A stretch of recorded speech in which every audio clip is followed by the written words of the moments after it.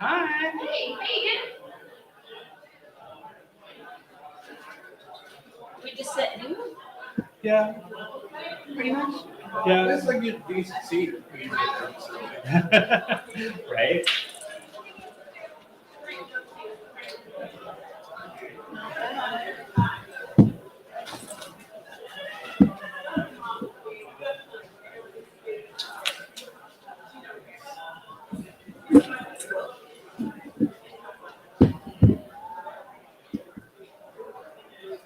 Oh, it's much colder in here than I expected.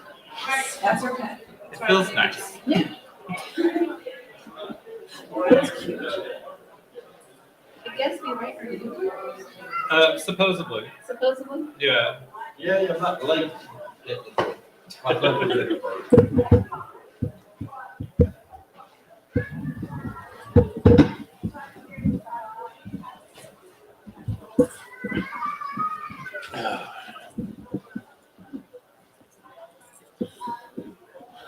If this is a paranormal panel, I'm a writer. Does it bad form to put my book up? I have a slideshow showing every one of mine. I have a slide advertising mine as well. Yeah. See, I should go high tech. And you with that. remember the rule, right? The last 5 minutes, everybody gets their cookie. I have business cards. I just don't have anything. Oh, here, you can use some. Oh, lovely. Thank you. Thank you. You're welcome.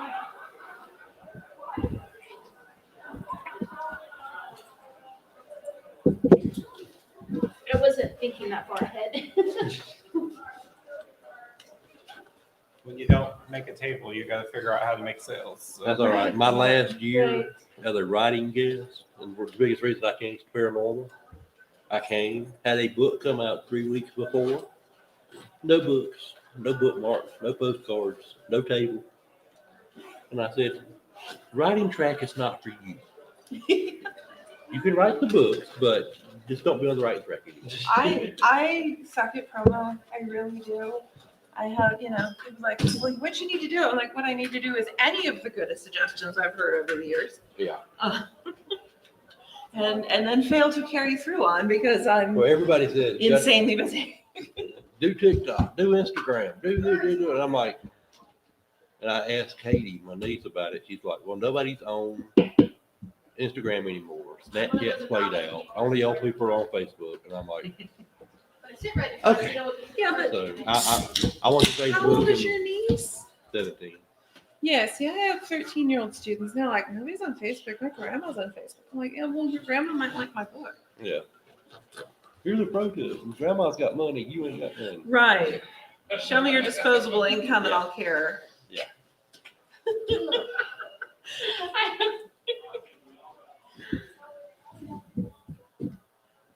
Oh, and Jason, write down everybody. Right. Even the ones that get lost and confused. They walk in the door and turn around and walk out. That's right. That's like in a library. If someone takes a book off a shelf and leaves it somewhere else, they still Amen. count it as attached. I'm waiting for my director to have a stroke when I get back to work Tuesday. I do the monthly stats for the board, Oh, and one of our branches got a donation of 3 long boxes full of comics.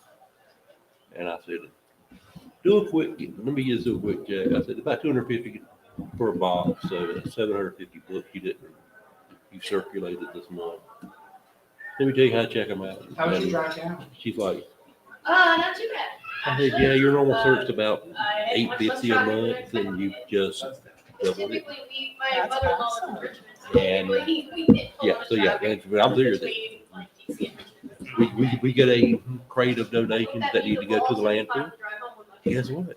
Right. They all count. 100 in, 100 out.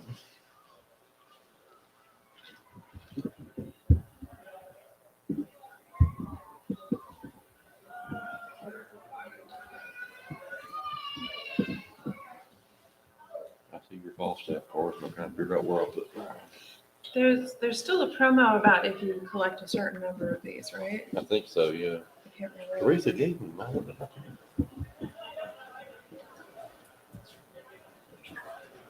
I promise, I've done these before. I do know kind of how it works. I went to Retcon and realized that I had completely failed to pack any of the promo materials that I had put on my list. Swap you. Yay! Thank you.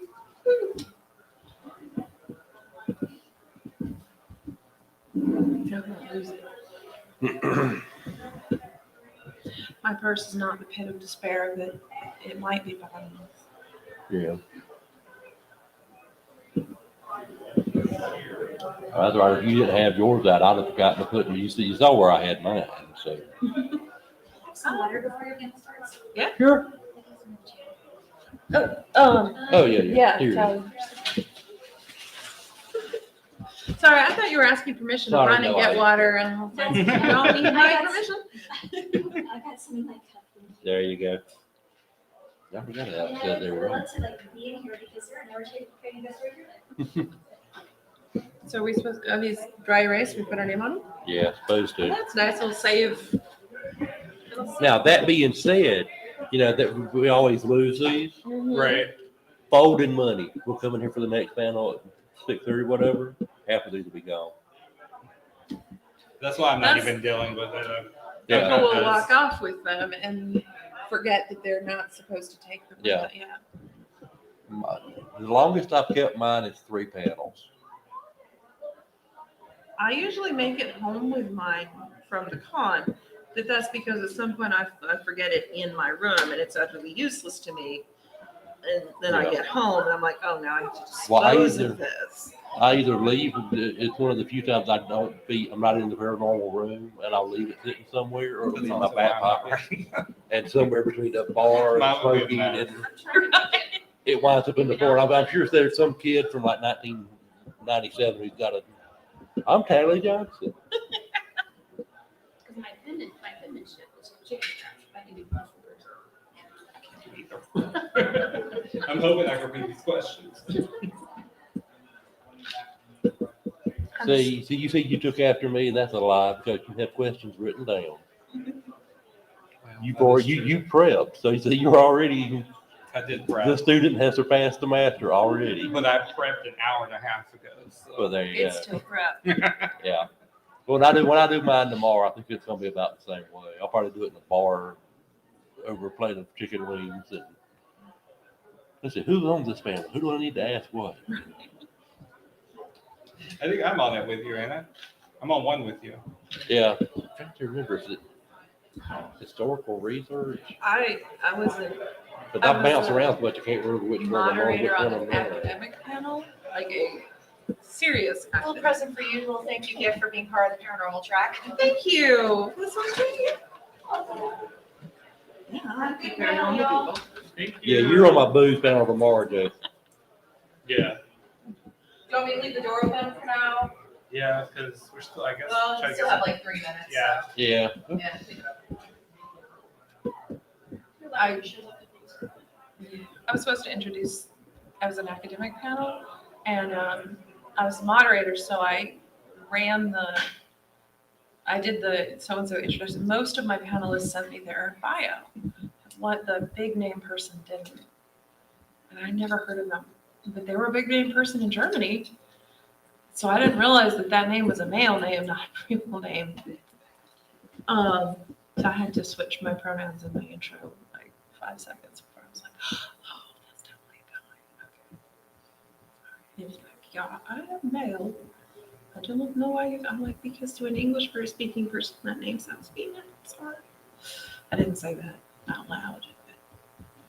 Like, I don't speak German, that's why. Well, you are a medievalist, you should speak German. I'm like, You can read it. Because if you can read Middle English, you can probably Speak it. read. I could read Old English at one point. I didn't practice. Yeah, I was like, hey, look, 1,000 years ago, I could have talked to your ancestors. Yeah. Okay, you are not so much, but your ancestors, yes.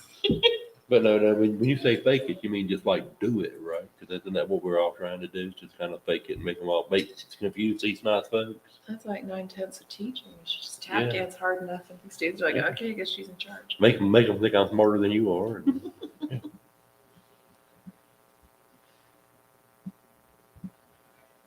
Yeah, most satisfying part of teaching middle schoolers I've found is when you make it to May and they've finally internalized the rules. A student starts cutting up, and another student looks at him and goes, hey, Miss Adams really hates to do paperwork, so don't do that. They totally don't respect the no fighting, keep your hands to yourself, things like that. We're just playing. But they understand if you get into a play fight and somebody actually gets hurt, I have to fill out an incident report, and that's paperwork. And I hate paperwork. Don't make me do paperwork. They're like, oh, okay, yeah, we get that logic. Whatever works. As a parent of the schools, I understand. Yeah. Yeah. Completely understand. Yeah, as the parent, I've had teacher conferences where I'm the parent, Come on, we're not. and I always have to be like, I'm not one of those parents. I promise. We don't like paperwork either. I am also a teacher, so when my son comes home and says, my social studies teacher hates me, she's out to get me, I don't automatically believe him. No. I mean, it's possible you hate him, but I'm going to ask you first.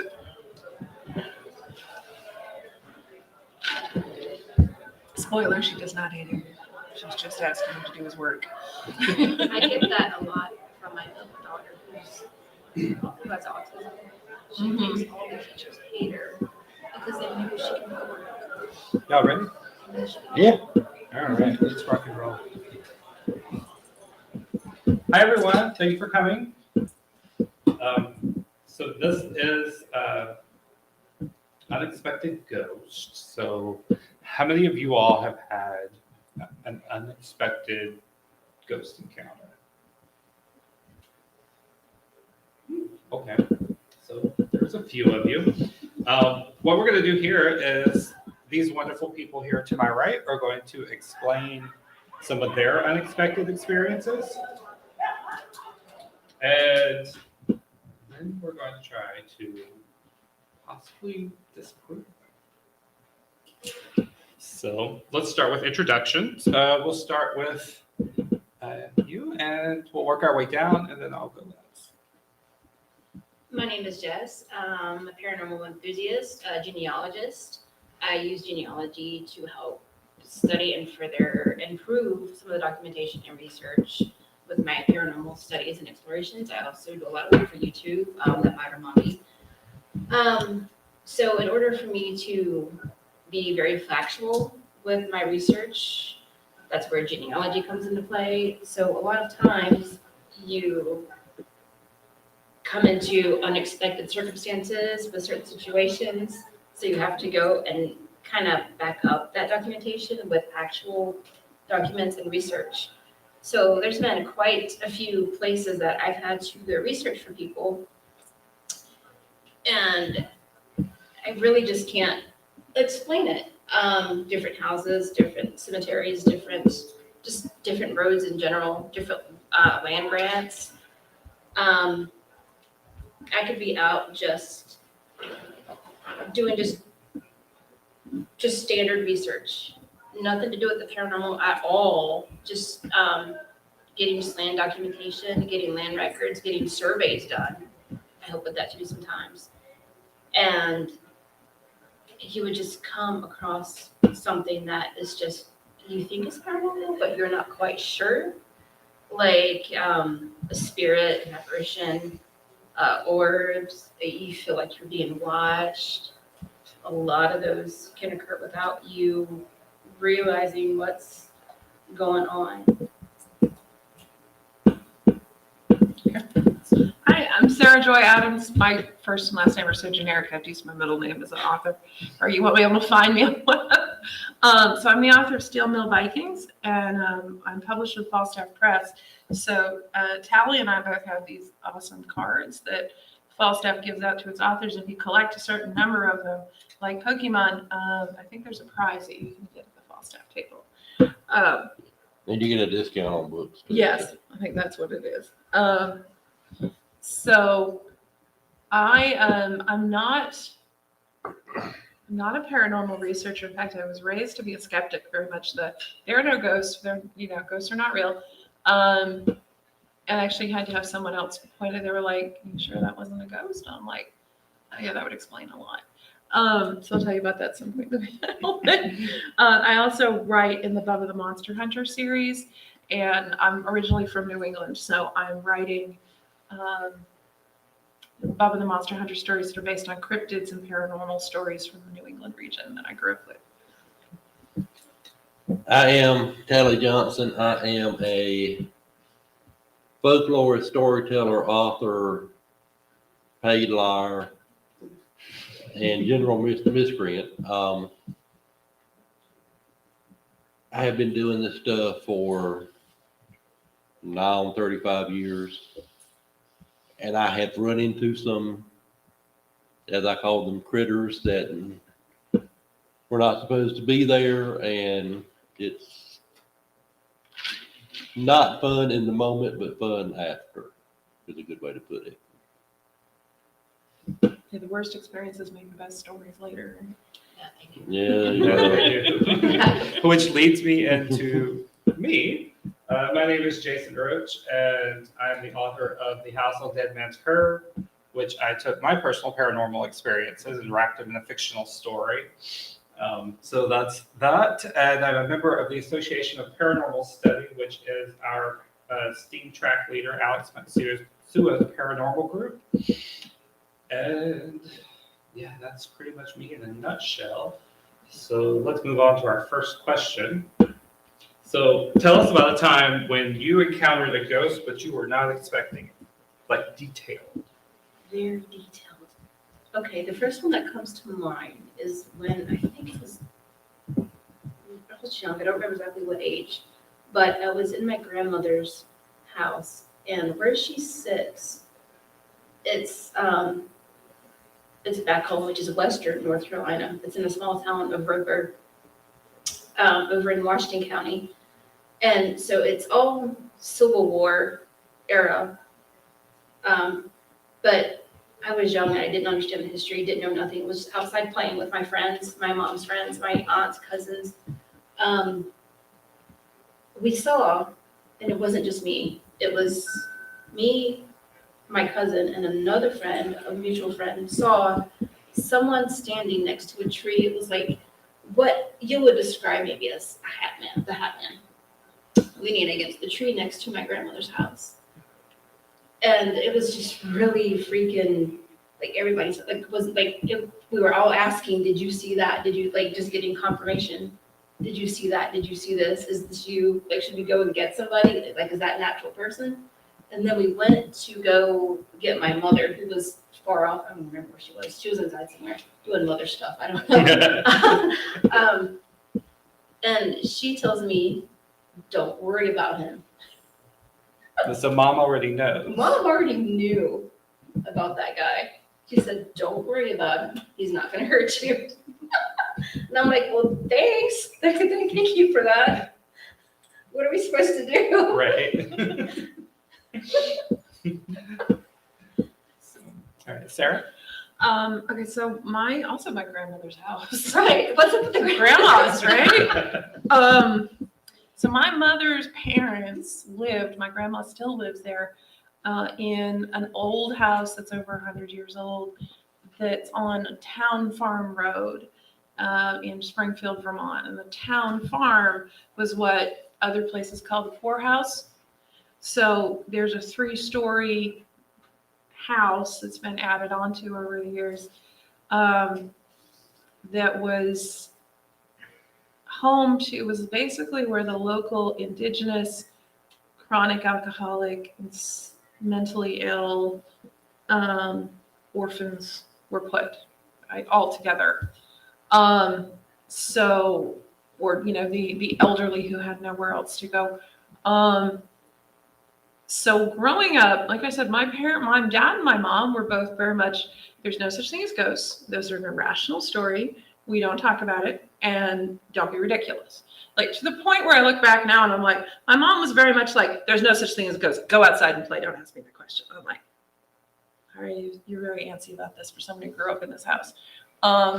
So when I was a kid, there's the second floor bathroom has an old clawfoot porcelain tub, and the water comes out too hot because old boilers, but the tub itself is always cold.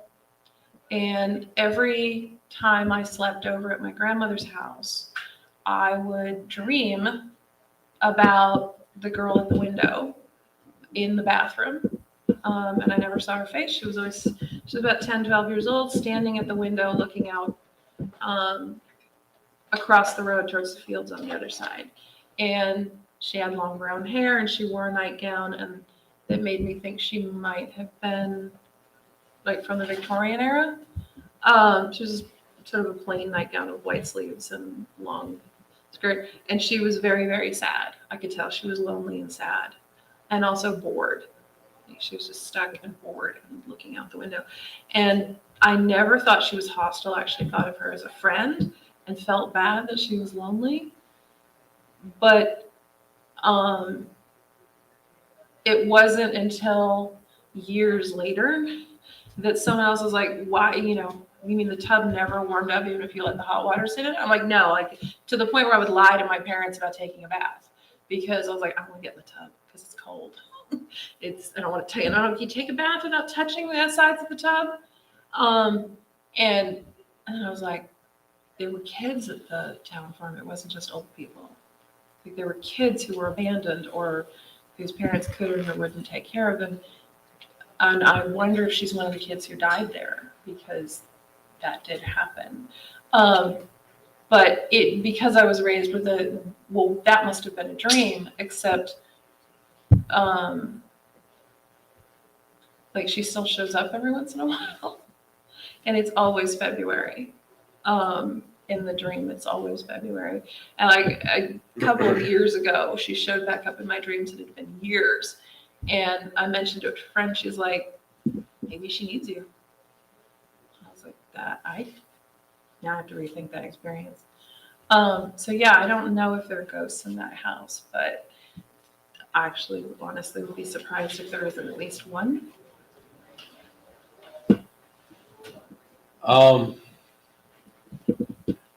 I I have to preface mine by saying I have two modes. When I was doing the research for this book 100 years ago, I visited 13 counties in South Carolina, 75 sites in one day. If I did that now, you'd have to put me in the hospital in traction. But I was young and stupid. I could drive all day. So I am in ghost mode for the first 6 hours. It's high summer, high August in South Carolina. So it's 10,000 degrees and the humidity is somewhere around 45 million. I'm riding in the car. I have done the Devil's Track at Fort Mott. I have been to 3 places in Columbia. I've been to Lexington. I've been to Red Bank. And I'm tired of the car. I'm ready to go find something to eat. So I'm out of ghost mode. I have no interest in a ghost. A ghost could appear right here, dance naked on the table. I'd be like, yeah, I'm good. Where's food at? I have to preface it by saying that I'm not looking for a ghost at this point. I stopped in Bamberg, down in nowhere, South Carolina, which is actually the zip code. Don't look at me like that. You know I'm right. So I find a barbecue place on the side of the road with a full parking lot, and I eat. I'm like, I have got to get out of this car. My hands have done this. So I'm riding around. I see a sign for Rivers Bridge State Park. I'm like, Rivers Bridge is where Sherman came across after he took Savannah. Christmas 1864. He's going to invade South Carolina, and God knows where he's going. We started the war. Sherman's proven not to be a very play nice with others kind of guy. So is he going to burn Columbia? Is he going to burn Charleston? Is he going to set fire to everything that moves? So the Confederates get about 50 guys who are about 100 years old and a couple of 12-year-olds and give them guns and say, y'all stand here at this frozen bridge over Saltcatcher Swamp, and when the 200,000 Yankees come across, stop them for a little bit. It's a real fair fight. So I go down there and I do the nature trail. This little loop, about a half mile. You go past the Confederate entrenchment and you come down a path, and it's in the shade, and there's actually a little bit of a breeze, and the mosquitoes aren't eating me alive. So it's pleasant for August in South Carolina. And I come around the corner, and the battle was in like January 10th, 1865, so it's not mid-August.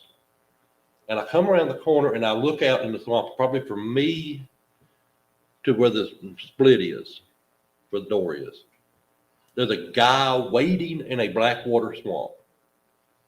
The water is as black as a tablecloth. You could not see your feet. And things live in black water swamp that will eat you. Alligators, cottonmouths, all those yummy things we don't want to fool with, that's where they live at. This fool's wading waist deep water, blue wool jacket, shoulder length blonde hair, handlebar mustache, carrying a rifle.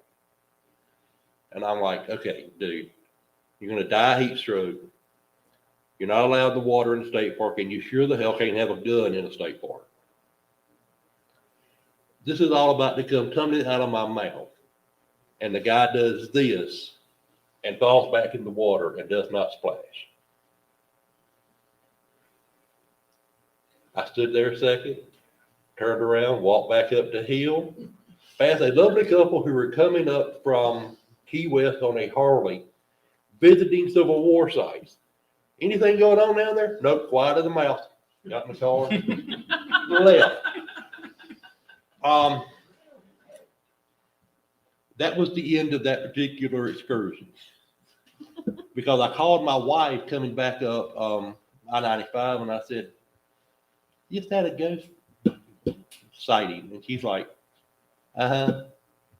meet us for dinner at the Mexican restaurant in Rock Hill in an hour. Because my wife's used to it. She knows I'm insane. But yeah, and I don't mind ghosts, but I'm looking. If I'm looking on purpose, I'm cool with it. When there ain't supposed to be one, I get a little bit on the what the hell side of things. So, Well, mine's not that exciting. for everybody's asleep now, so it'll be all right. No, that woke me up. So mine actually goes back to grandparents. I was living in a house that was about a mile from my grandparents' farm, which happened to be the house on Dead Man's Curve. And I was in my room reading a book, and I just had like this horrible argument with the person I was living with at the time. They were in the living room. And out over the book, I saw someone walk in to the room and just stand there and just stare at me. And I'm thinking, okay, it's the person I had the argument with. I don't want to talk to them, so I'm not going to acknowledge it. So probably maybe an hour or so later, I walked out into the living room area and I said, why'd you come in my room? What did you want? They said, they never came in my room. So I start looking and noticing the person is wearing a white t-shirt and tan shorts. The person that was standing in my room was wearing blue jeans and a purple shirt, about the color of yours. And there was no way they could have possibly changed clothes because the house was so small, I would have heard everything. So that is, that's probably the most unexpected experience I've had because I wouldn't have thought about that. So later on, I started thinking that my grandparents' farm was a mile down the road. My grandfather died on that farm. Mhm. And there's no way to prove this, but I choose to believe that was him kind of coming to check on me in that time. So, yeah. I have a question because the grandparents. Well, see, I have had things with grandparents, but my granddad finally saw me do ghost stories about 2 years before he passed away. And he sat in the audience and kind of dozed like y'all are now while I'm talking. And at the end of it, we're going to dinner. He says, well, damn, I never told you about the two that happened to me. And I'm like, what? Do you think parents and grandparents kind of keep this stuff to themselves? Because I've noticed that it seems like that's the general trend. It's like, well, that happened to me with my grandma. Mhm. Have you, and I don't mean to hijack the panel, but it just made me think about that. That do you think that some of the unexpected stuff that we've had, they're like, this is just Tuesday. This is no big deal. Yes, only because the way I was raised, I was two different completely families. One was very Christian and Baptist and very, very skeptical. One was, one believed in spirits. They were extremely ethnic, believed in magic. I had a great grandmother who did voodoo. So that side was completely open. Yeah. One side was completely closed off. So I had one side that talked about it and one side that didn't. And the side that didn't is the one who would shut me down every single time. Mhm. But I knew for a fact they would grow up with hearing stuff and seeing stuff because I had cousins that would later come and confirm it. Like I would see and hear things in my grandmother's house. I couldn't talk about it because they wouldn't. It would just fall on deaf ears. But I would have cousins come back and later and confirm, oh yeah, they know about it. They just talk about it. And I guess it just depends on how they were raised and how it filters down into how you were raised. Yeah, I was gonna say, so I was fortunate enough to grow up with two sets of grandparents. So this was my maternal grandparents' house. My paternal grandmother, very warm, very storytelling, very, like she would enter into grandkids' stories, fantasies, you know. she was the follow your dreams grandma, right? She was the grandma who went toe to toe with her own husband to get her daughter into college because he felt that, why would we pay tuition for a girl? She's just going to get married. And the grandma was like, she's going to college. The house where the possible ghost encounter happened was the other grandma who, I got one hug a year from grandma. That was at Christmas. You come in, you say hello to Grammy, and Grammy hugs you. Move on with your life. Hello, you've grown, moving on. Here's a chore. Like my mom says she doesn't remember her mother ever saying, I'm proud of you.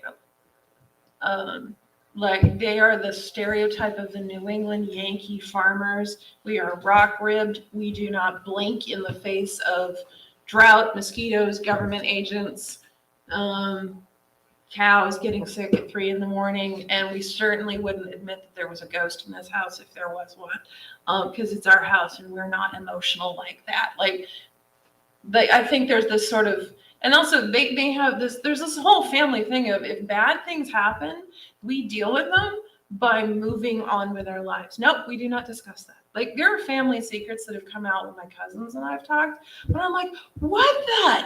That explains that particular weirdness. And my cousin's like, yeah, you didn't know? I was like, how would I know? They don't tell me these stories. And then I'll say something. She's like, why did I never know? I'm like, because we weren't supposed to talk about it. That's how we deal with conflicts.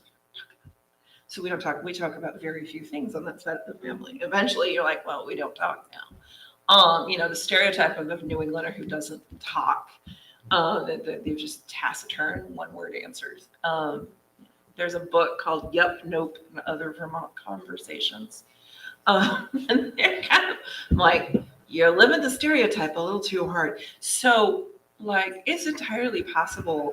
My mom's childhood bedroom was 3 doors down from this particular bathroom I was talking about. It's entirely possible she knew exactly what was going on and was like, if I tell my kid there's no such thing as ghosts, there's no such thing as ghosts, and that's all there is to it. But the way the farm is situated, you go up the dirt drive, there's the house, and then there's like a little curve of a road, probably double the length of this room, to the main barn, and then like chicken house and all stuff beyond that. So it was a nightly squabble with the girls and the family on who had to go up and shut the light off in the cow barn after dark, and it gets dark real early in New England. So one time, so the thing is, the third floor of that house, we were never allowed to go up there. I was like, why not? Sounds fun. Let's go explore the attic, right? And I was like, no, you can't do that. Like, but you used to play in the attic. You told me you used to go up there and play with the old clothes that were left from the former inhabitants of the town farm. And like, there was a set of crutches up there. And mom's like, yeah, don't play in the attic. Go outside. And we're like, but why not? Because I said so, right? And so one time my mom, as a child, took a fur coat that had been left up there, probably from the 1920s, I think. And she hid her sister, Kathy. No, it was Rachel. Rachel had lost the fight to go up to turn off the light, which meant she had to walk back in the dark. So my mom hid halfway between the house and the barn, and then jumped out and growled like a bear wearing this fur coat. And my Aunt Rachel screamed so loudly that it echoed off the opposite hills, and then she froze. And my grandpa had to go out and pick her up and carry her back into the house. So my mom never quite forgave herself for doing that. Rachel never quite forgave her either. She claims that that's when she got her first white hair. But it's scary out there. Like it's dark. When the electrical lights go down, there is no light pollution. It's dark. Country dark. It's country dark. I love country dark. Right, which is great because you can lay out on the lawn and watch the stars, and it's gorgeous and all that. But yeah. I mean, the funny thing is about the ghost, I always thought ghost stories were scary, right? And I kind of thought of this girl as someone I'd like to hang out with, but she never turned around. She never told me. And the funny thing is, I was like, how do I know if it was real? I was like, well, if I was making this up, it would be a better story. Like, there'd be more details. It'd be dramatic. Something would have happened. Don't tell all the secrets. Maybe she wants you to write her details. Maybe. Sorry, Jason. Anyway, I had to ask. No, that's totally fine. All right, so there's a thing called inattentional blindness, which is the failure to notice something that's fully visible when you're actually focused on something else or a different task. How do you think that this might lead people to believe that they saw a ghost when in actuality it's just an everyday object? Well, we all have our moments when we get wrapped up in our own little world. I mean, we're writing, we're zoned out on YouTube, work, grading papers, whatever it is. And if someone comes in the house and moves the tea pitcher that's been on the table for the last 3 hours, and all of a sudden they move to the counter. I mean, a person did it. It was not, the ghost of one, the god of biscuits coming to claim a sacrifice. But I mean, if you've been in your own world for the last 3 hours and the pitcher's moved, then it's like, what's going on in my house? Do I have a demon? Do I have a? That's another panel. But it's one of those things where it's just like, what? I mean, I have ADHD. If weird things are happening and I've forgotten where I am or what I'm doing, I tend to assume it's because I zoned out. So I feel like I would have the opposite problem. If there could be a ghost standing in front of me with a sign, it's like haunting you right now, and I'd be like, I'm writing, so I don't realize you're there. My son has accidentally snuck up on me multiple times because he thought he was making enough noise and thought for sure I would hear him, and I was in the zone. The last time he did it, he finally got the message. I had my noise canceling headphones on, and I had my back to the office door, and he was barefoot on carpet, and he thought it would be funny to walk up behind me and put his hands on my shoulder. And I almost decked him before I realized it was my kid. To be clear, I don't punch children. I thought someone had broken into my house. I've had similar instances to where I just get really focused on what I'm doing, and I don't see anything other than just my own world. Right. And my kid would my youngest, she's 10, she'll just come up on me. Because she can be so quiet. Right. She to be. And she touches me or grabs me or just yells at me, and my instinct is just to swing because I think I'm being attacked. And this little 10-year-old girl, I'm gonna deck in the face. And we're moms. I think our kids are like, Mom is safe. Mom is always, oh, okay. Never mind. Don't stick up on Mom anymore. I said don't, because I tried to explain. I was like, don't sneak up on me. I might hurt you. Just wait till you get older and every conversation starts with, huh? Mom, what's happening? We are now having the discussion face to face with the, huh? Well, kid, you can tell you'll have something to tell your Just family. wait, it's coming. Y'all got about another 30 years yet. You'll catch this. Oh, no. I mean, I'm legendary in my family for having had a full-on conversation with one of my brothers and agreed to do something for him. And it was, and then utterly and true and honestly denying that I had ever seen him that day. So he got grounded for taking the car without permission because he'd been like, yeah, I need you to tell Mom I'm taking the car, I'm going to track practice. And I'm like, yeah, totally, we'll do that. You're going to track practice, right? Like, so he didn't just get a out of me. He got a eye contact, and then I went back to my book. And that was the problem. I was immersed in a book. He got me out of it. I went back to the book, and my brain dumped the conversation immediately. And so when my mom came home 3 hours later, I was like, where is your brother and where is the car? And I was like, I haven't seen him all day. I don't think he came home from school. So yeah, when he came home, she said, you are so Don't ever talk to my sister because she'll steal that excuse for all the trouble she got me in when I was a kid. Yeah, he forgave me eventually, but he still tells that story. Okay, so what was the defining moment that made you become a believer? We may have already talked about this, or you may have already mentioned it, but No, mine is a little different.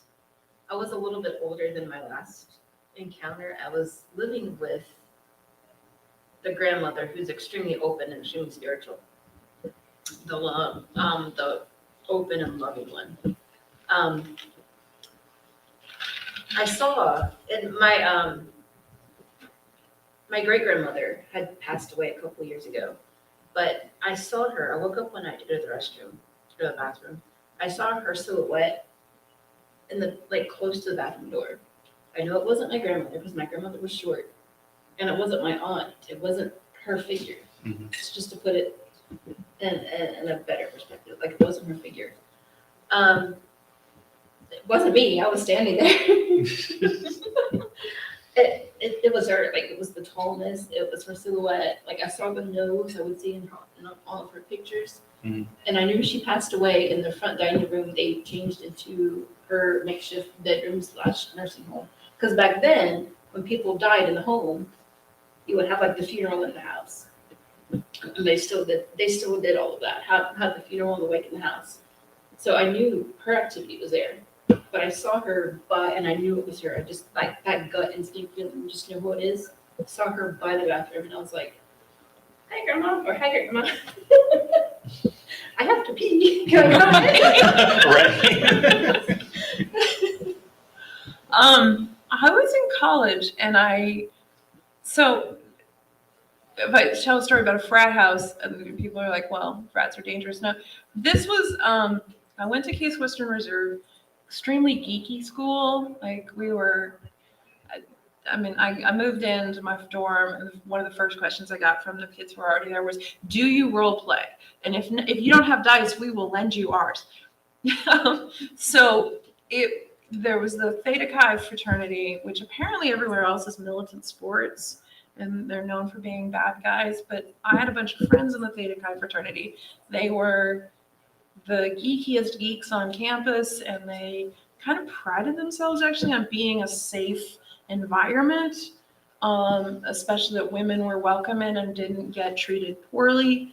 And I had known these guys for 3 years at that point. I was a junior and went to a dance party at their house. And the house, the fraternity, there's like a row of houses. They're all old steel mirror houses, because where else are you going to get a house that has like 19 rooms in it that you can house all these guys? And so we're dancing. I've been there a million times. I've spent the night when I didn't have a place to stay in the dorm. I have never felt unsafe in this house, ever. I've slept in there and been vulnerable on a couch, and nobody's done anything to touch me at all. And I suddenly had this overwhelming sense of, you are in immediate danger and you need to go home. And it wasn't like the voice in my head. It wasn't my own internal monologue. It was, you are in immediate danger and you need to go home now. And I was like, well, that's ridiculous. I'm perfectly safe here. And the feeling was like, the closest I can explain it to was like someone who knew me very well leaning into my face, going, "Come on. This is that dangerous. sucks. I hate that. Come on." And it was scary, but it wasn't like someone was talking to me that I was afraid of. It was, I don't know why I'm in danger, but I went, okay. And I turned around without even telling my roommate where I was going and went home to my dorm. And as soon as I got halfway across the distance from that house to my dorm, the feeling of danger went away. I was like, you're good. And I just kind of sat and I was like, that was really crazy. I hadn't had anything to drink. There was no way I could have been drugged or had a weird, because nobody was smoking pot at the time. And I was always drinking. I hadn't even had punch that might have been spiked. I was like, did I just have a freak out of some sort? Do I want to just go back to the party? And I was like, nope, no, I don't. And I went back to my dorm and was fine, and nothing happened to me. But the sense of whatever that was absolutely 100% real, and I'm glad I listened to it. Has never faded. And to piggyback off of that, back in 1997, I had 10 bandmates. I was in band, and had 10 bandmates die in a horrible head-on collision. It's called the Band of Angels. Anybody can Google this.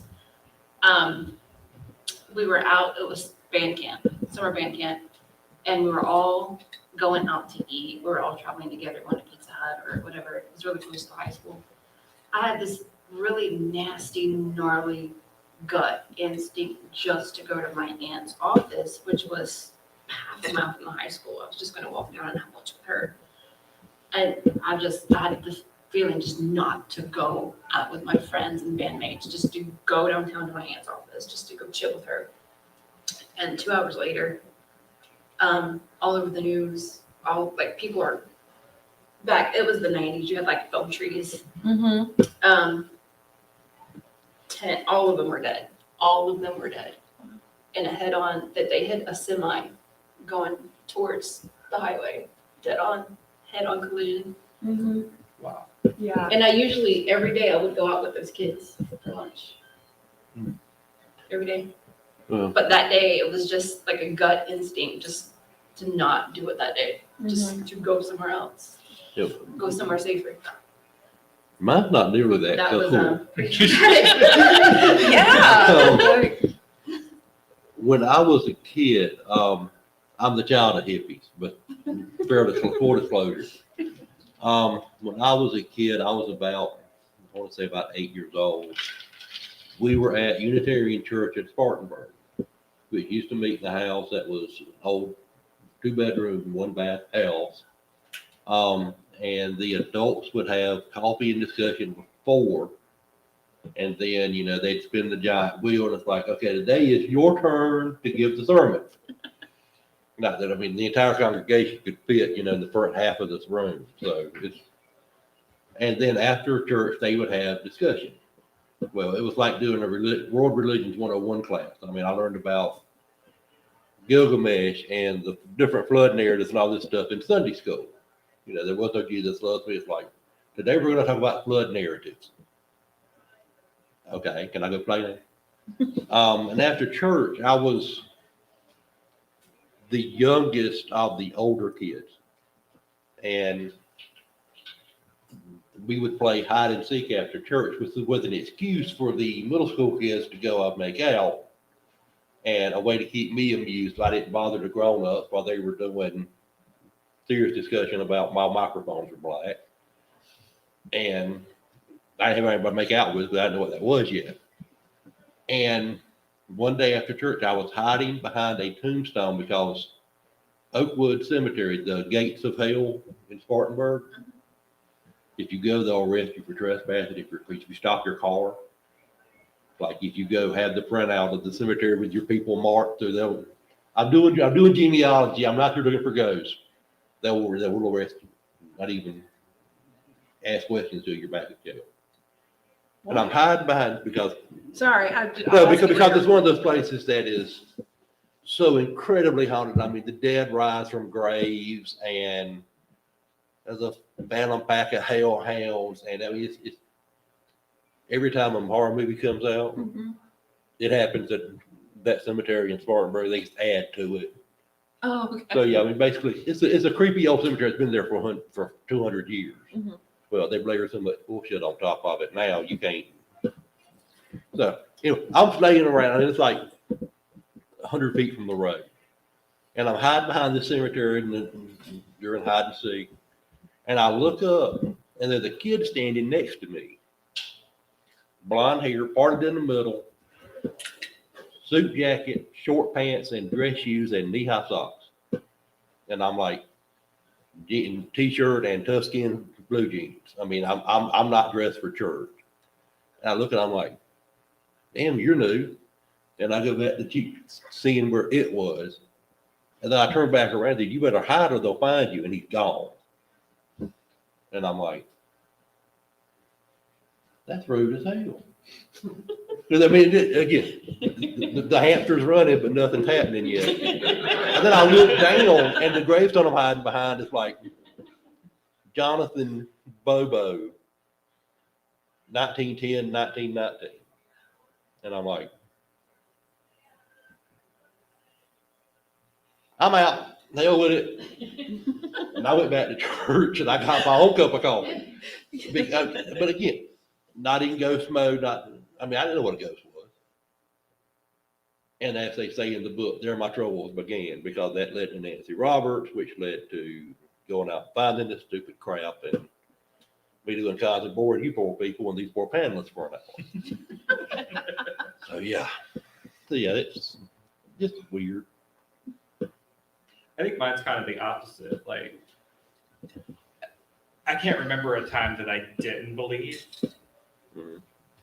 Mine is, the more I do this, the more I investigate, the more skeptical I get. I've noticed that, yeah. So,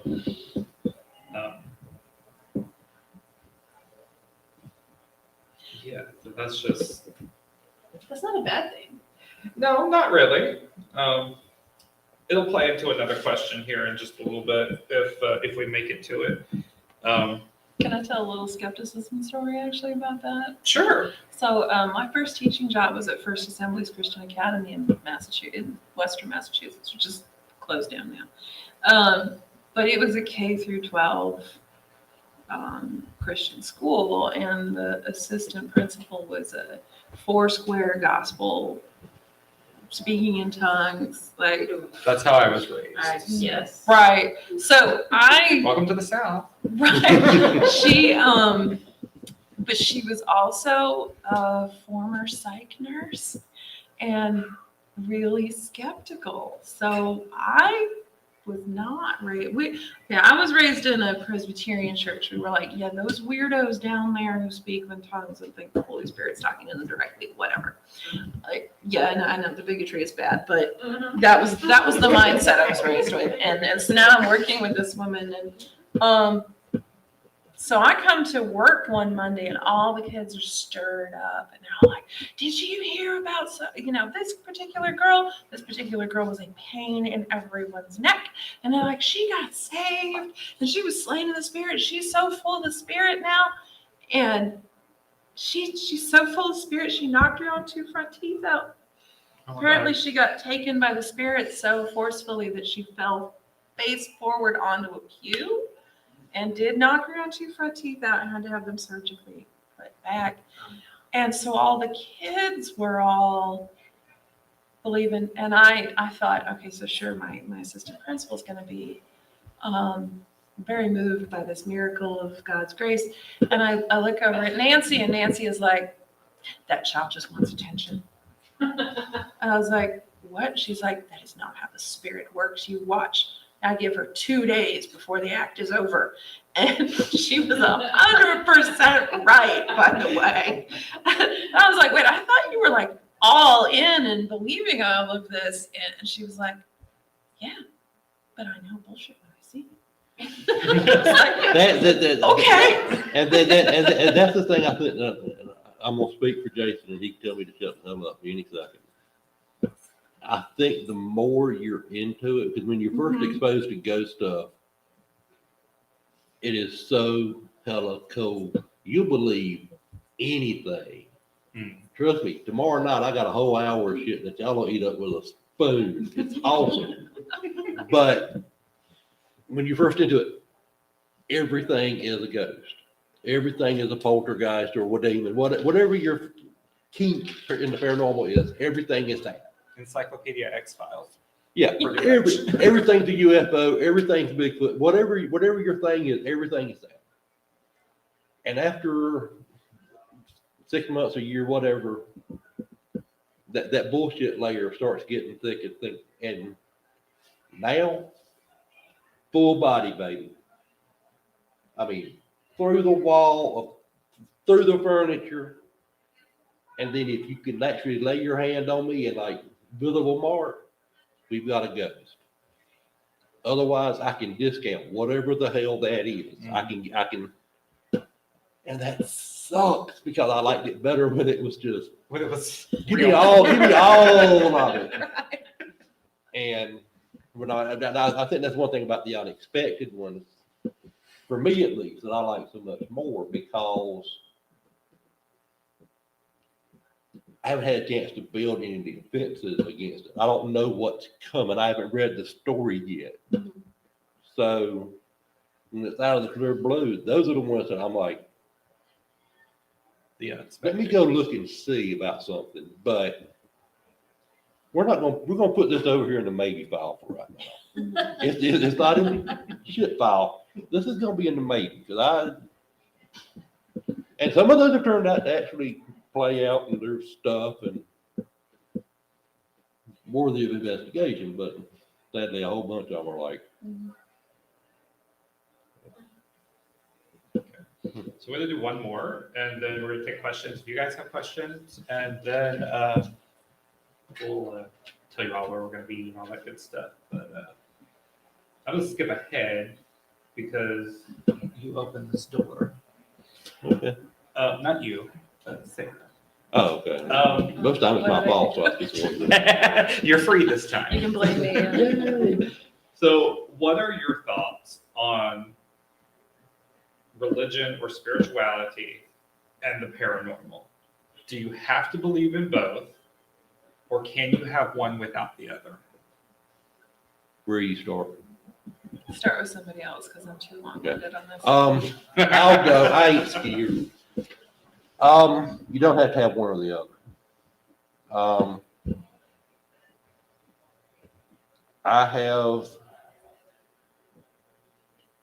I am a Christian, and then I try to follow the example of Christ. I'm a member of the Associate Presbyterian Church, but I've been Unitarian, I've been atheist, I've been Buddhist, I've been Baptist, and I think I've been something else. But the religious side and the paranormal side do not cross. With this caveat, if I am investigating or researching a haunted church, abbey, religious college, whatever, I try to know a little bit about what I'm looking at, because it goes to the Foursquare Gospel Church camp is going to be a very different critter than it goes to a Catholic abbey like Belmont Abbey. These are two very different worlds. So I need to go in and be able to communicate with what they're expecting. If I go and start speaking tongues to the nun at Belmont, I mean, the ghost is going to throw holy water on me. But if I go in here and I start speaking Latin to the holy roller, then, they're going to start praying for my salvation because I'm a demon. So, I mean, you have to know what's what to know what you're dealing with. But as far as I believe in Jesus, therefore I don't believe in ghosts. I don't believe in God, so I can believe. That's not there for me, at least. It's just two different sides, two entirely different sides of a parallelogram. It's not even. I don't think they're related. I think you can have both. I mean, like you said, the more you understand, the better. And the more, the better you're going to get out of whatever experience and investigation that you're on. Yeah. Because you understand that aspect a lot more than you would if you didn't understand religion. Yeah, obviously. So I'm trying really hard not to not to let the academic, long-winded answer kick in on here. Because I'm a pastor's daughter. I was raised, when I was 5 years old, I could recite the entire Westminster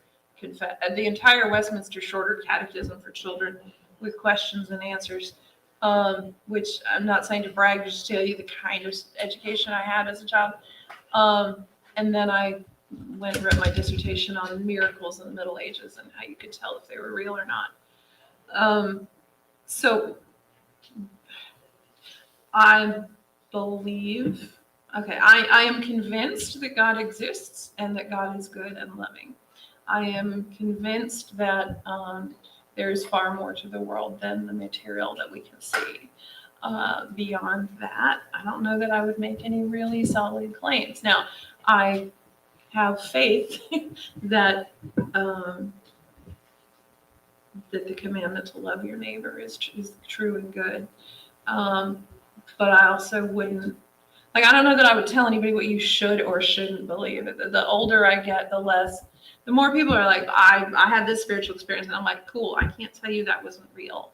I also am, it's weird because I'm highly skeptical about when people are like, you should. I'm like, should I? Mhm. But I'm less willing to tell other people what they should or shouldn't think about the way the world works.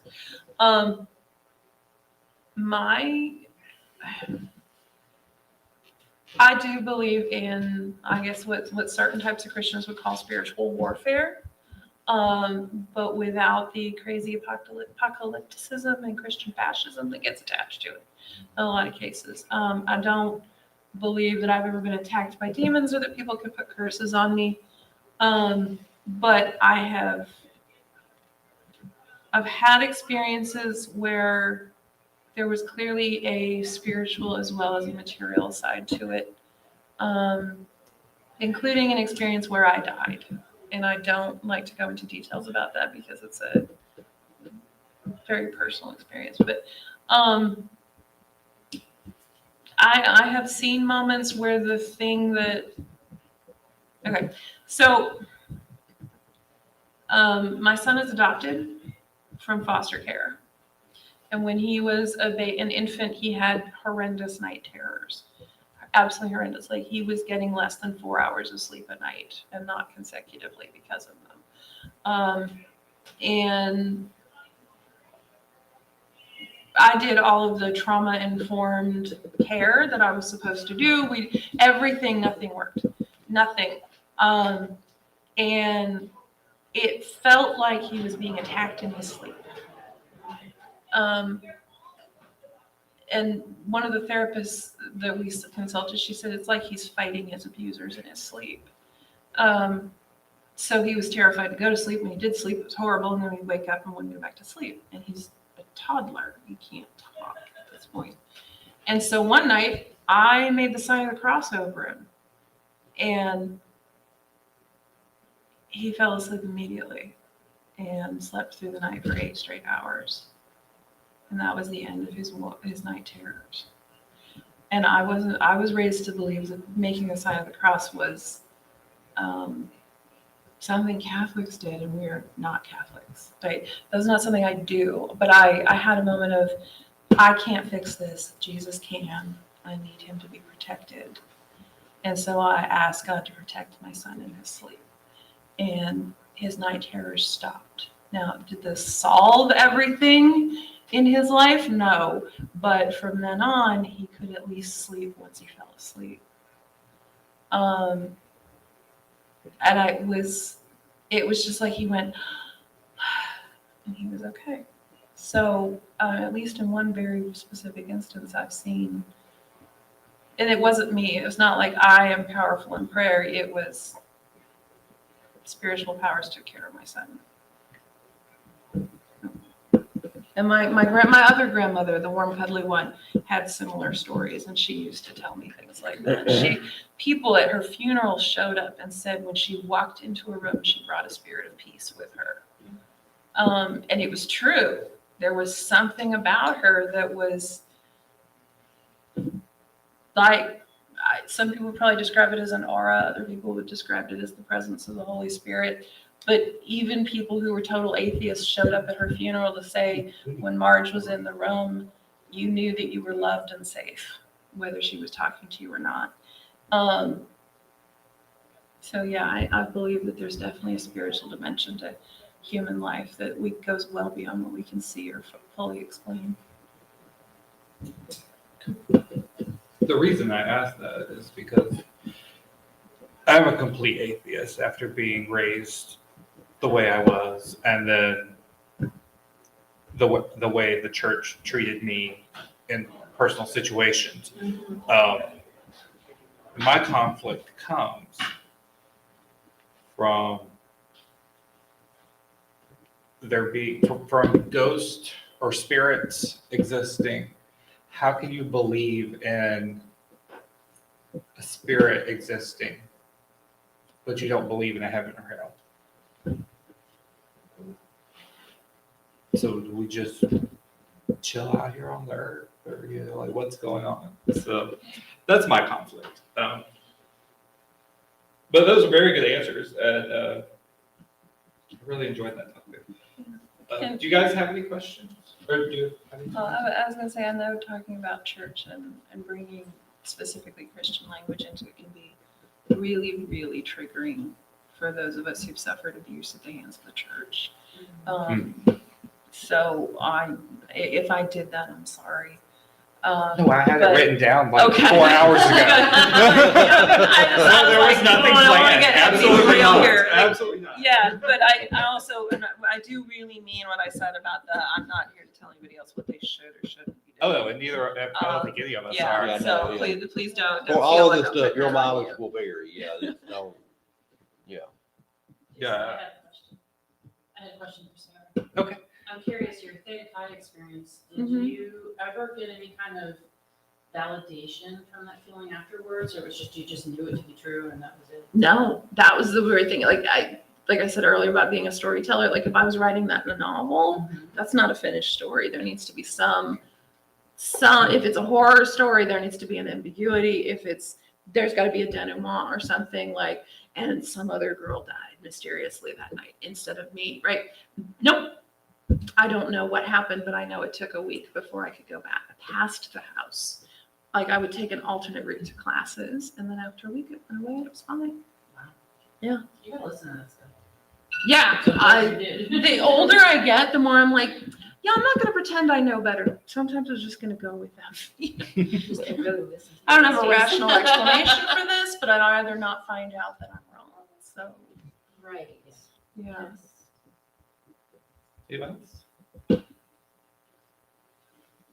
Okay, so Tally, you want to start off with telling everyone where you're going to be all weekend and where they can find you? I am going to be in here at 6 doing why historical research matters in the paranormal. Short answer, yes, it does. Be here for more detailed factual material. Then I am doing campfire stories up in Fountain View at 9 tonight. Tomorrow, I have a true crime in the Carolinas panel, which I'm going to talk about the Bigham family from Dillon, South Carolina. The Murdaugh ain't got shit on the old school place. I have another paranormal panel, which escapes me, like the Boogaloo, and then at 10 o'clock, me and Braxton Ballou are going to do our ghost story thing. If you've never been, you need to come. He sounds really, really good, and I sound like a hillbilly who escaped from an asylum. So, and books are on Amazon. Civil War goes to South Carolina. Right outside the door, conveniently enough, C. Jason Graves at Perspective Press. For Creek Walking, the best anthology of Southern Gothic folklore you'll ever read is at the Falstaff Mothership. And that's how you do pimping. So I'm Sarah Joy Adams. The rest of my panels this weekend are writing panels. So 9 p.m. tonight, I'll be on Chastity Belts and Poisonous Tomatoes. And then tomorrow at 9, I just got to show and find out what that's about. 9:30 in Walden on Saturday, co-authoring with my co-author, Emily Lavin Leverett. We'll talk about writing the iSpot series together. And then 3:30 to 4:30 p.m. and also in Walden, we will talk about body shape as the last frontier. Can you have fat heroes in fantasy, among other things? And the answer is yes. We should. Alert. But you can find my books online. You can find them at the Falstaff table. If you would like a signed copy, I will be signing stock, absolutely.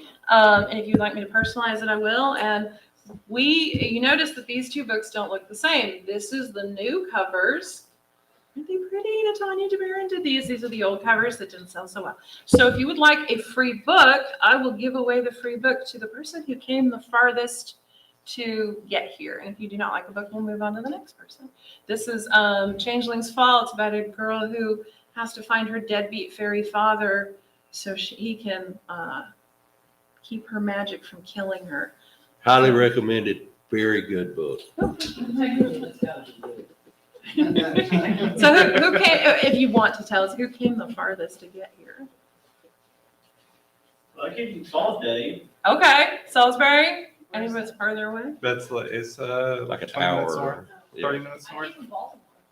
Wow, That's She definitely came from farther. I think that's farther than me. I came from Calabash, which is on the southeastern coast of Myrtle Beach. I think you win. It's Baltimore. All right, congratulations. If you enjoy it, tell your friends. If you don't, throw it away and don't tell anybody. There you go. So I'll be here all day tomorrow as well. I'll be here at 9 o'clock. I have, what is it, Paranormal Investigator. At 10:30, I have Women of the Paranormal. At 3 o'clock, I'm only here for the booze. You can That's my invite- other panel. Yes. I moderated that one and I forgot. Thank you, Jess. You can find me, all social media is the same, that Modern Mommy. I also do free genealogy and family research. Will charge anything for that. If you're interested in that, just feel free to grab a card and reach out. That's pretty much it for me. Let's see. So I'm gonna be. This is my last one for tonight, but you'll find me roaming around in random places. Saturday, starting at 9 a.m., I have What is Professional Paranormal Investigating. And then from 12 to 2, I will be at the author's table signing books in the vendor room. At 6, we have Inclusive Ghost Hunting. 7:30, Queer Hauntings. 9, The Haunted Queen City. And I think I'm in the booze, but I must have missed it. If No, I write it actually, down. you managed to dodge that bullet. Maybe. As of right now, of course, it's scared, so it's all subject to change until 5 seconds before the panel. They must have changed it, because I swear I was in it at one point. Because I got your email about how you do panels. No. But anyway, so the Sunday at 10:30, we have Read the Manual. Right. Where we're going to discuss some of the latest tech and things like that for ghost hunting. I don't have a table, but I do have books here if you're interested. So just let me know and we can sign them, get them personalized.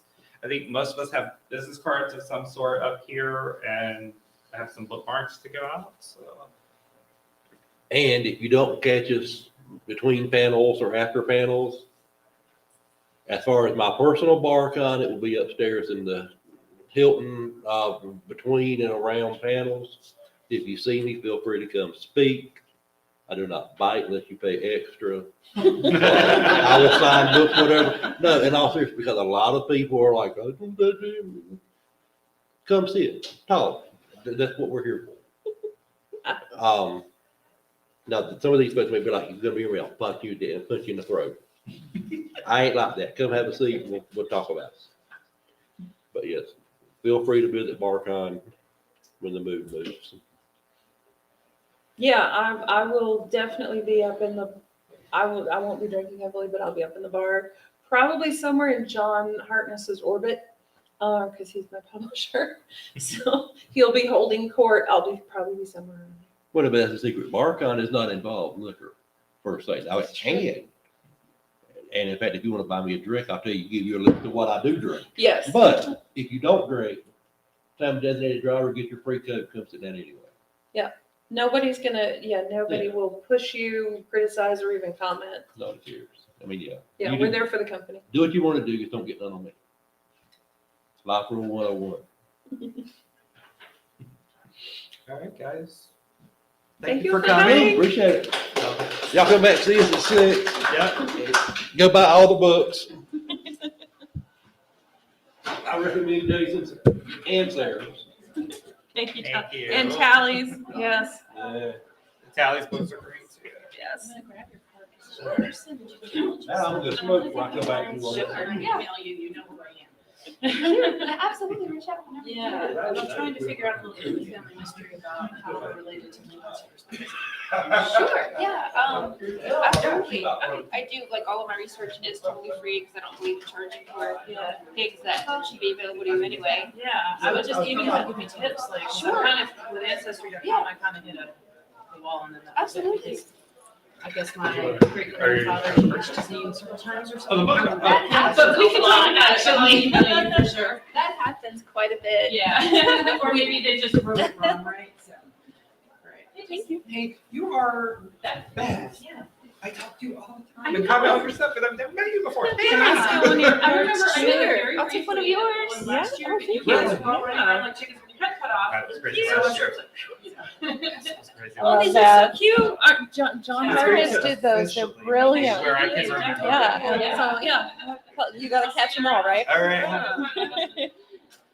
John's a big Magic the Gathering player, and then he went, oh, we should have author cards like that.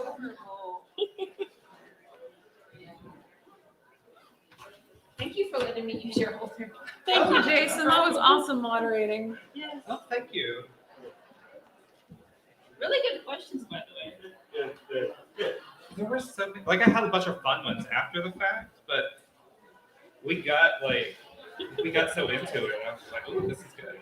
Yeah, like she would say something, Sarah would say something, and they'll be like, yes, like immediately jump in, or like I didn't want to be rude and interrupt her, but I'm like, Right? I know what she's talking about because I've been through the same thing. Yep. Right? Those are the best panels where it just flows naturally as a conversation. I love it. Also, I could listen to Tally talk all day long. I know, he's so fun. He's like, The talent is awesome. So you're, oh goodness.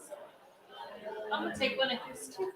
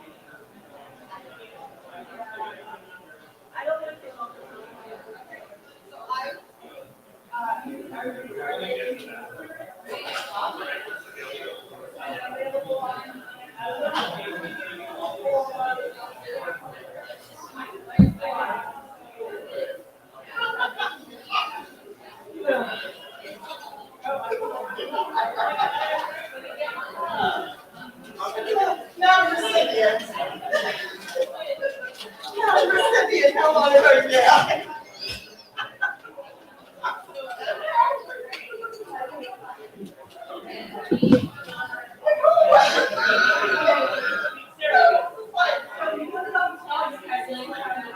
Right. Yeah. Everybody should bear some blood. I recognize you in that. I swear, it's like a ride up there. Mira shaved an hour off of her detail. Wow! Wow. I have never been more than 2 minutes late for a fatal get it. This is my fault, right? Charlie ran up to us, like, we did it like 10:30 morning, like, we can 9:30, and I'm just open ceremony. We got to order.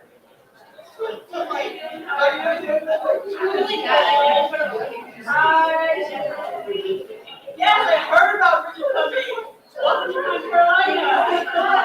You're welcome. You're good. You? I had a pleasure going to Savannah in March. Done your I did. We did a ghost tour. We spent the first house. Which I love that. So, and I already did I have. Yes. But it was way crazier, right? Yeah. I was like, oh, I did enjoy it. Like, how do you make a cohesive story out of craziness like that was?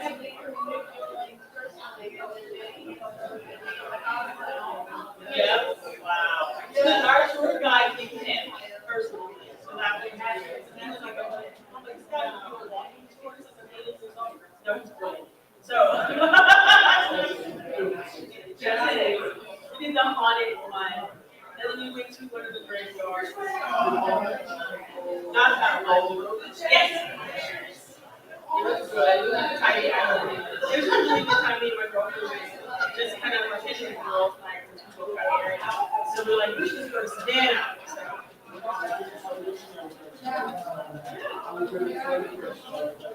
Oh, nice. Okay.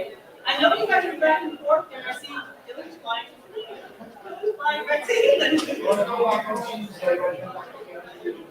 Okay.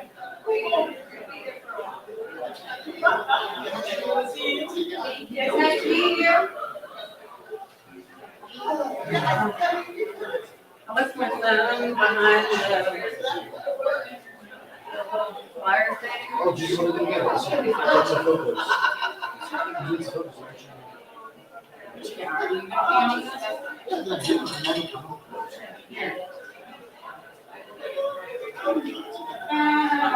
I'll go get it. Okay.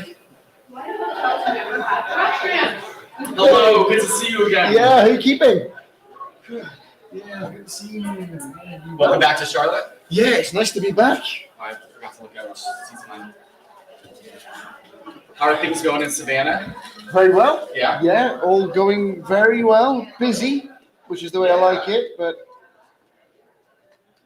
Oh, we write our names. That's how it goes. Yes. Awesome. That makes sense.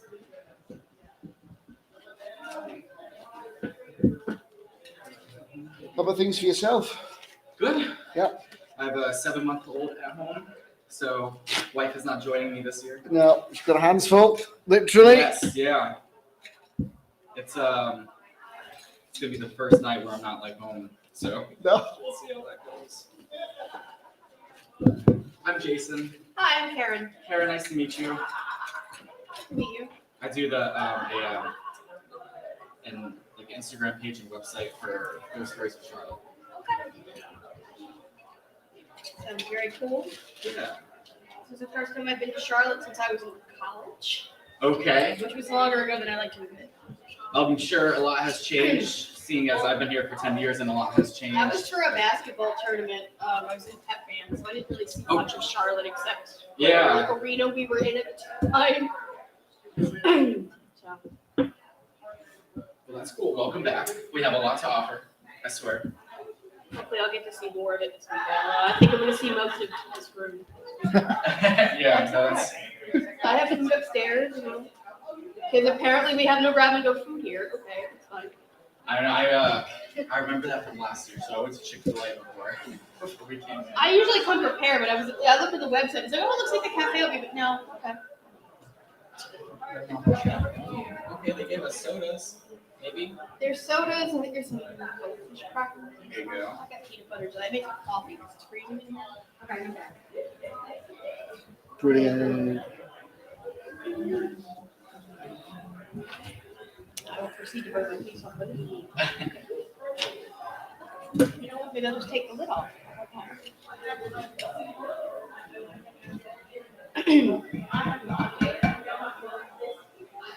Tally's on form already. Tally's already on form. Oh, some of the things he's been saying in the last one.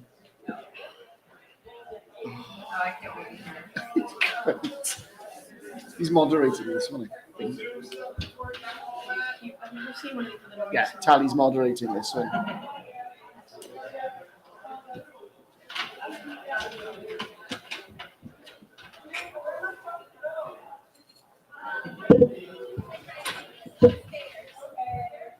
Yeah, that meeting that alley. Because it's not mine, it's Tally's. Yeah. Hey, it's in moderation.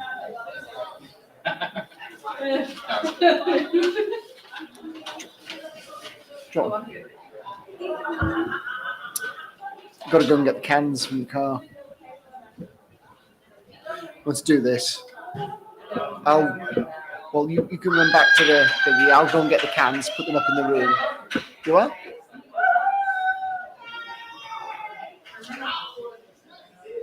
You can go to the bar now if you wanted to. Well, yeah, but you can bring a drink down, so it's fine. someplace.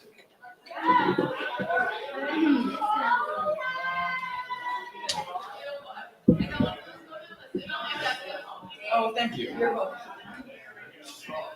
I mean, I think It's up to you. Take my little kids.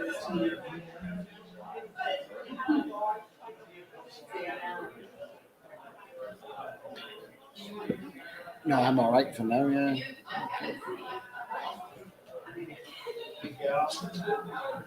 Is that upstairs, you said? Yeah, the bar is literally.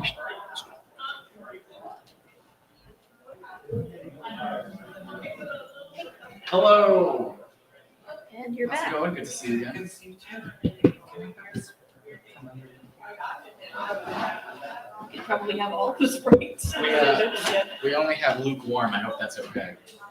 Oh, it's actually Well, wow. it is pretty cold in this room, so they're like room temperature. It's a little chill. I only haven't made coffee. I only have so much coffee with me, so. I can't drink that.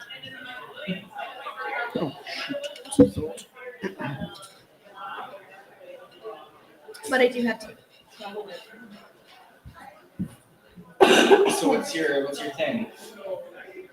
In the paranormal. So, I'm like one of those OG people who's been doing this for like longer than the TV shows have been on. Fair. I met Alex a couple years ago at NorthCon. She was like, me and my husband have been doing this since as long as we've been together. Mhm. So that would have been the early 2000s. You should come and be presenter. And like, okay, but like, we're not doing so much right now. Yeah. We're trying to launch a group up in Baltimore Okay. with a couple of our friends, and he keeps pissing around on getting a website together. I haven't written anything. I don't keep a blog, Yeah. but you know, But yeah, I have given some panels and talks about stuff. I used to be given presentations for. Mhm. I did a couple at some of my Star Trek conventions. I did one at work. Okay. Also called I'm Only Here for the Booze. That's where Alex got the name from. Because it was like a Yeah. 101 sort of like, here are my stories. And because it was like some lunch and learn thing at work. So I'm like, well, I can trot my weird shit out for Halloween. And Yeah. I did. And then like everybody's always got a story to tell. Yeah. As soon as you start talking about ghosts, people immediately start. It's amazing. Like Sure. all these people, like they always kind of come up to you like, so this thing happened to me like 20 years ago. Yeah. Like my one manager told a really funny story. I wish I could tell it as funny as he tells it. He's from Pittsburgh. Tally, how we doing? Yeah. Doing well, how about y'all? Doing great. Old in here. Puts bicycles on my ghost. Oh, and I guess this weekend I am pimping Con Video Y'all. in Williamsburg in January. Got one more coming? Yes. Nice. Bridget's just gone to the bar. Would you believe We're a it? new convention, but most of the con committee and staff Who's the have boss? Who's your done boss? this before. She is, she has her sign at the table. Don't let the new From 6 to 8, convention I put you think. off. It's gonna be a lot of fun. I'm pimping here in Charlotte. We have a Oh. headstone of a man that was killed by a lion. So Oh, would you And next it's book been to cracked into pieces, so I'm raising money no. to have it fixed. It was due out Yeah. now. Definitely be all over that. Hello. I'm not seeing the last one in. Well, Oh, well, you're pretty punctual. If you all you ask gotta me. do is say, get the hell up and move it. Hopefully Oh, somebody, no, somebody will actually show up to the Yeah, panel. yeah, We'll be yeah. talking to ourselves for an hour. Move it. No. Nothing wrong with that. Well, actually, I'm like, just point me in a direction. Tell me to talk. No, the, Nothing's worse when you throw a panel and nobody shows up. Rebel of South Carolina is supposed to come up. That's somebody that's He's here now. gonna have some Atlanta stuff. Just kidding, just kidding. There were a bunch of people here in the last one. I guess historical research is boring. I don't think it's boring. And that's for Patrick Denver. Jason Graves, the perspective wants Boring at all. Civil War of North Carolina. Patrick has a two-book contract with me. He wants Wild Hunt book. And like, I think if he had his choice, he'd have it now. Instead of the other. And We should tell everybody it's ambiance. the with both spots. WBA good stories. Yeah, all the VIPs are The sitting up. 30s. That's. The room is just, your cold spot experience. On several ghosts of North Georgia, Central Georgia, and Southern Georgia. I have not. He's a historian. They're really well written. Okay. And he goes, it's practically every county in Georgia. That's 150 stories, yeah. He's got a lot of depth. Okay. Right now, But they just put them on your radar. And I'm like, only I'm gonna Jason's help. doing Okay. I know. I See what they're like. smooth They're- sails all the way he's, here. He's one of those authors we Pull right into the parking lot. Very impressive. Like when I first got in the car, it was like 31 Even if the minutes. story's kind of scary. And then 15 minutes later, it was 34 minutes. Friday night traffic. Yeah. Jim I always try to get to Miles. cons in the middle of Friday I afternoon. believe Even he's for local TV. I've read some of his Warner non-fiction. Robbins. He's from Warner Robbins. Okay. But I've read a few of his, Or the ever popular dinner hour panel. that nobody shows up to Because everyone's eating dinner. I just sucked mine down. All right, okay. Let's take a water. It's safer. Maybe at some point water towers will show for the up. time being. There I you brought go. Jim with me. I need to feel that one, look it over. They're all missing down here. I don't know. I saw your home was separate. So I think Mm. if Oh, I yeah, can there's- stack well, you up there's, here, um, let me back. Yeah, We it's over sell I'll them get one on- later. there. That's good. Do you need a water? Did you want water? Yeah, if somebody wants to Yeah. throw me one, I don't want to. Did I you think need it I'll will. take one, yeah. Yeah. One more. Thank Thank you. Eventually I'm gonna be taking pills. Let's see if I'm I gonna go can- embarrass myself and all y'all at the same time. run through the hallways and announce rather than that. Yeah. There, Kids here. gotta take my pills. The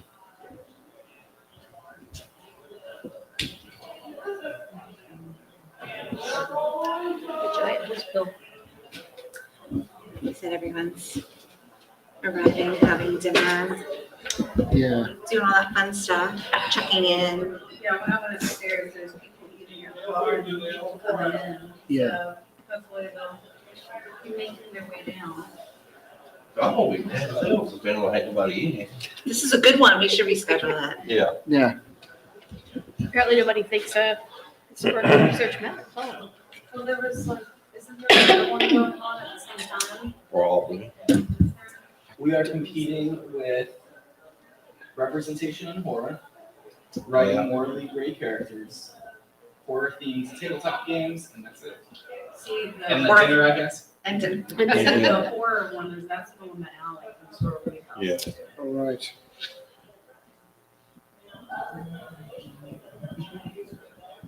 Now she's doing a panel. She's doing the campfire stories with Tally later at 9, Oh, Yeah. cool, good. which is one that. That'll be your gateway drug. Now, Bridget, the rule is watch my mouth, and eventually something you recognize will come out. Just hold on to it and just ride the ride. All right, you got it. We need Sebastian right here. Because it took him about 3 panels before he realized he is speaking English. It's not the kind I recognize, but it is English. It's okay, I've got Google Translate. It's great. But no, I got dragon from my parents for Christmas a couple of years back. I broke it. Well, if it makes you feel any better, when he was trying to figure out like which way we were going, like to go get my badge and all that, they couldn't understand me. So I was like, I'm sorry, he's just trying to look for this. And they're like, okay, that's fine. Well, part of that's because he mumbles because he's so soft spoken you can't hear him. Come on in, we don't bite. Just making sure I was in the right place. Well, you said you do, but you charge extra. Yeah, that's true. All right, well, I'm gonna ask the collective, we wanna go ahead and do this. I mean, you ain't gonna hurt my heart if y'all say, I wanna go eat hell with y'all. So, we good? What if we come back at like 6:30 when the other panels get back? Does that make sense? Or am I just being optimistic?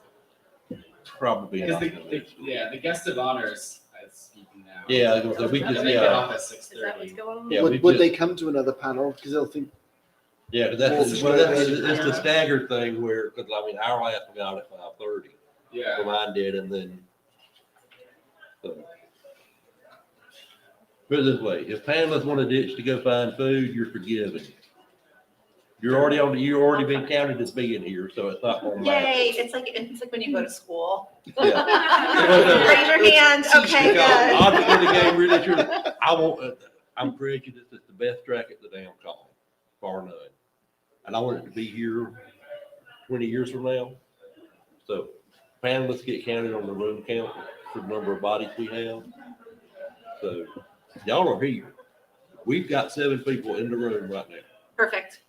So, Well, and my other personalities can make the beat. yeah. But in all fairness, so when Alex asked me, did you have people for the panel? Uh-huh. We had 7. And it's not a lie. Now, now there are more of them here than there are there, but it's still 7 people. Here's a pro tip when you do the Queen City Goes, Yes. count these 2. Perfect. I think this answers the question about why historical research is important. Yeah. No one's apparently interested in doing it. Well, I will do a cautionary tale. Terrence Deputy is a big name in the paranormal, especially in the Southeast. See who was Terrence that? Deputy, Okay. Zepke.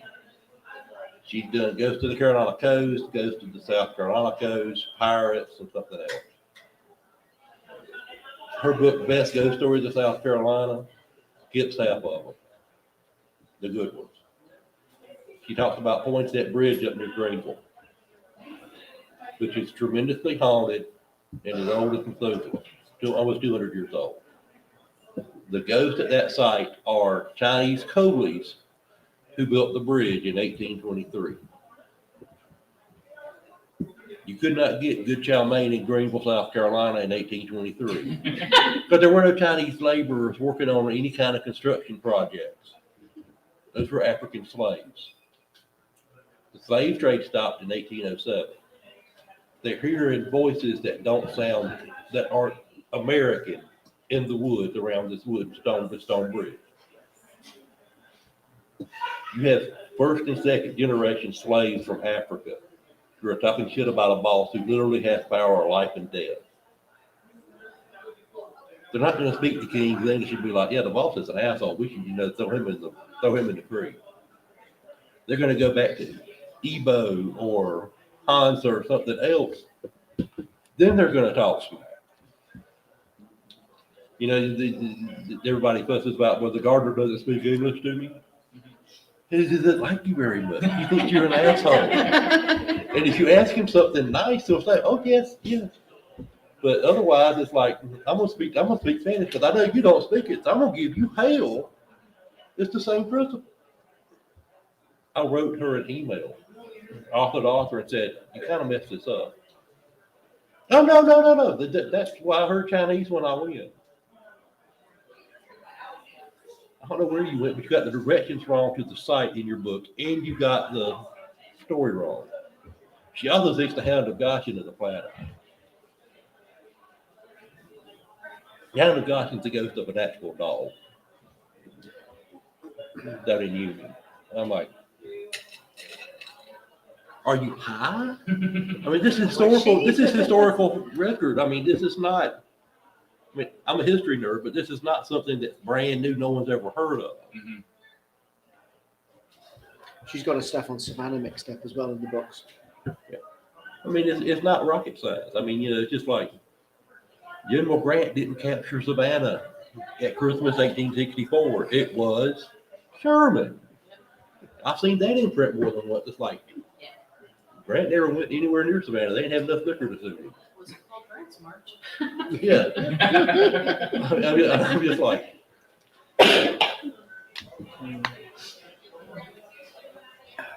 Moral of this story is don't screw your stuff up. You'll be fine. I'll share something. Yeah. That's what we're doing. So I do less of like the paranormal investigation type deal. I do more of, I'm trying to find like ghost stories and just more macabre stories of Charlotte. So pretty much anything. And there was this one situation where in South End, the neighborhood of Charlotte, which is like really new and developing, it was these 8, they weren't headstones. It was like these rectangle stone cutouts on the ground. And they were just next to this big, or not, a busy road, and then new apartments went up right next to them within 30 feet. And now every 5 years I found there was like news segments about how there was a slave cemetery here on this road, and they were putting up like apartments next to it. And there's no headstones, it's just the ground markers. So when I heard that, I made a post about it on my Instagram account, pretty much taking the news, their word for it. And then someone actually ended up spray painting on the sidewalk, like there are slaves buried here. So I was like, man, this is getting attention.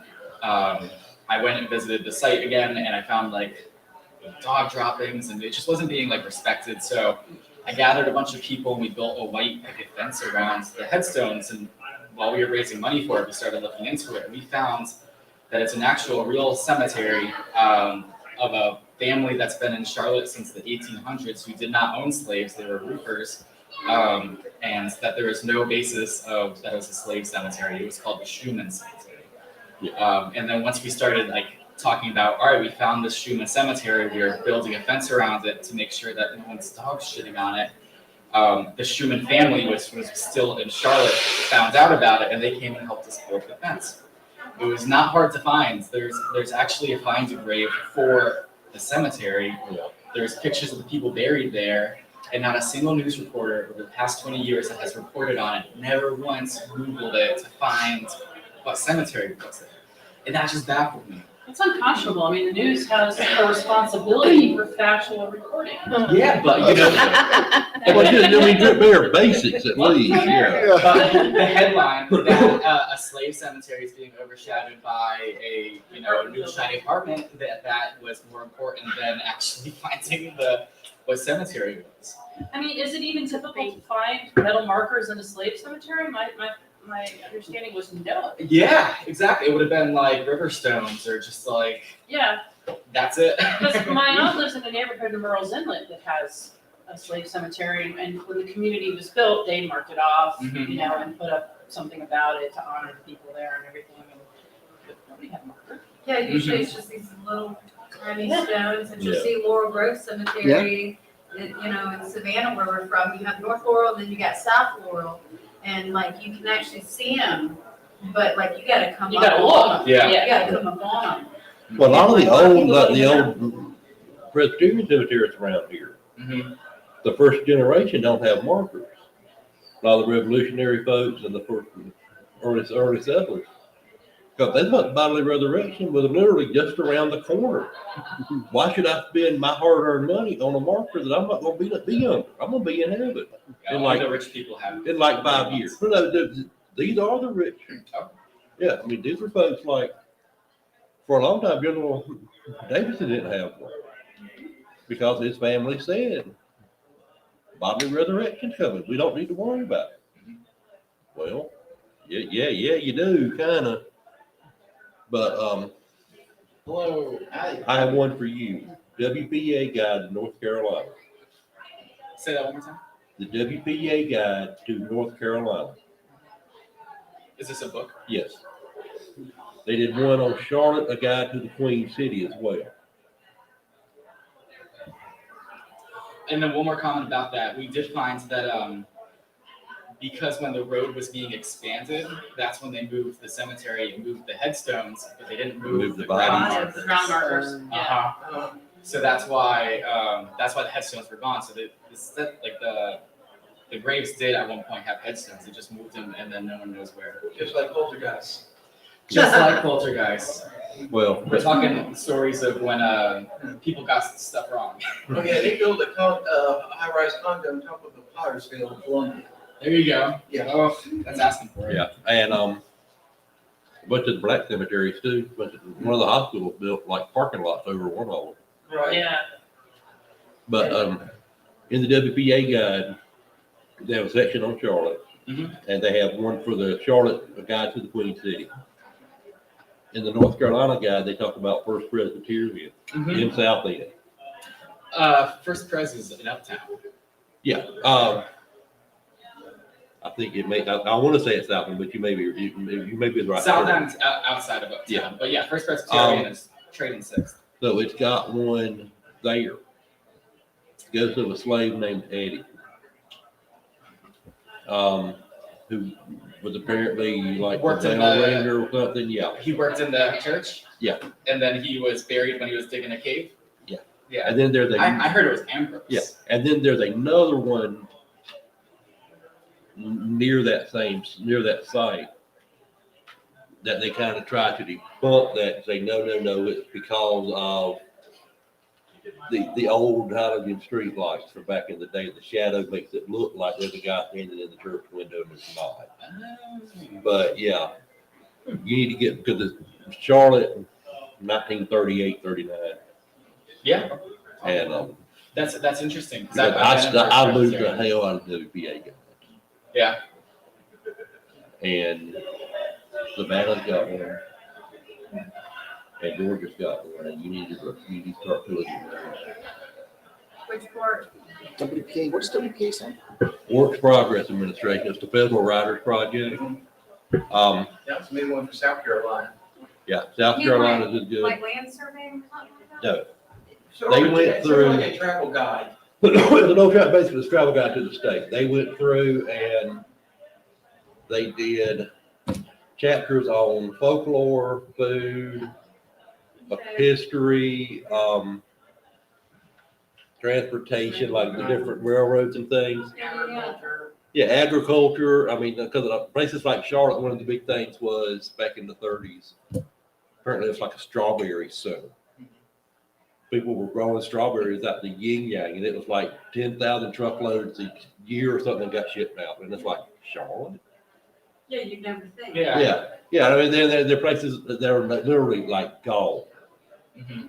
That are mentioned like in Crossroads, like, and the road, the directions, the tours that they have Yeah. are useless because like US 74 was numbered like state 10 in Uh-huh. 1930. So yeah, good luck finding anything. Yeah, but when they reprinted the South Carolina one, they had the foresight to do a correction, a modern day correction to the routes. Yeah, right, Marlin Highway. What's the name of this again, Calvin? Ma'am? What's the name of this? WPA. WPA. Oh, the Water, WPA. Fall, and Andrew. Okay, Yeah. to North Carolina. Yeah, and South Carolina's is guided to the Palmetto State, and Georgia's is not a guide to the Peach State or something. It's weird. I've got it on here. I'll look it up for you. But the Savannah's got the state guides and city guides. See, I love that because right where I live, right, there's a huge plaque on, well, it's not huge, it's probably about this big on the massive wall that we have. I live on the original cemetery from 1733, and we were established till 1750, then Colonia opened up. There's 1,500 bodies. My apartment was built on top of them in the 1800s. Where is this? We're in Savannah, Oh, Georgia. okay. So, I mean, we're built on, and my front next door neighbors, so when I go walk out on my porch, it's the Jewish cemetery from 1733, and you drive over them. There's a Oh my plaque goodness. that has 16 first and last names of people they can actually identify, thousands that they can. Mhm. And one of the prominent names is the Sheftalls, who are still alive and well in Savannah. But like, that's just the tip of the iceberg. Oh, yeah. You have the Irene Mountain excavation all on the Savannah River. And they had basically African-American women as well as white women go and dig up all of these Native Americans, destroy the entire Native burial sites to build the ports and the docks that you see all along over there. Yes. I was horrified going down the rabbit hole. They had pictures on the Georgia Historic Society. You saw me traumatized. Yeah. I was like, I But- can't stop but looking. they're I was trying to cool. figure out what's going on. And it was a dead end. So And they're cool because it's not just ghost war per se, like it's macabre stuff. Yeah. And the tours are set up, like the US highways are still good.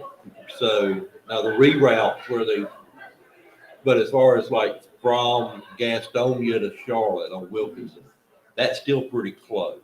Going out Highway 9 from here to North Myrtle Beach, that's still pretty close even. Yeah. Of course, I-95 is not there, I-85 is not there. But the stuff that was there before they built it is there. But the 9, tours- 130, Yeah, but the tours, they go down and they'll say half mile from the intersection with State 19 is Goshen, which is where the Happy Hound runs around. And they're little snips. I mean, there's nothing. No It's deep not dive. like a 15-page dissertation about, and the folklore stuff is like a paragraph where they'll say Brown Mountain lights exist. I mean, Still don't know what it is. and then you Still flip don't know. ahead, and when it talks about going by Brown Mountain on US 18, it says the most recent survey, the soil and conservation people looked, and it's swamp gas. Mhm. So, I mean, that kind of stuff's in there, and they've got the thing, because the folklorists, because the way it was make work, like they would hire us to do interviews with slaves. There actually is a WPA slave project. Yeah, slave narratives, Yeah, narratives, yeah. and they've got it, North Carolina, I mean, we're talking, North Carolina's got like 10 volumes, South Carolina's got like 15, and they're all on Hathey Trust and archive.org. Mhm. You can, thank God you can Sounds search like I it. love archive.org. Searchable text, baby, I love it. And I think the National Archives has some of the actual recordings that they made Yeah. when they interviewed the slaves. Yeah. too. And it has, but the slave narrative has the questions, and they'll ask, you got any ghosts? And there are stories, and the one thing I love about historical research is it's flipped 180 degrees. Used to be, if you want to know about ghosts, ask a black person. They know all the lore. Now, I've worked with people who have had experiences and have talked about them in general. When I asked them something about for a book, they're not going to use your name. Just tell me the story again, because I forgot. You know, was it 1950 or 1960? I can't remember. I never seen no ghosts. What the hell are you talking about? Damn it, you told me the story. but then, you know, on the questionnaire they used for the, because they were all former Smith, they were all in their 80s. There were like 12 questions. And like the 8th one was ghosts. And the first one was, what was your day like? Who was your master? Where did you live? But you know, it's like, before, you know, how many times did you get whipped was, tell me about a ghost story. And that's where a bunch of stuff with the flat eyes and the boo hags and all that stuff, how it's managed to survive. Because Barbara Hermit and some of those other people stole the stuff from those questionnaires. So, yeah, for your case, doing the tours and yours, those 2 books, the city guide and the state guide. Yeah. And plus that stuff ain't nobody else thought of but me, because ain't nobody read this musty, crusty crap but us old gray-headed librarians. So, I mean, so if you want to loot stuff that's not rehashing the same 3 ghost stories, there you go. Because there's not a lot of books about Charlotte. There's like 2 ghost story anthologies. One of them is complete nonsense. They use pictures that do not match the locations they're talking about. Is that one written by that couple back in the 70s? That's it? Yeah, I know the ones you're talking about, yeah. Like Haunted Charlotte, Yeah. Paranormal Stories of the Queen City. Yeah. Just super BS. It's a separate cemetery Yeah, I on know the that. cover. Well, no. I had no hate for Nancy and Bruce now.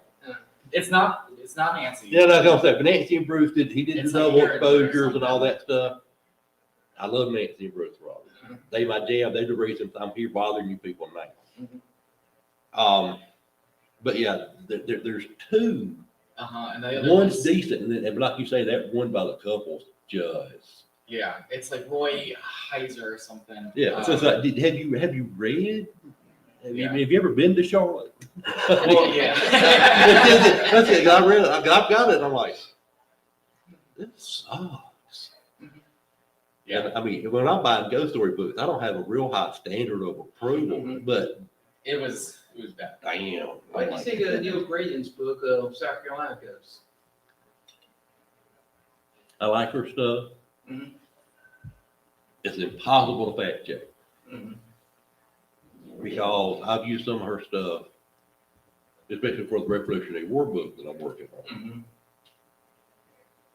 I can't get on Find a Grave, and I can't find the people she's mentioning. Mhm. So she used damn aliases. And I'm like, now she talks about she names the house like Old House Plantation. People she's got living there aren't listed in the list of owners, you know, from the deed chain. And I'm like, it's a matter of public record. I can find out who lived there.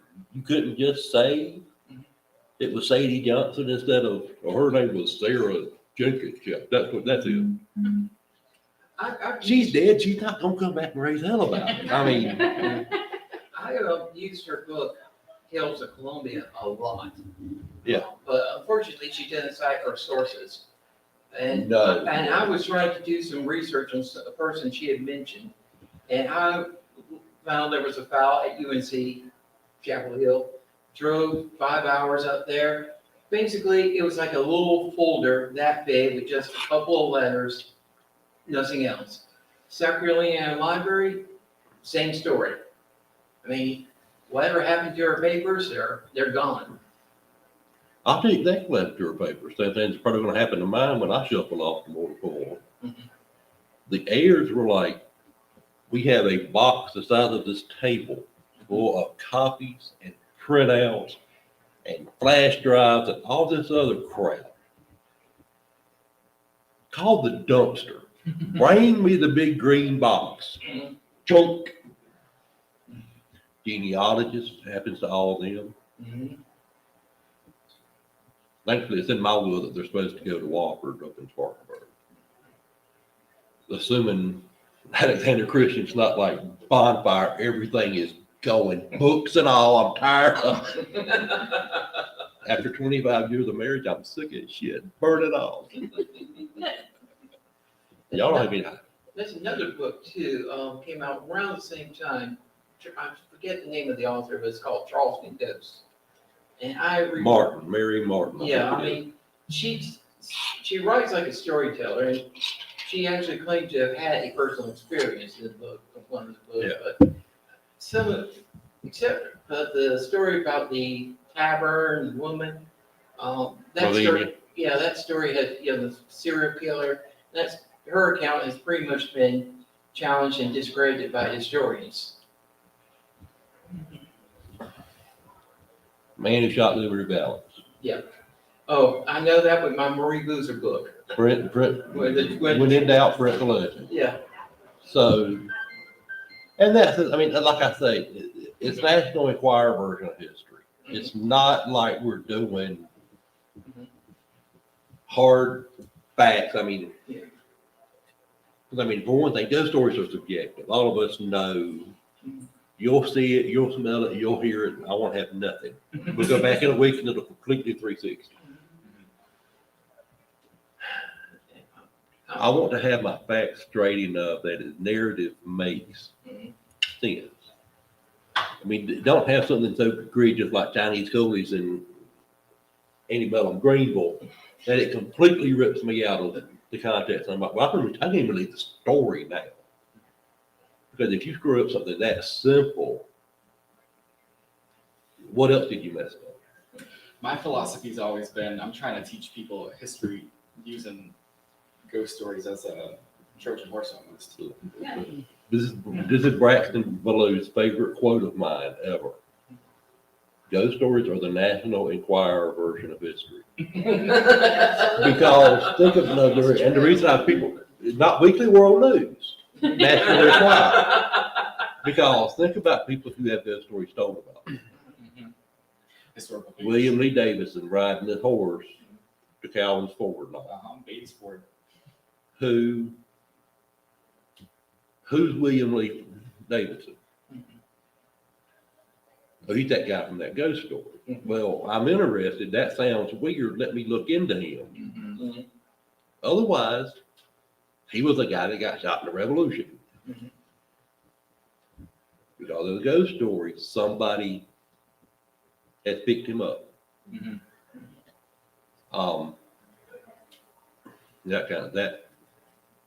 That's the point. They keep the memory alive of the weird event or the weird person. It's good with kids too.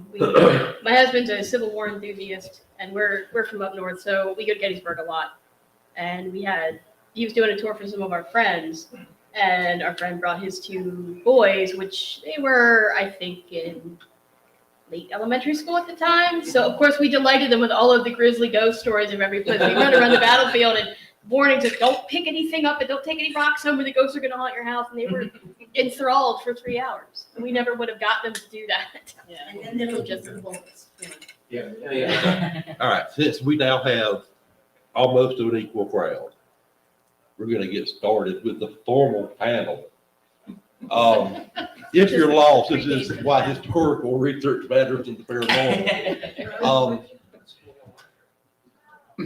I'm your moderator. I'm Tyler Johnson. I tell lies for money and write books for money. Jason Graves has my shit. Go buy all of it.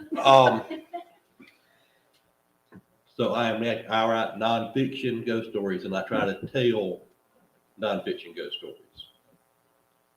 I do get my facts screwed up, especially when I have a couple of drinks in. But I at least get like King's Mountain was November 1780, not World War II. I mean, I may be fuzzy, but I'm right in the neighborhood. So I think it's critical. We're going to start here and go down the panel. Tell us who you are and what you do for fun and entertainment. Okay, my name is Dylan Jones. I'm a parapsychologist at Robert Gordon University in Aberdeen in Scotland. I'm doing my PhD there, and my doctoral research is looking at the media representation of paranormal phenomena and research on whether or not it affects the perceived professional practices of modern paranormal groups. and I've been a field researcher for paranormal cases since I was 9 years old. I started young. Wow, that is really young.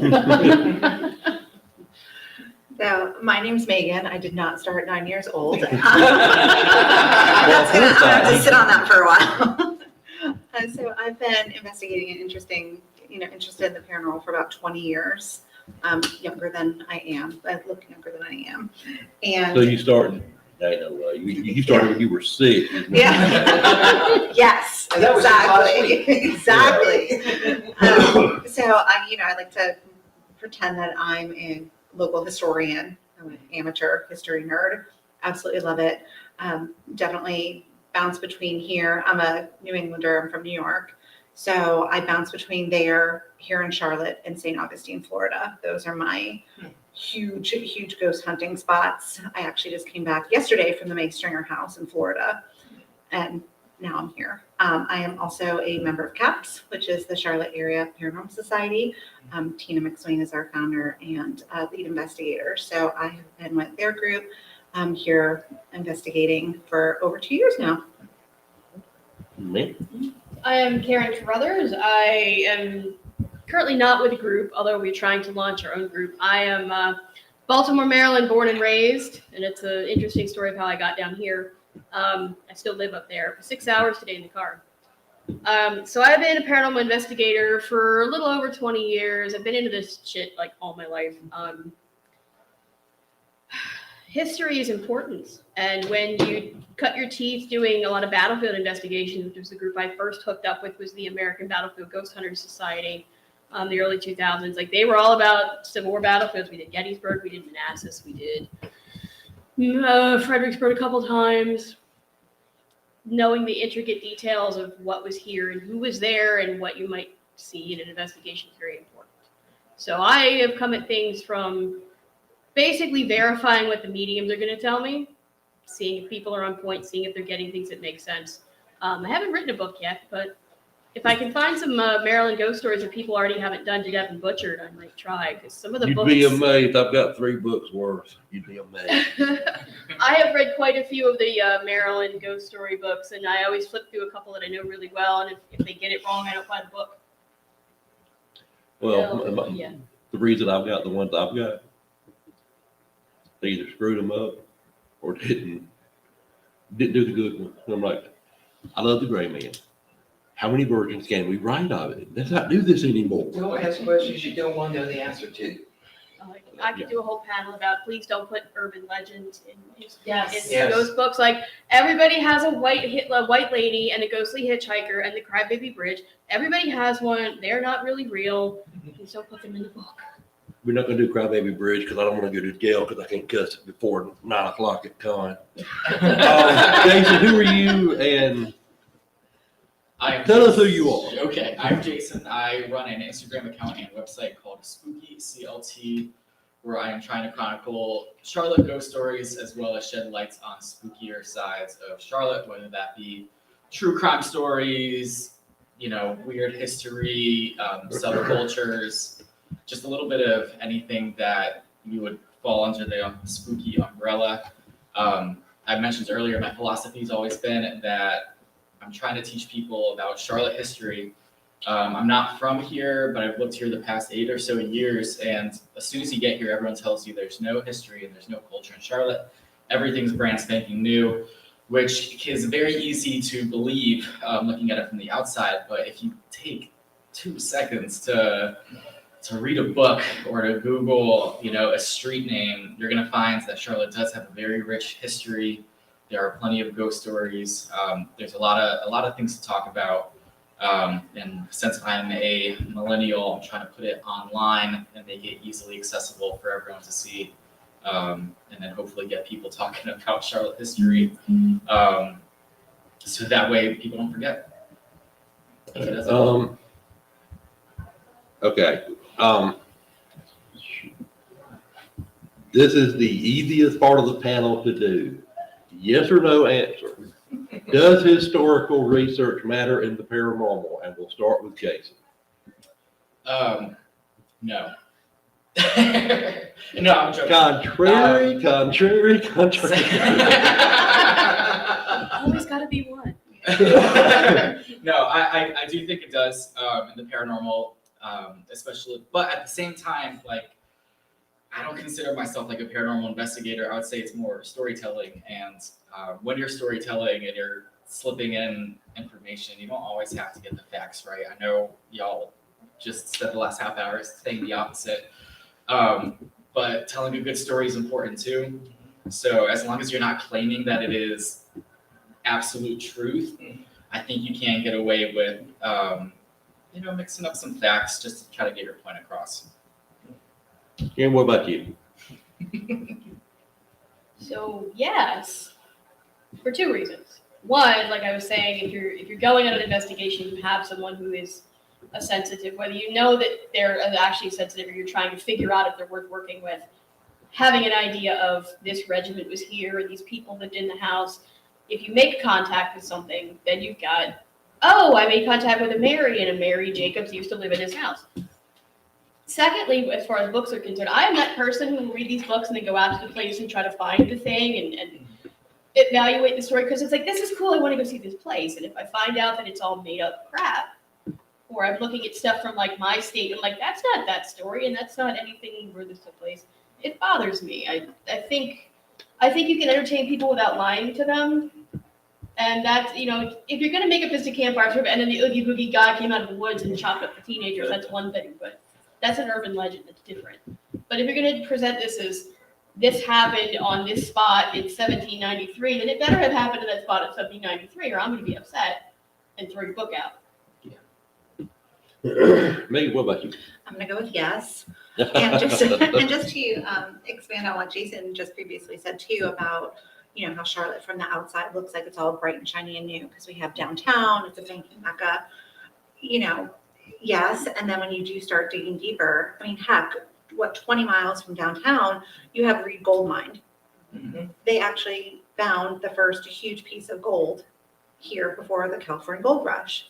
The Mint Museum wasn't just a Go a museum. step further, you go down into the mine. I always get goosebumps thinking about it because, it's just creepy down there. Then there's paranormal history down there as well. Someone got pushed down those stairs and died at the bottom. So it's kind of like just, whether you're doing the research first sometimes or you're doing it last, it still makes all that connection and it keeps that history part alive.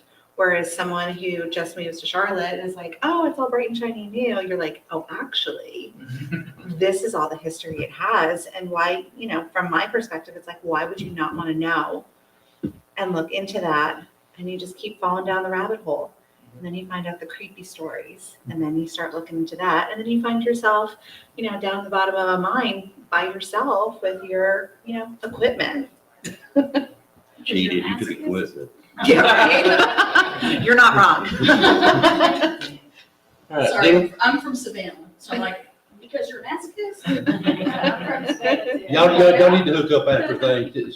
She has a newsletter you need to subscribe to. Mr. Jones, what about you? Around the American Revolution, that's where they started the I campaign have for a the empty. newsletter. I have Started in a Charlotte. podcast. Yeah. I do have a subscription on my website. Americans are very good at building over old buildings because of buildings. 20 minutes, hold it in. All right. Good luck. Now it's your turn. Mr. Jones, what do you think? You just did something I Historical can't manage. Yes, it does matter. I think it provides a necessary framework when you move forward with an investigation, but I still think there are a number of caveats with that about how you use the history and being very careful, and trying not to make the history fit the haunting or vice versa. Yeah. But it's still necessary to be aware, to have that framework behind what you're doing to help you move the investigation forward.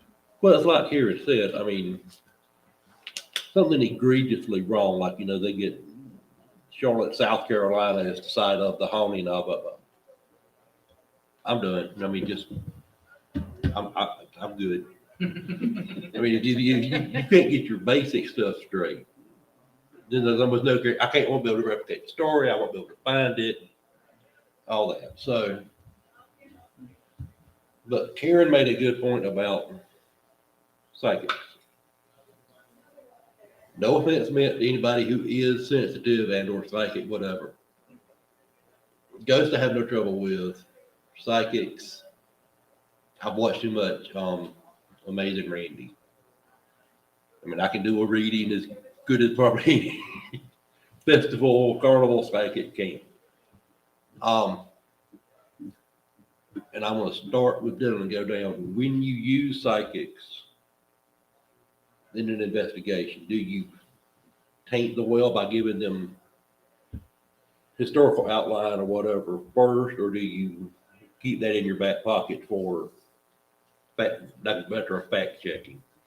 The premise, the approach that we take is that primarily we don't use psychics on investigations because we're approaching it from very much an academic point of view. So we will look at the witness experience first and then move through environmental factors and so on. There might well be a point where if a medium is used, then we'd be looking at the medium themselves. But we would certainly hope that they haven't had any previous historical knowledge of the place where they are or the people who were involved. But that is so difficult nowadays to guarantee because of how accessible things can be. But no, I think the best thing would be to keep as much from them as is possible. Megan, what about you? I know Tina uses sensitives and all in her work. What about you? Not so much for taps, but for you personally, how do you feel about that? I personally think that they should not have any information either. I think that once we get an idea of something in our head, we can start formulating things that wouldn't be there prior to. Now, however, if someone does have those abilities and it sparks and ignites something that did not know, you research it, be like, oh my gosh, we did go back to here. This person actually did live here. They did move from here. Then one, that gives them credibility, but then that sparks that whole, research and going into more information and finding out new historical value to a location. But not having any abilities whatsoever, I can't understand how that information comes, what it's like, whether it's been, I don't want to say delusional. I don't believe they are. Yeah. However, if I go into a room and someone says, oh, it's really chilly in there, even if it's 90 degrees, I have this preconceived notion of I might be cold. And then I get cold, so I'm going to go with Our suggestion.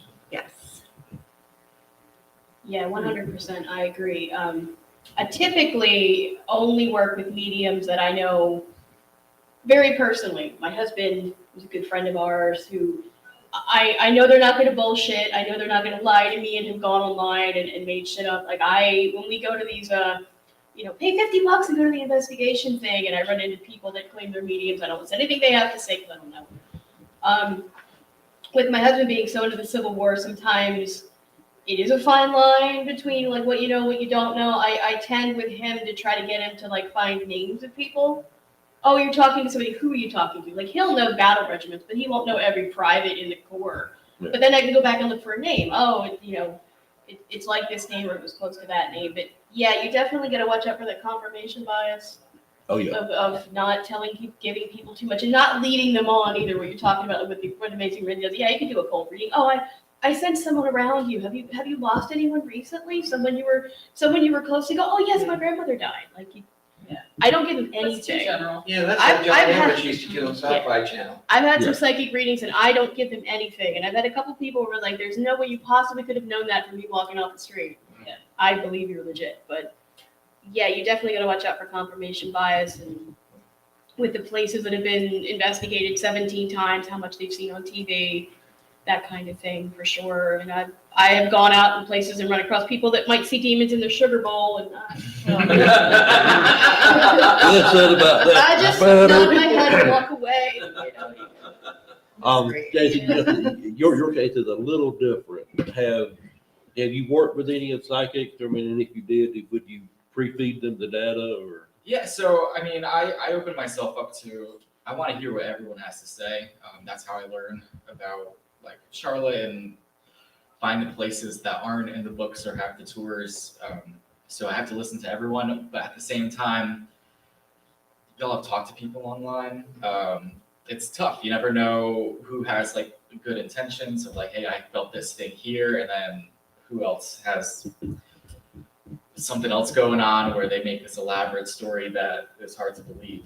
But since I'm opening up myself to have these things told to me, I don't want to live my life thinking everyone's a liar. So I just take everything with a little bit of a grain of salt. So if I post about, a church that has a spirit and then someone tells me that, oh, they saw the spirit, this is the name that I mentioned, then I'm like, all right, great.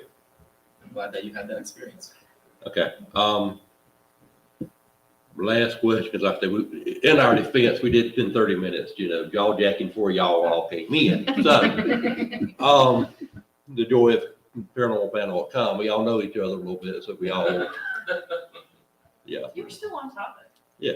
Just That was irritating. We circled it List back. of questions, right? Just tell them you're blaming on me, it was fine.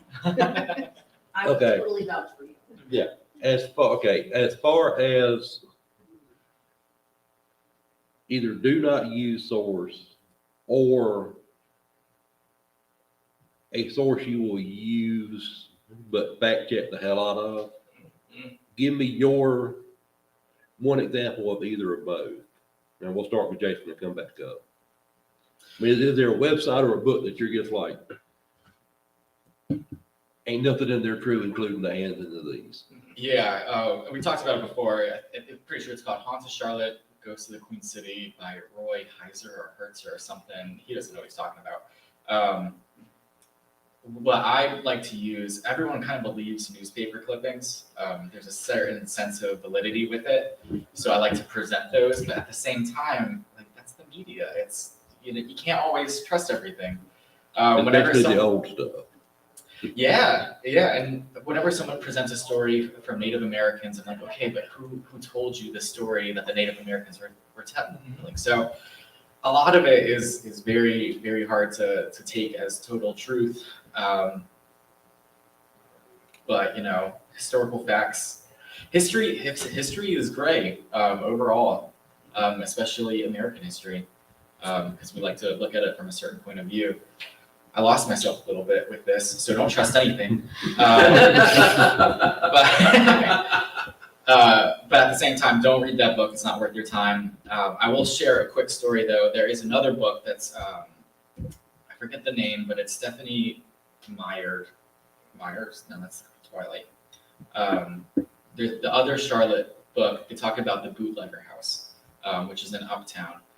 And it is still a residential house where the guy who lives there consistently tells us things that he experiences. He'll see like water, footprints in water, chairs that are leaning up on their side, things like that. And there is a secret room underneath his stairwell. So people have called it the bootlegger house, presuming that that house was involved in bootlegging. There's absolutely nothing in history that says it besides the fact that there is that secret door.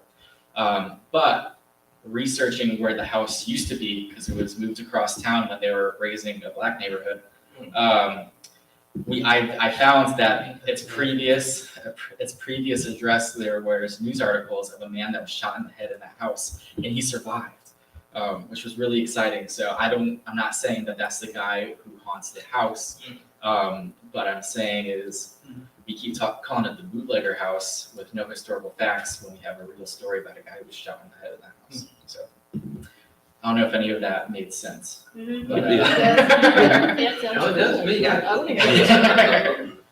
but that's my story, and I'm sticking to it. I What about love you? stories like that.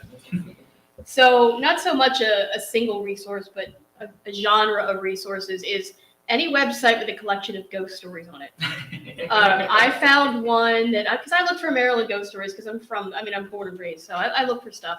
I found one that not only has some urban legend about a slave ghost in an historic house down the street from where I live, and I grew up a quarter mile from where I bought a house. Like, I never heard this story. My parents were from there. They never heard this story. I'm like, all kids do is tell each other ghost stories, right? If you know something about the neighborhood, like, oh, there's a ghost. I never heard this story. It's made up. There's a bunch of apparently every building on the Goddard Space Flight Center campus is haunted, according to this website. Well, they're all 50-year-old buildings heated with steam, and at least some of them have mice. Mine does. So anything you find on these websites where there's a collection of local stories, I would take with a grain of salt. The books at least have been vetted by a publisher. Someone's looked at it at least cursorily, however you say that word. Someone's looked at it. You have that right. So I tend to trust books a little bit more than I would trust the websites, because anybody can put it on the website. And for an anecdotal story, I wrote the guy that ran that website and politely told him that a couple of these were not true, and he cursed me out. So I probably forgot the URL of that website, but okay, I'm sorry, I don't know anything. I just live here. For my entire life. Yeah, for my entire life. All right, Meg. So places that I just kind of look at and I'm like, no, is if something is on television or like ghost tours in a lot of cities. I find that they're based on some sort of fact or some sort of experience. However, I definitely feel like majority of them in a lot of places are embellished for entertainment value. Oh, yeah. So, okay, well, this might have happened here, but then I got to entertain my crowd. I have to entertain my audience to sell tickets for, the media, for ratings. And it just kind of gets blown out of proportion. You're like, did that really happen? Probably not. This is what happened. However, the main source that I always go to first anywhere is some sort of web page of that historical location. So if there's someplace I'm visiting or if there's some kind of paranormal activity, first place I'm going to is their website. 9 times out of 10, it's like, this is the history of the house. This is what we have preserved in here. This is, we're here to preserve this history. And along with that history, we are sharing with you activity that occurs here in the house. And that seems to be accurate because they have actual documentation of who lived there, what has happened there, stories from family. These are volunteers at the houses for the most part. They're not there in the interest of making money. They're in there for the interest of keeping it alive. So how would you handle then, say, a hotel that is, you're gonna know exactly what I'm talking about. You've got a hotel 1790 that has a very rich social history, but not a bit of it is on the webpage. In fact, if you walk in the door and ask them, they are specifically told not to mention it. Oh, well, and that's the But same. they will discourage you from sleeping in 412. Well, and a perfect example of Do you mean that the Marshall House? is Biltmore. The Marshall House, yes, it's 1790. Oh, you mean 204? 204. Room 204 and 1790? That's it. Yeah. Yeah. I mean, Like- Biltmore is the same exact way. Exactly. You go in there and, it's Biltmore. People have had experiences all the time in the pool and, George Vanderbilt's bedroom. But if you ask anybody who works there, they're like, I don't know what you're talking about. Well, Nope. by comparison, there's a motel in Cimarron, New Mexico, built in the 1870s by a man who claimed to be the Shepherd Grant. A who's who of Old West outlaws went out there. There are still bullets in the ceiling. And 5 people left there feet first, and there's one room that nobody goes into. But they acknowledge it. In fact, they celebrate it. They've been featured on a number of TV shows, and it's considered one of the most haunted hotels in America. And they play it up. Well, and I think there's always those ones that are like that. And you're Yeah. like, okay, you're the real deal. Mhm. You'll always have that, or the places that are like, we're not going to tell anybody because they don't maybe want, people coming just to not book and not stay. They, they don't want to, I don't want to say tarnish their, either their reputation or the integrity of their property. So they're like, whoa, Okay. we want to try to keep out some, I'm gonna Yeah. put dinner in my pocket for just a minute, because you really get his. The National Park Service and the South Carolina State Park System. And there's such thing as goes anywhere on any of the sites, anywhere in the state of South Carolina. Thank you very much for asking. Come on. You get park rangers drunk. They will Then the tell, spirits come out. they will Yeah. tell you, because I've got one, I've got a couple Like that from too. down around Columbia, ConCarolinas places. They'll say, you don't have a damn clue. Right. However, the 1790 house, probably legit. The Cimarron, all of us are suckers. We'll pay the extra $50 a night to stay in the haunted room. They know it. Their marketing people are like, we got one, reel this one in. We'll give him the special tour. Here's another $200 coming into Kitty. Waverly, pick your TV place. The Dunhill Hotel in Charlotte uptown. Yeah. There may have been a ghost one time in that one time at band camp, there was that one ghost. All the rest of it, and I speak as a paid bullshitter, piled higher and deeper. And that, where would you say, don't even bother going on that website or buying that book? I mean, I still buy the books. It's like the point you made about whether the history's been screwed up or not. I still buy it because I'm interested in media and content analysis. So I want to see how that story has developed, changed, evolved from one source to the next. I want to look at the use of language, the use of particular words, what themes have been carried through, because I think it's very important. Same with anything online. In terms of Savannah, because obviously Bridget ran the tour there, we're in the middle of writing a book about the haunted legacy of certain places, not what it means to be, not just rehashing the stories, but what it means to have this haunted legacy.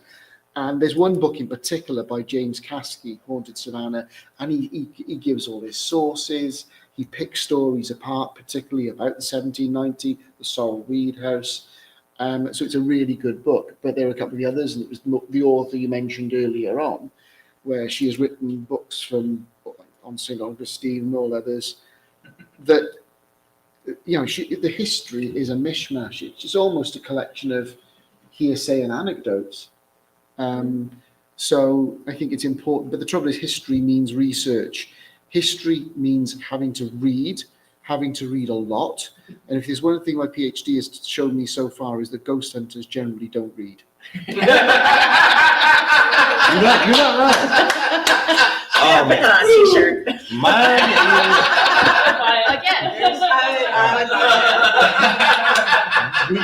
We are about to run over, which for a panel that was about to be rubbing in the cradle was awesome. Mine is the shadowlands.net. Oh, yeah. It is a good starter drug. However, the South Carolina list, 3/4 of them are bullshit. That might be the one that I That's emailed the probably guy about. Like, Giuliano, this is bullshit. Dave It might have been Giuliano. that one. Yeah. The Georgia page, about half off the bullshit. But there really is cool. It's like Dylan was saying, it's cool to read because you can tell. And he has gone through and corrected some of them, like this is plot from The Haunting, the 2009, whatever the version was. That's this plot. This is a lie. House was never a hospital. This is a lie.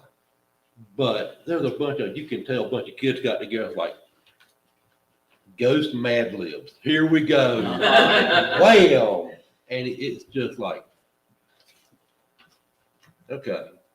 Because when I get one of those, I'm like, hey, Bridget, is there a place called, the University Hilton in downtown Savannah?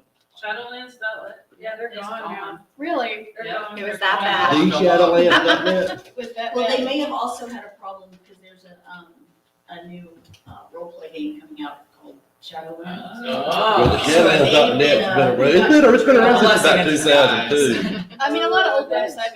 A lot of old websites. Okay. You guys can Real quick, we have to do our commercial. This is the price you pay for coming to one of my panels. Jason, where are you at next panel? And where can I get your goodies from to give you money and the attention you so richly deserve? Spooky CLT on Instagram or the website. I'm going to be talking about demons tonight at 10:30. But Charlotte Ghost Stories tomorrow night at 9 o'clock. That's the most important one. And then Carolina Cryptids the morning after. My main thing is, though, there is a headstone in Elmwood Cemetery for a man that was killed by a lion, and it says Charlie Hawk killed by a lion. The headstone has been broken into pieces by vandals. I'm raising money to have it fixed. If you have any spare change and can donate online, please take one of my flyers. You donate directly to the cemetery to have it preserved, because I want to live in a Charlotte that has a headstone of Charlie Hawk who was killed by a lion. Because currently it's on the ground and broken, so I'm trying to fix it. Jason, pass this down. Yeah. Well, I have one. You have one. Yeah. And then we'll leave the rest for them to get up when we're finished. Carrie, what about you? So this is my last thing tonight. Tomorrow at noon, I am on the Paranormal from a Pagan Perspective with a lot of other people, including Mortellus.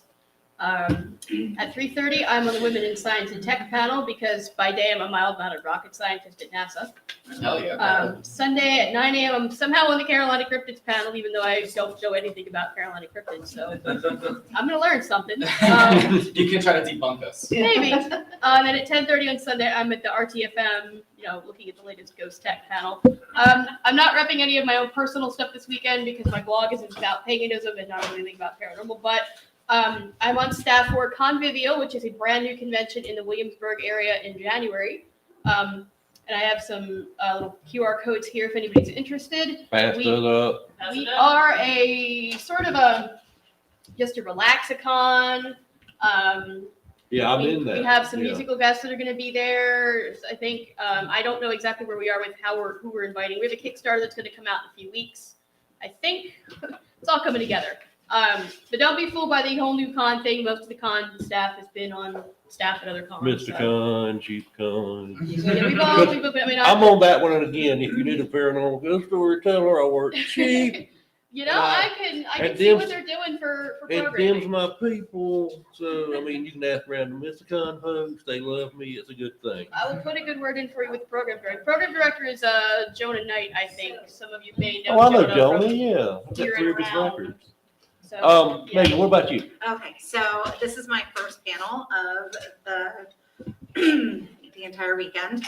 So tomorrow I will, out of 6. So tomorrow morning at 9 a.m., I am doing Professional Paranormal Investigator and then Women of the Paranormal. Later on in the afternoon, based on true story and inclusive ghost hunting. And then wrapping up my night with the Haunted Queen City, which I'm definitely really excited about that. And then Sunday morning, read the manual, what is the latest ghost technology? So I will be at the CAPS table this weekend. I'm not a writer, I'm not anything, as far as having, however, I do have an Instagram page. It's called Positively Paranormal, where I take my own photos and tell ghost stories of my travels. And they all start with, come sit, let me tell you a story. Not, oh shit, there it was. Yes, that too. Hey, y'all, hold my beer. Mr. Jones? Well, this is my last panel for today, but tomorrow morning I'm moderating what is a professional paranormal investigator, which should be interesting because that's what my PhD is looking at. So I'm really interested to see what people's perspectives are. Then I'm going to be taking part in I'm Not Afraid of Ouija boards, and you shouldn't be either. I'm only here for the booze, and I was disappointed to find out that's not in the bar. They're based on a true story, really. And then on Sunday, I read the bleep manual.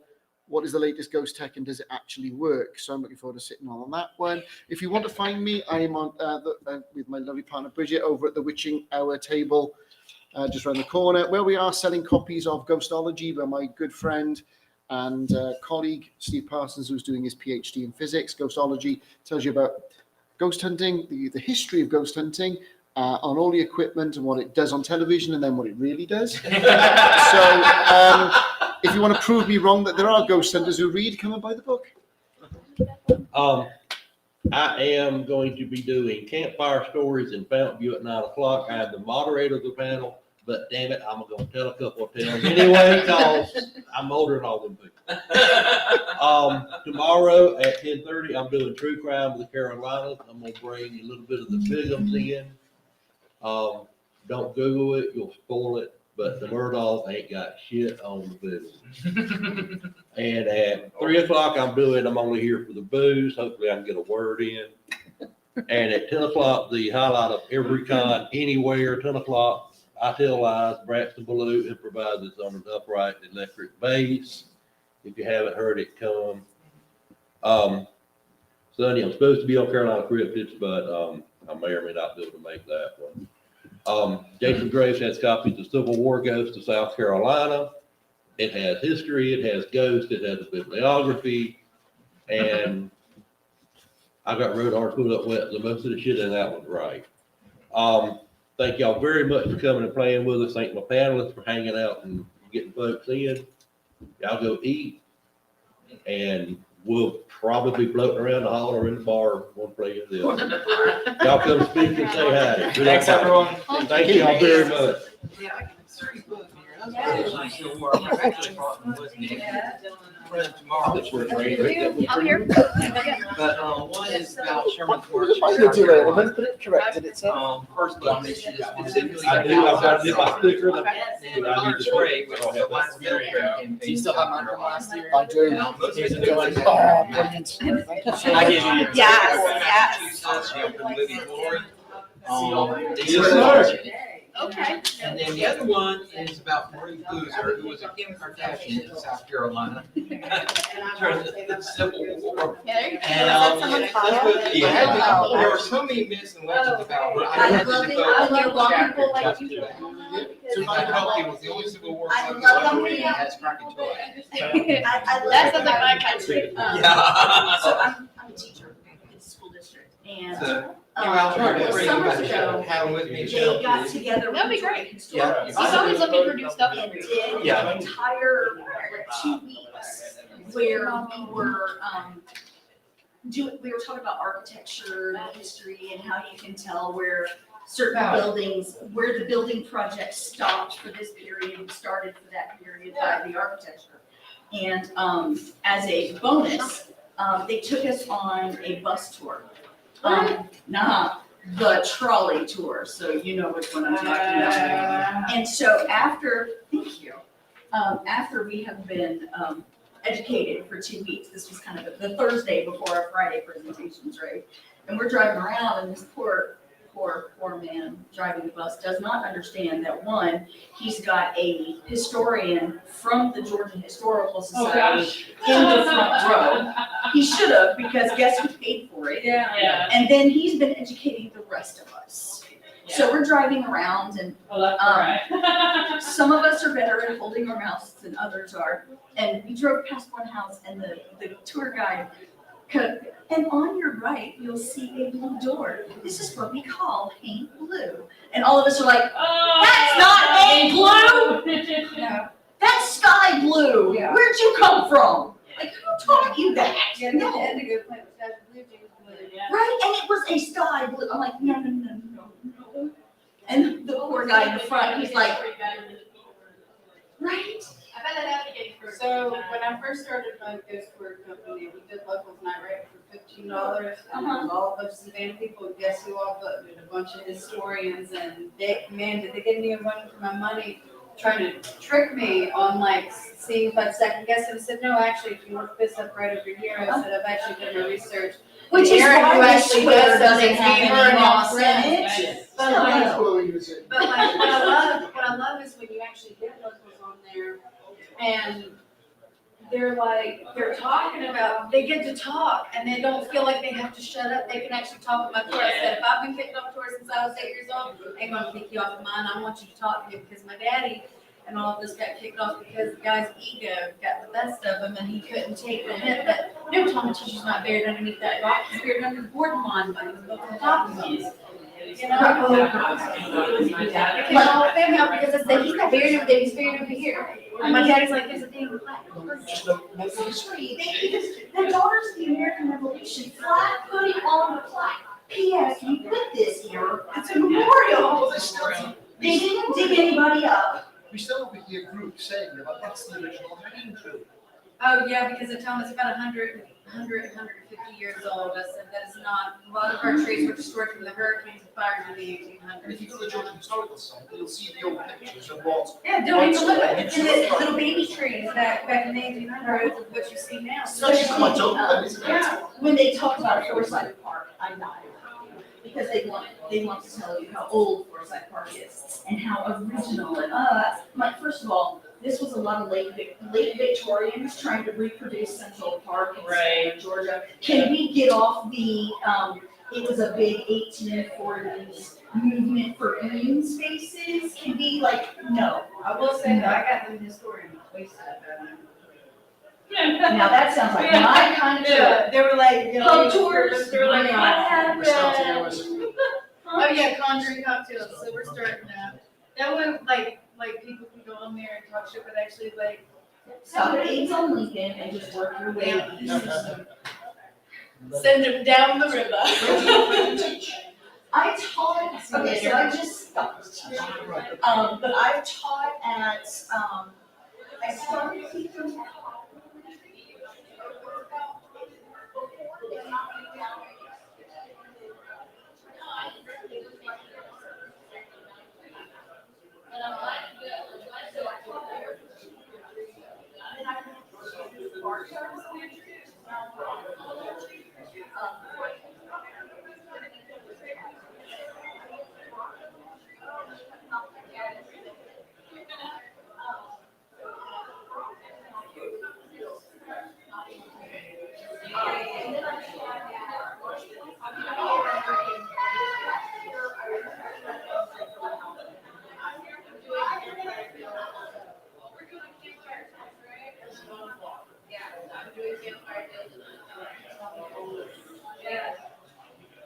That's gonna be lots of fun.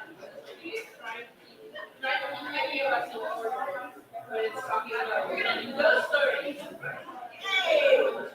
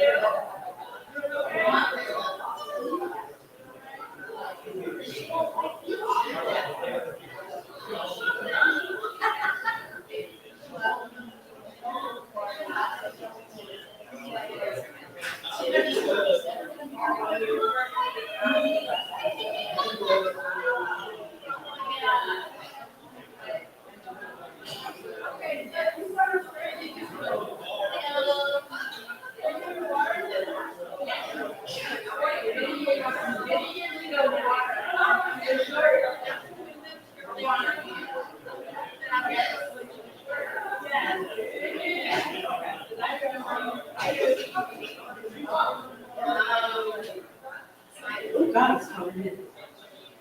There's nowhere to get water. There's nowhere to get water.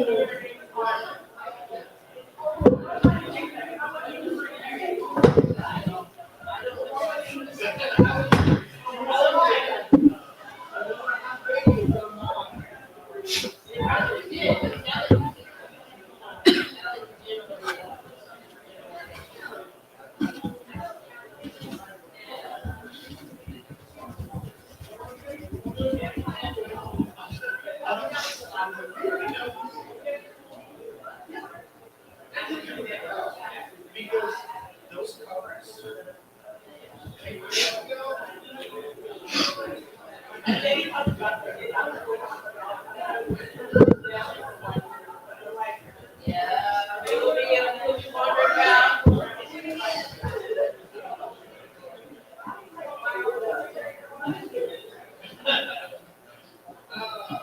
Is it just you? Oh, no, there'll be more people here. They just aren't here yet. They probably having dinner. Oh, they've got 10 minutes. Yeah, they got 10 minutes. It's all good.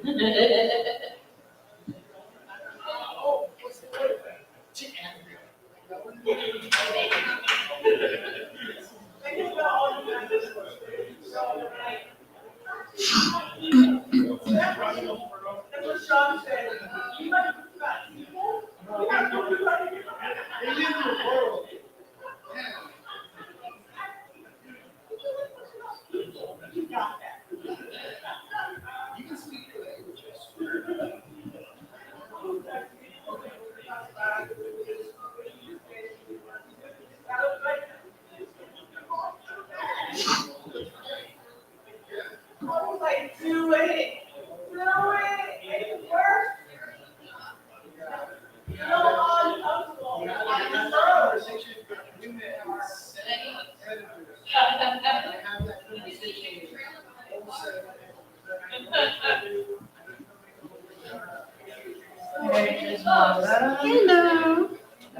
Diet Coke box back under the table. 'Cause I don't want anyone else to know. Kelly just looked at my ass. Oh, wow. Somebody totally. Wow. Somebody totally came in and like messed with the setup. Interesting. I don't know if you messed with it or it got knocked over or what. Yeah, it wasn't stacked. Okay, someone did open something, No, which we is didn't fine. stack it. So it was like this. I don't know, it was kind of stacked. I was sitting there for the panel. It was kind of stacked. Really, it shouldn't have been stacked because I didn't stack it. Hello. How are you? But now I'm coming to How are the you? little I'm great. crackers. Okay, it's over here. Yeah. I'm not crashing. I'm just getting a soda. That's quite all right. You do what you want. That's okay, you, Actually, yeah, I'm making some goldfish You could too. utterly crash if you want to. We wouldn't stop you. Yeah, it's okay. We'd enjoy it, I'm sure. these chairs are spaced weird. Or maybe it's just me. Kind of too many chairs, table. and there's that It does really, yeah. middle. Does seem to be the case. So, Chairs are weird anyway, they lean back. All right. Coffee is very important. coffee is very important. Yes. So is water, and I'm almost out. Yes, it's down here. There's a little present for you. I looked at my water and I was like, come on, let's go. Thank you. You guys have been awesome. We cannot. I've gotten more communication from you guys. That is 100% true. Yep. I never I try had to it. keep everyone updated on just things Yeah, happening. my sister's doing Yeah, most of the time I don't even know what I'm doing until I get to the con. Yeah. No, y'all are Or who I'm doing fantastic. it with or for what reason. I'm glad. I'm So glad. I was so well informed. Glad it's helpful. It is. Is the chair taken, or should we all squeeze down? How many people are on here? So there is sodas, waters, and snacks under the I table see. too, That is so- the good. That is good to know. Let's see. Just waiting for Lois. Hopefully. 4 total, including the moderator. So that's about right. Yeah, that's what's. Oh, I haven't been on this side of the room yet. Sounds like a plan. Oh, warmer on this side. I also appreciate you spelling my name right. I know. No problem. Be surprised. I feel that. Most people don't get my last name right, believe it or not. Always proofread. Yeah, they'll add like mine's Frank, so they always add an S on it. And I'm like, no. I still misspelled one of the names of somebody on the signs track, and I was like, or makers, and I was like, dang it. No, but like Kelly, I see it spelled a million ways, and I just have 2 E's. I appreciate that. That's, I knew one was gonna slip through. I guess I'm glad it was Misty Massey. I forgot the S, or I forgot the E in the S-E-Y in Massey. I was like, Well, that's not that bad. It doesn't make it like it's over me. yeah, so there's a little hole at the top if you want to make him a keychain, but yeah, his little legs stick out and his legs like sink in. I He wants love to- this so much. This is I'm adorable. gonna go on my desk at work. Oh yeah, he's gonna go in my desk too. Yes, mine is named Yes. Harold. Nice. That's Harold. Harold. It just looked like a, Yeah, like he feels like a herald. Is he an angel? Like as a part the herald angel says? sure. That's awesome. Sorry. It's just one of those moments I couldn't let it pass. See, they're doing like the dry erase. I did not know that. I thought that was brilliant. That was one of the smartest things Yeah, I've that's seen. really smart. I guess there's all kind of smart going on around here this weekend. Is this the divination one? Yes. Okay, good. It's kind of nice when they give you a paper with like your schedule and that. That one is nice You don't have to too. keep looking it up on the app and stuff. I can't tell you how many name cards I've forgotten at, you know, and I'm like, where'd you go? And then never to be seen again. Exactly.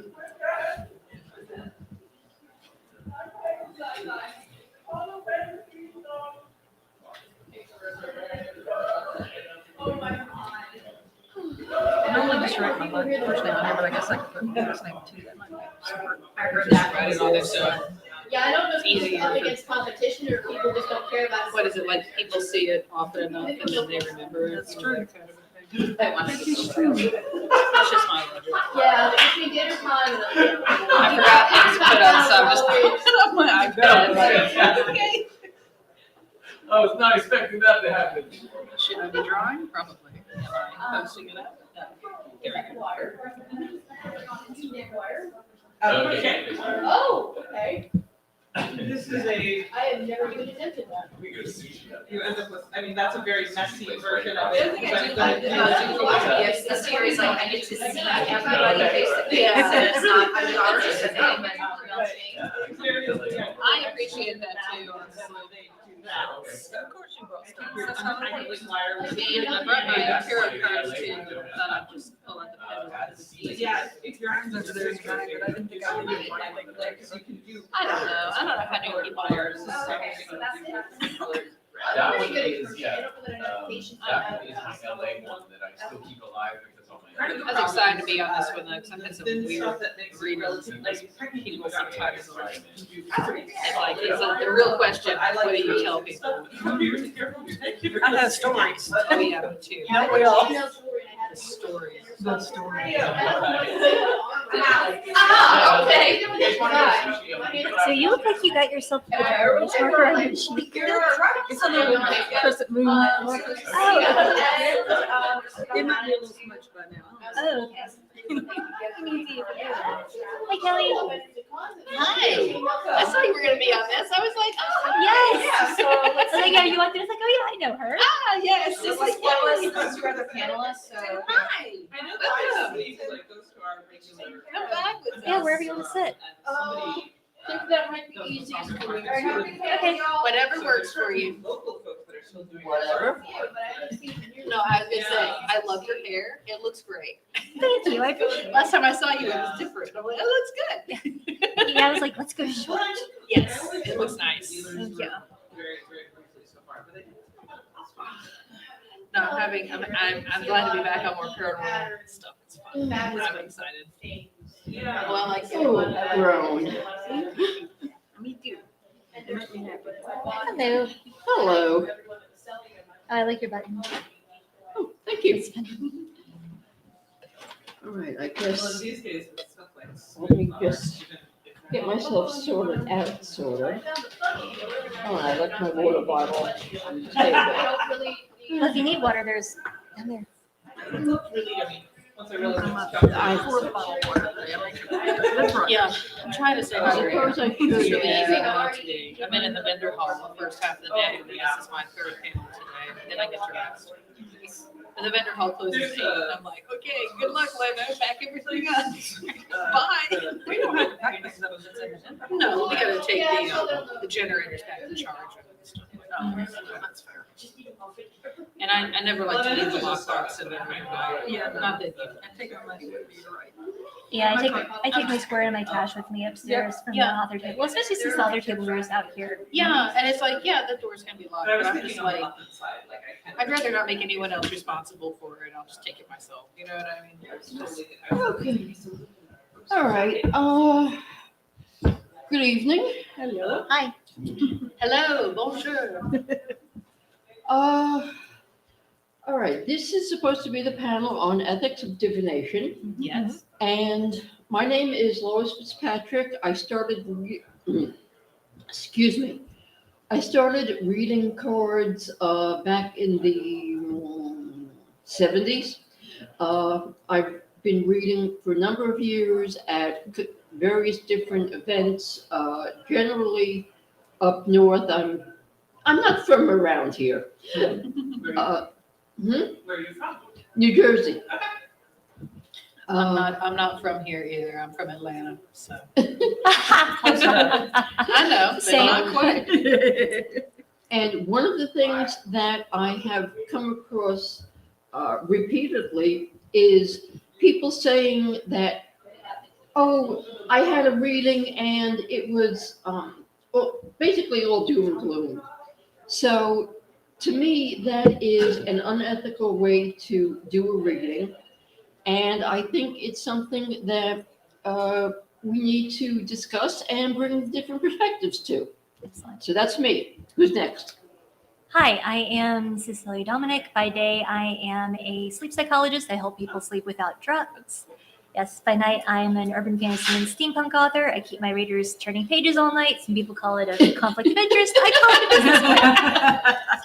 And as for why I'm on this panel, I have been, I think, secretly a pagan my entire life, and I recently jumped the wall from the Catholic Church. I'm still trying to figure out where to turn in the paperwork. Good luck with that. Because there's always paperwork in the Catholic Church. And but I've been reading tarot cards mostly for myself, sometimes for other people, off and on for about 15 years now. And I thought it'd be cool to be on an ethics panel because, of course, in psychology we have like old ethics. My name is Wanda Harvard. I've been pagan for 30 some odd years, give or take. That'd be great. I was wondering if you could hear it all. I wasn't sure. And I started reading tarot cards about 20 years ago, mostly for myself and friends and stuff like that. But then I started my own business and started reading professionally in the last few years. And my name is Kelly. I'm a full-time artist. I'm also a writer. I write horror, and most of my art is horror. Not all of it, but a good chunk of it. I'm a practicing witch, and I've been doing readings in general for probably going on 2 decades now. Not just like I used to do some that I charged people for a while, and then I just got tired of it because I used to teach too, and there's also a lot of ethics involved in that, in terms of what do you tell someone when they're struggling badly, but you don't know what to do to help them. You know what I mean? That kind of a thing. So, or that there's advice you could give that they're not ready to hear is more like the way to put it. So I kind of gave up doing them for, for other people as much. So I'm curious to be on this panel to see what other people's experiences are and kind of weigh in. Okay. You've all been doing readings for other people. What would you say is the biggest issue that when someone comes to you, the biggest issue between what they expect and of a reading and what the reality of doing a reading is? Start down there. Sorry. You want to start? Yeah, I can start. Go for it. I think for me, the biggest issue was for people coming in and they want it to be like in the movies where you just magically oh yes, the death card, it's bad, that kind of a thing. That's always, you have to do a lot of demystification and clarification. And a lot of the issues comes from people being afraid of a reading, but also wanting a reading. And you're having to kind of educate, but also handhold. And again, it's very much like teaching. I think like you said, a lot of people come in thinking it's like in the movies. And that's the first thing I tell them, this is not like in the movies. Yeah. And I always tell people that I think that tarot works better giving you advice and direction and not trying to predict the future, because the future is in your own hands. It's how you go out about it that's helpful. And the tarot can say, hey, here's a direction you can go to achieve what you're looking for. So if people come in and they say, hey, am I going to get this job? I go, let's rephrase that. Mm-hmm. How can you get this job? What do you need to do to get this job? And they're like, oh, that's much more helpful. Yeah, I like that. And so I think people, once they realize that that's what tarot can do for them, they go, that's better than what I've seen on TV. Yeah, I would agree. The people who come in with the yes or no questions and they're like, I've only done it completely immaturely. But yes, and then also them expecting me to explain everything to them. Whereas, coming from the psychological backgrounds, for me, it's as important of what they see in the cards is as important as what I see in the cards and what I know about the card meanings. And so it ends up being a little less clear than they want sometimes, but that's also a lot more informative. How do you handle the client, customer who wants you to tell them what to do? The needy customer who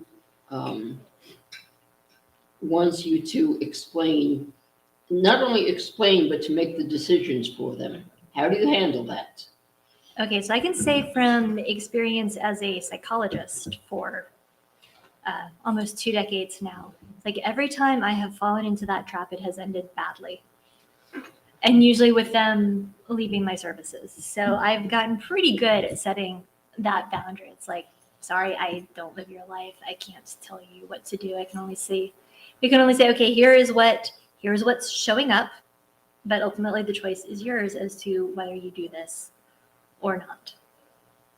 I do something very similar. Yeah, pretty much the same thing. It's like, oh, here's what information has come up, and this hopefully will be helpful for you in making a plan. You know, what kind of plan are you going to make with that? Sometimes I'll even say, somebody's like, who me what do? I'm like, what kind of plan? What makes sense with what you just heard in your life? I can't tell you because I don't live your life, but tell me what makes sense. And then they'll like say, well, maybe I should do this. Maybe you should. Why don't you start there? Yeah. I go about the same way. Honestly, I'll let them sort of like, as I flip over a card, I'll be like, it's describing something like this. Has something like this happened in your life recently? Does this resonate with you? And then kind of let them help me guide it and then at the end of it, if they're still asking me like what they need to do, I'm like, I can't tell you what to do. If you need like a yes or no answer, you need to get a pendulum and learn how to use it. Because I can't be responsible for your life choices. You know what I mean? And I think a lot of that is what it is people not wanting responsibility for things. Yeah, and also that I've noticed this especially in our younger generations, that people are just so afraid to fail. Yes. Very true. So if I do the wrong thing, it's going to ruin my entire life. And as one of my friends puts it, unless the wrong choice is going to end you up in jail, in the mental asylum, or dead, it's probably not that big of a deal as you're making it. Any questions or comments from our lovely viewers? Yeah. Regarding the ethics of confidentiality, I know, like, for a Catholic priest, the seal of the confessional is absolute. But for people in our kind of situation, that's not true. What are the rules that you follow about when you can break that confidentiality? Obviously, you don't go blabbing, but what if someone is, a danger to themselves, a danger to someone else? What's a rule of thumb that you follow? I think you might be best to answer that one. Well, at the beginning of all of my sessions with new patients, I do go through the limits on confidentiality, which is yes, if you're a danger to yourself or someone else, which the someone else can be a little tricky because I'm in Georgia, which is not a terror self state. So that's not a state where you're mandated to let the authorities know. So I usually just will say, I will let your emergency contact know. And then also as a psychologist, I'm a mandatory reporter. So if you tell me of any child or elder abuse, I'm going to have to report it to the authorities. I do not know how that covers the professional tarot readers because I know that the laws can be a little bit fuzzier. Like in my county, my husband looked this up as a lark. Tarot readers are not necessarily have to be licensed or they don't fall under that. However, astrologers do. Wow. And that's going to vary by county. That's fascinating. Huh? Yeah. Along the same lines, I just found out recently that in New York State, any form of divination has to be marked as for entertainment purposes only. Even if it is done as part of a religious or spiritual guidance perspective, it has to be marked and told as for entertainment purposes only. Oh, that's interesting. Yeah. Which is kind of a conflict between the whole freedom of religion thing, but let's not get into that. Yeah. So I do pretty much the same thing you do. I was a social worker for 30 years. So you know, yeah. So I just kind of stick with what I learned as a social worker. If somebody's going to hurt themselves or somebody else, I'm going to go to the authorities. You know, if they're telling me about abuse or neglect, that's going to get reported. But other than that, I don't talk about their reading with anybody. Yeah, I kind of fall on, because I was a teacher for almost 10 years at a university campus. So I'm just, you know, for certain stories, there's mandatory reporting and you have to. And that's, you know, that's just confidential. In terms of some of my readings I used to sell readings on Etsy and then do video chat tarot readings, which was cool, especially with video. It's not so bad. But we did have to mark them as for entertainment purposes only because that's just Etsy's policy. So that makes sense because that's probably a New York policy. So I have had that marked before like that just to be safe, but it also kind of covers my butt a little bit, you know. Yeah, and then how do you guys handle readings with minors? Like, you have an agreement as to what you're going to tell the parents? Gee, how did you know what I was going to ask? Psychologist. I don't do readings with minors. Okay. If I turn it on and find out that they're a minor or anyway, or you know, because if you're buying something on Etsy, you have to have a credit card, or like PayPal or something like that. So, but if I'm doing in person, if I'm reading for like if it's a minor, I'm just like, no, sorry, I don't do that. And I have it in my policy, or I used to on my Etsy shop. It was like, this is not something I do for minors because I just don't want to be liable for that. It gets really tricky when it comes to minors, and it's just better not to get involved with that kind of thing. What I've done is, let's say I'm at a fair and the minor wants to have a reading done. If the parent is there, I will say, you know, is this okay with you? And I will give the minor the option of, do you want your parent to stand by or not? And I will ask the parent to abide by that. I will give the reading to the minor, and I only work like, I won't generally do a reading below a certain age where they can understand what I'm saying. But then if the parent comes back and wants to know what I told the child, I will give them a summary of what I told without going into a lot of details, because to my way of thinking, yes, the parent has a right to know what the child is being told and hearing, but at the same time, the child has a right to their privacy. So it's a balancing act. It really is. Yeah. I will read for minors if the parent's present and gives me permission. The parent can stay if it's okay with the minor, and if not, they can just kind of go a little ways off and let us do that. That's what I do also. Okay. Then if you guys want an idea what I do with my minor children, especially the teenagers who are, 16, 17, not quite to 18, because of course 18 they're adults. But for the younger ones, I will say, okay, we're going to meet with you and the parents, and then here are our parameters. It's like, if the child is doing something that puts them at danger to themselves, or if they're doing heavy drugs, meaning not alcohol or marijuana, but anything beyond that, then I will tell you. Everything else is confidential between them and me, because I want them to be able to open up to and trust me, including sexual activity.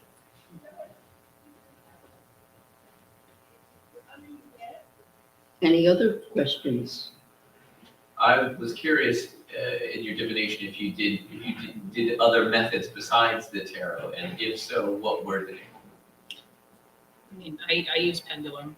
I've done pendulum readings, and typically I'll limit it to no more than 10 questions. So is that just like a yes or no type of? Yes, it's yes, no, or maybe. Okay. And so they have to, I ask them to write the questions out ahead of time. So they'll write out the first like 7 questions and then the others are open so they can add them in, but they have to be yes or no questions. And it's really easy to go down a rabbit hole just asking questions over and over and over again. So that's why I have to limit the amount of questions because otherwise we'll be there forever. And I'll just be like the pendulum holder, you know what I mean? That's not fun for anybody. My arm will get tired. I use primarily tarot cards, but sometimes Oracle, depending on the search. And Oracle cards are particularly good for when you do read for a minor, because they're a little easier for them to understand than the tarot cards are. That's a good point. And they're often a lot more gentle too. Exactly. Yeah. Tarot's more along the lines of here's what you need to do, and Yeah. Oracle's like, honey, come here, let's talk about this. Exactly. So that's why. Yeah. I'm again mostly tarot, but I'm also branching out into doing runes. Fun. That's cool. It's a method which, not the ones with the tiles, but actual rune sticks, which is something that I learned from a woman who got it from her grandmother. So it's going back at least a while. Nice.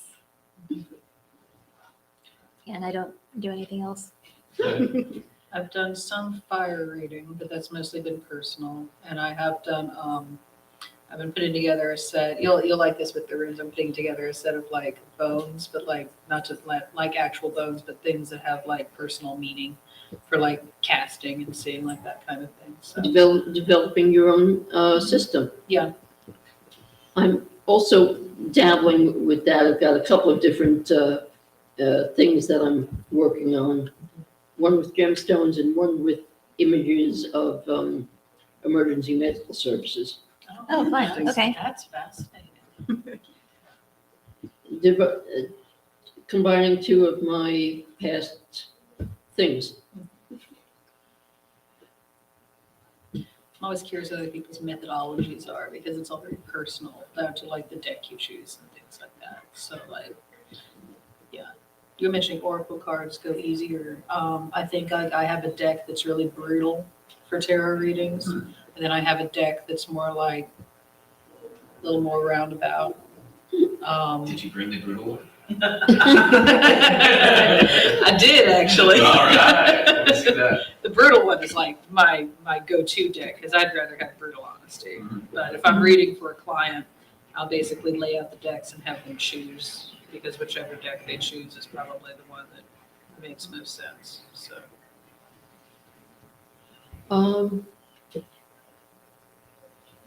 What should, if someone has never had a reading done and doesn't know anything about it, what would you tell them to look for in a reader and what should they avoid?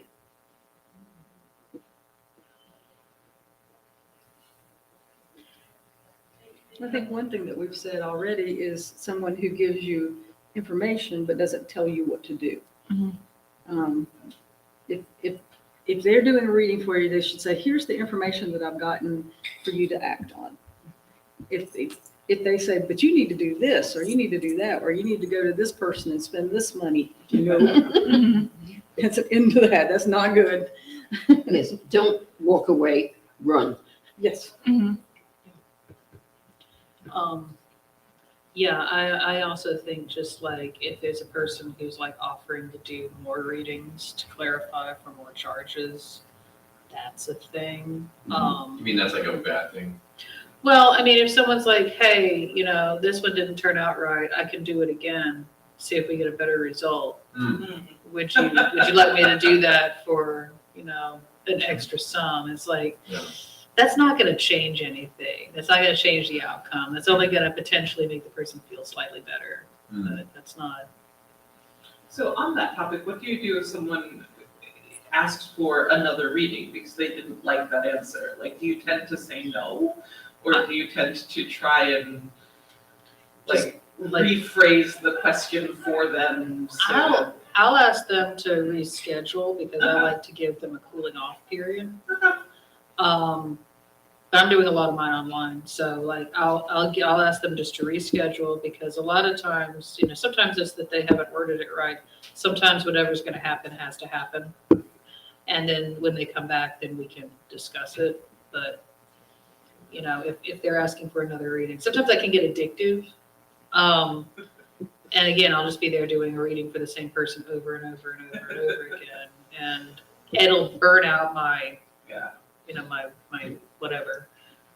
The card still hasn't given the answer that they want. Yeah. They're just Where gonna do you keep draw the line of what they want, And typically, like if I've done a reading for somebody and then they'll come back and want another reading and it'll come out almost exactly the same way. Yeah. And then it's like, well, why did it come out same? Because you haven't done anything. You haven't changed anything. So of course it's going to come out the same. Yeah. Oh, I call those the meatloaf clients. I will do any, in my cases, I will do anything for sleep, but I won't do that. I've seen it where we have a row of people, someone doing tarot and someone with the I Ching and runes. And the customer will come and go to each one in turn. And the results are all similar. And it's like they don't seem to grasp that different methods will tend to give you similar information. There's one commonality here. And I actually had somebody one day, I did a reading for them, and after I did the reading, they said, oh, that's the 4th reading I've had this week, and they all say the same thing. You'll think? Maybe stop with the readings, go take some actions. Yeah. What you got? Talking about prices and money, what's the ethical dimension of how you determine your pricing? For me, it's doing a rate which compensates me for my time. I'm not trying to make a fortune at it, but I mean, if I'm going to be sitting there all day doing readings, I would like to be able to afford to buy myself lunch. Yeah, I'm in kind of the same boat. I'm like, well, what's minimum wage and how long does it take me to do this? How many years have I been doing it? So do I factor in, my experience, that kind of a thing. So I approach it like I do my art business because I'm just like, okay, how am I going to price this print? Well, this is the cost of materials. This is the time it took me to do it. This is the years of experience I have. This is the cost of minimum wage plus labor, that kind of a thing. And so that's how I factor that in. So I just approach it the exact same way. Because I know there's like these nuggets of kind of folk wisdom associated with like tarot cards especially, like cross my palm with silver, or you can't do readings for money. And I feel like, all of those are just little nuggets, and I don't think any of them really apply when you're talking about this as a practice that you're doing in service of people. And I was just wondering how you framed it and what you used to determine your pricing levels.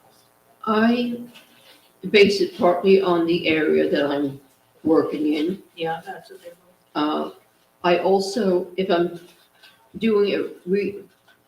charging, let's say, X rate for an adult, if I have a teenager, I might do it X minus Y, and then a child, someone, let's say, primary school, might be X minus Y minus Y.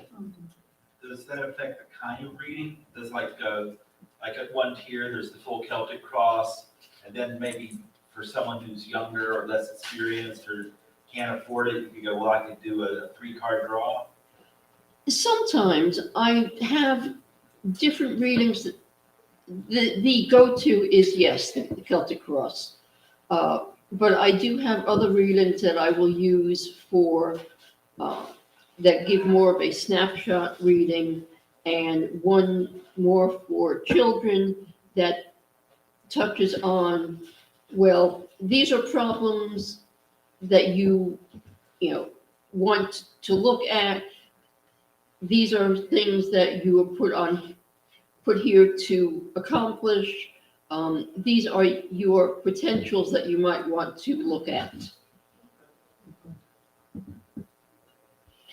Yeah, and I think yeah, again, like, also if I'm in person, I'll charge more because you have to account for the noise, the distractions, it's gonna take more, I don't wanna say like energy, but it is draining to do it in person.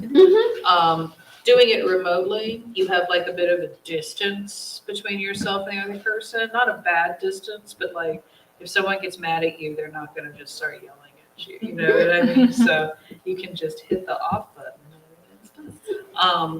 So there's not that sense of like, I don't know, the stress is a little bit lower. So I don't charge as much for this. I think sometimes you pay for the in-person experience of doing it. And it is an experience. Not everybody that you read for is like taking it to heart. Some of them it's just like a fun thing to try. You know what I mean? So you're a roller coaster at an amusement park. Yeah. Okay, not exactly an ethical question on ethics. What customers have you had where when you were reading for them, you saw the light bulb come on? Tell us about some of those. Okay, so since I don't do these professionally, I will pass this one along to you guys. Okay. A very interesting one. Very early on when I first started reading this lady sat down and ended up reading, and I did the reading, and there was a lot in the reading about not telling the truth and dishonesty and hiding things. And so I don't want to tell that person, hey, you're a liar. I'm not going to say that. But I'm going to say, looks like there's some issues here around these things, and you might want to be careful and blah, blah, blah. So she's sitting there the whole time just nodding her head. Yep, yep, yep. And then when I got done, she sighed and she said, yeah, I came to the city today to meet up with a married man. Ooh. Like, that might not be a great idea. And she's like, no, I don't think so. So she got it, and she realized if the cards are laying it out that this is a bad idea, then it's a bad idea. So did she do it? Do you know? I don't know. She said she wasn't gonna, but I don't know. But you were all thinking it. Well, she's established she's a liar, so you can't. Yeah, that's true. Yeah. For me, it was reading for one of my friends got his girlfriend a tarot reading from me as a birthday present because she was just turning 30 and wanted to have a cool, she wanted to see what her outlook was going to be for the year. So we're looking at it, and we did the year reading, and then she wanted one that was giving her some advice on what to do if she, should take this new job or move. So we're doing this. And I was getting all these things about being trapped and feeling trapped in this location. And I was like, well, it's saying that you're feeling trapped and it has something to do with the lack of movement. And she was like, well, in my apartment, the elevator went out and it dropped us like 5 floors. And it's fine now, but I don't feel comfortable taking the elevator anymore. So I'm going to take the stairs. And I was like, well, if you take this new job, will you move? She's like, yes. I'm like, so I'm seeing all this stuff about being trapped. Maybe you're feeling trapped? And she's like, maybe I should move. And I'm like, you know what I mean? But sometimes people just need to talk it out. So yeah, that was really interesting. Okay, I can tell you guys about one time when my cat did therapy. You want to hear that story? Sure. Okay, so I have the most adorable gray and white tabby cat. His name is Timothy Mouse. Baby. And he absolutely loves doing therapy with me. So because I'll be on video and he'll be like right on the desk. So I had this one patient who was pushing back about something, I think it was bedtime, like, I can't do it because of this, I can't do it because of that, excuse. And so, of course, I'm listening, trying to find something to hook into, do some motivational interviewing. So she stops, and before I can say anything, the cat says, meow. And then the patient says, you're right, I should just do it. I was like, oh, what just happened here? Timothy Mouse, did you do a therapy?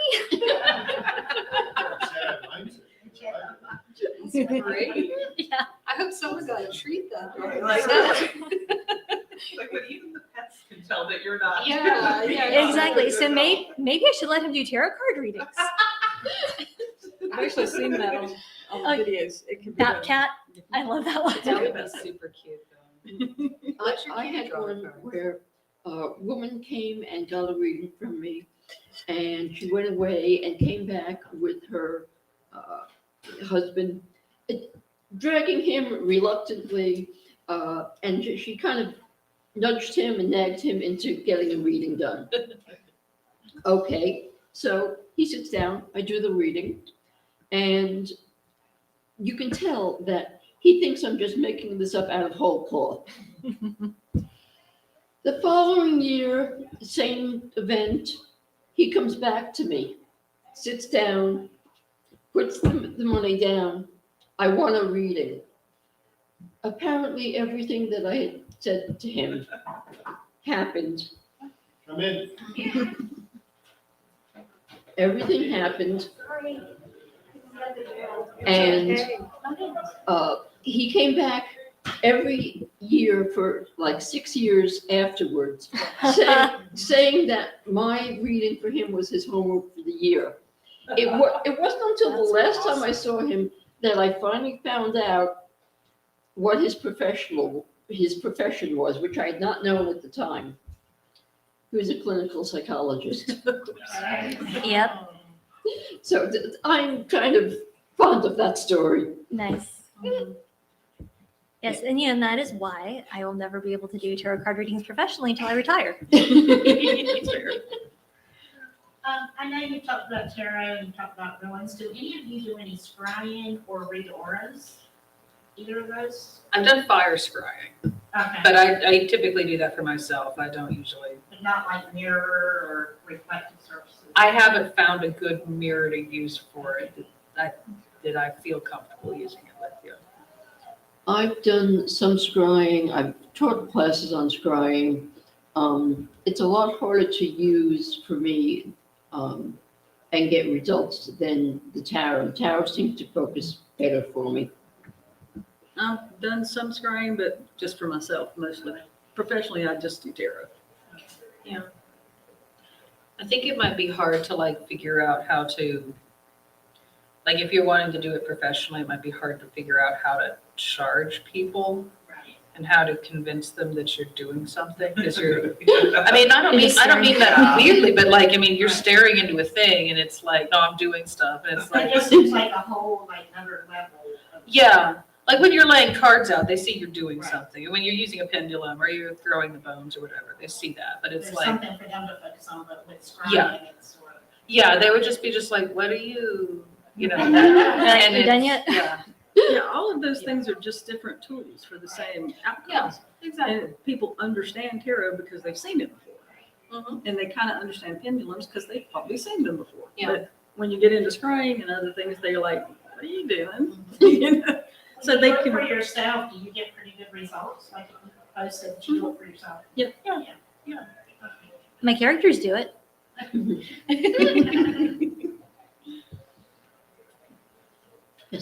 So do you guys ever have a situation where, for all intents and purposes, the cards are saying, I have no answer? And how do you express that to your client?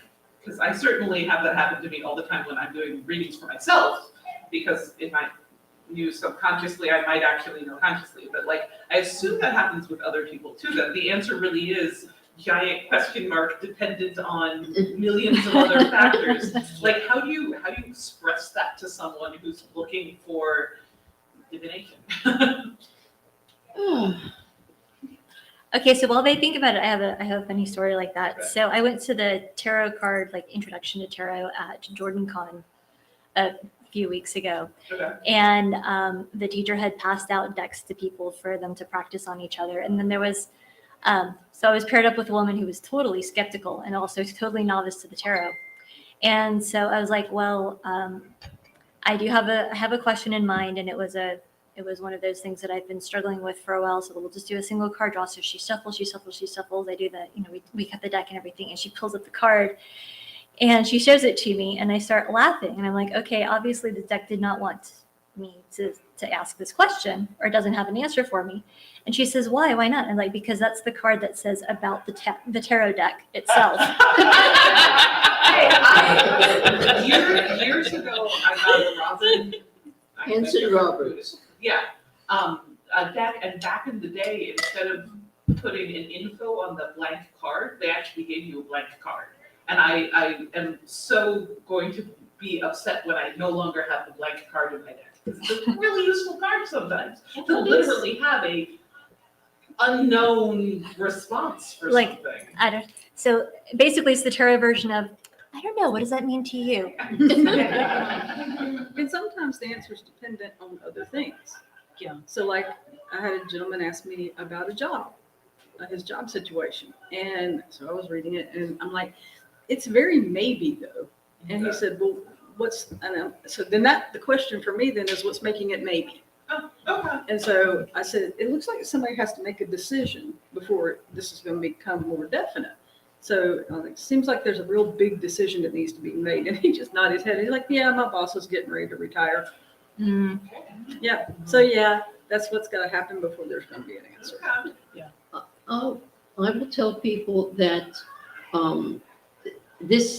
here's the information that I see, and the rest of it is up in the air. The universe hasn't decided yet.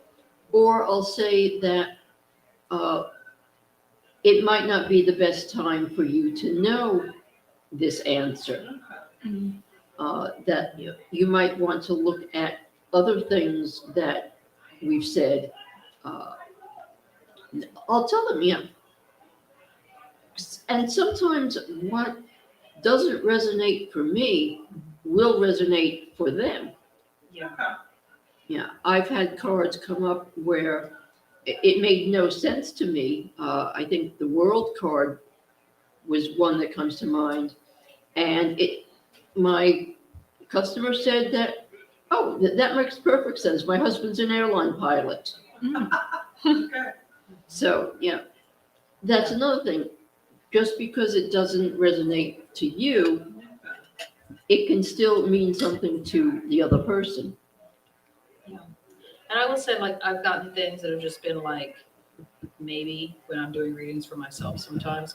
And maybe it's because I've been asking the same question a whole lot and I need to like step back. I've used because I have multiple decks and some of them are harsher than others. And I've used my harsh deck and it's been like, I don't care. You just get all these cards that are just like, maybe you should think about this. I don't know. This looks like it's on you, that kind of a thing. And you get like the fool and you're like, okay.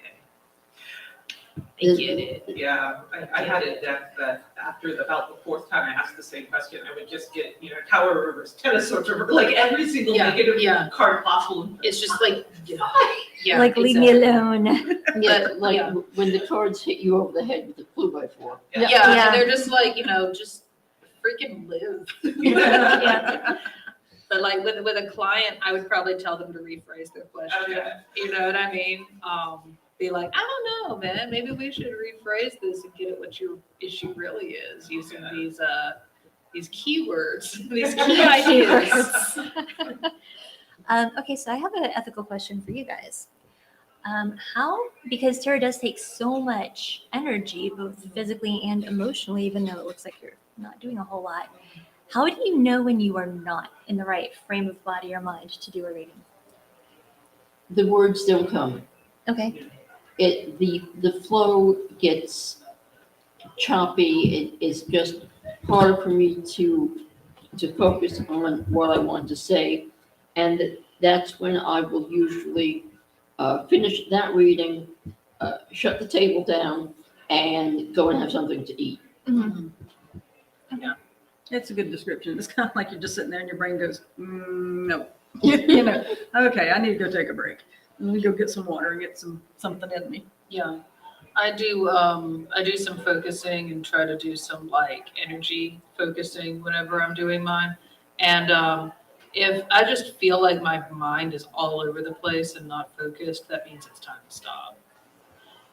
If I can't focus on it, I'm not in a good state to do a reading. I need to, like you said, take a break. Okay, here's another question. If you're charging for readings, do you ever give a reading for free, and under what circumstances? Oh, constantly. I wish I didn't, but I do. If a friend asks me and they're going through some bad stuff, I'll definitely do it. And I can't charge my mom, even though she would like to pay me. She's like, no, I'll pay for your labor. And I'm like, no, mom, you're my mom. You can get readings. You're fine. So, Yeah, all the time when it's appropriate. And, you know, like you have little kids come up to the table and are like, oh, well, how does this work? And I'll just pull like one card and just say, well, this is what this card means, so that they can see how it works. So what I do for my friends or family or whatever. Yeah. How about you? I'll do I pendulum would readings make it easy. a practice when I would do readings at a fair. The first reading of the day and generally the last reading of the day, I would make freebies. That's a nice way to do it. Yeah, and if someone showed up in uniform, whether it was, EMS or military or even the Parks Department, if they showed up in uniform, they got the reading for free. Public health service, yes. It's just, the way, to me, it's just, I've been in uniform. Yeah, so it's the little things like that. EMS uniform, not military. Anyone else? Any other questions, comments, complaints? I do have one more question. I don't mean to monopolize. You're not. Okay, when people come to you with questions or problems that are beyond the scope of what you're doing, how do you pass them off to someone who can really help them? I know sometimes people, because I serve as clergy in our community, and people come to me and sometimes they need more help than I can give them. How do you guys handle that? I can tell you how I do. I usually keep when I'm doing my readings, I usually keep like a set of links to the side. So if like I see stuff that's really dark or whatever, I can forward like, okay, so here's suicide hotline, or here's, people that you can call and talk to and stuff like that. Like I'll try to do that because I'm not qualified to do that. And I'll try to make sure that I give that to the person, especially if the reading's going, you know what I mean, and giving a lot of bad juju. I try not to do that. So it's not uncommon that someone comes to see you for a tarot reading, but what they really need is a therapist. That is the truth. And that's the truth. So, but that usually comes up in the reading. So I'll say, have you considered, are you working with a therapist? Mm-hmm. And sometimes they're like, yeah, I really need to do that. Or, yeah, I just started working with a therapist. I'm like, that's what you need to do. You continue working with that therapist.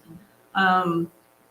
I had a reading one time and the guy was just real negative and very angry about just everything. And so I'm like, I don't think what you need is a tarot reading. I said, I can give you information, but you're saying this is everyone else's fault, but the cards are saying the opposite. Mm-hmm. And so I think there's, that's not meeting up. So you need to consider what would help you. And I don't think this is it. I told him flat out.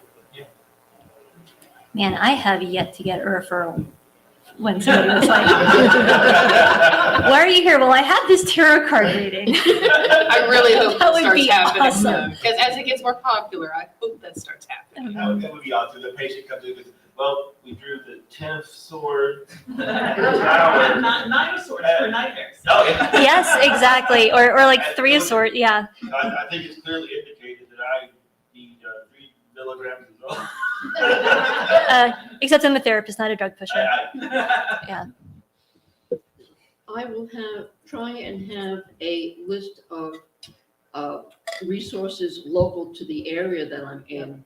You know, hospitals or therapy centers, something that I can say, here, you know, why don't you check this out? They might be able to help you.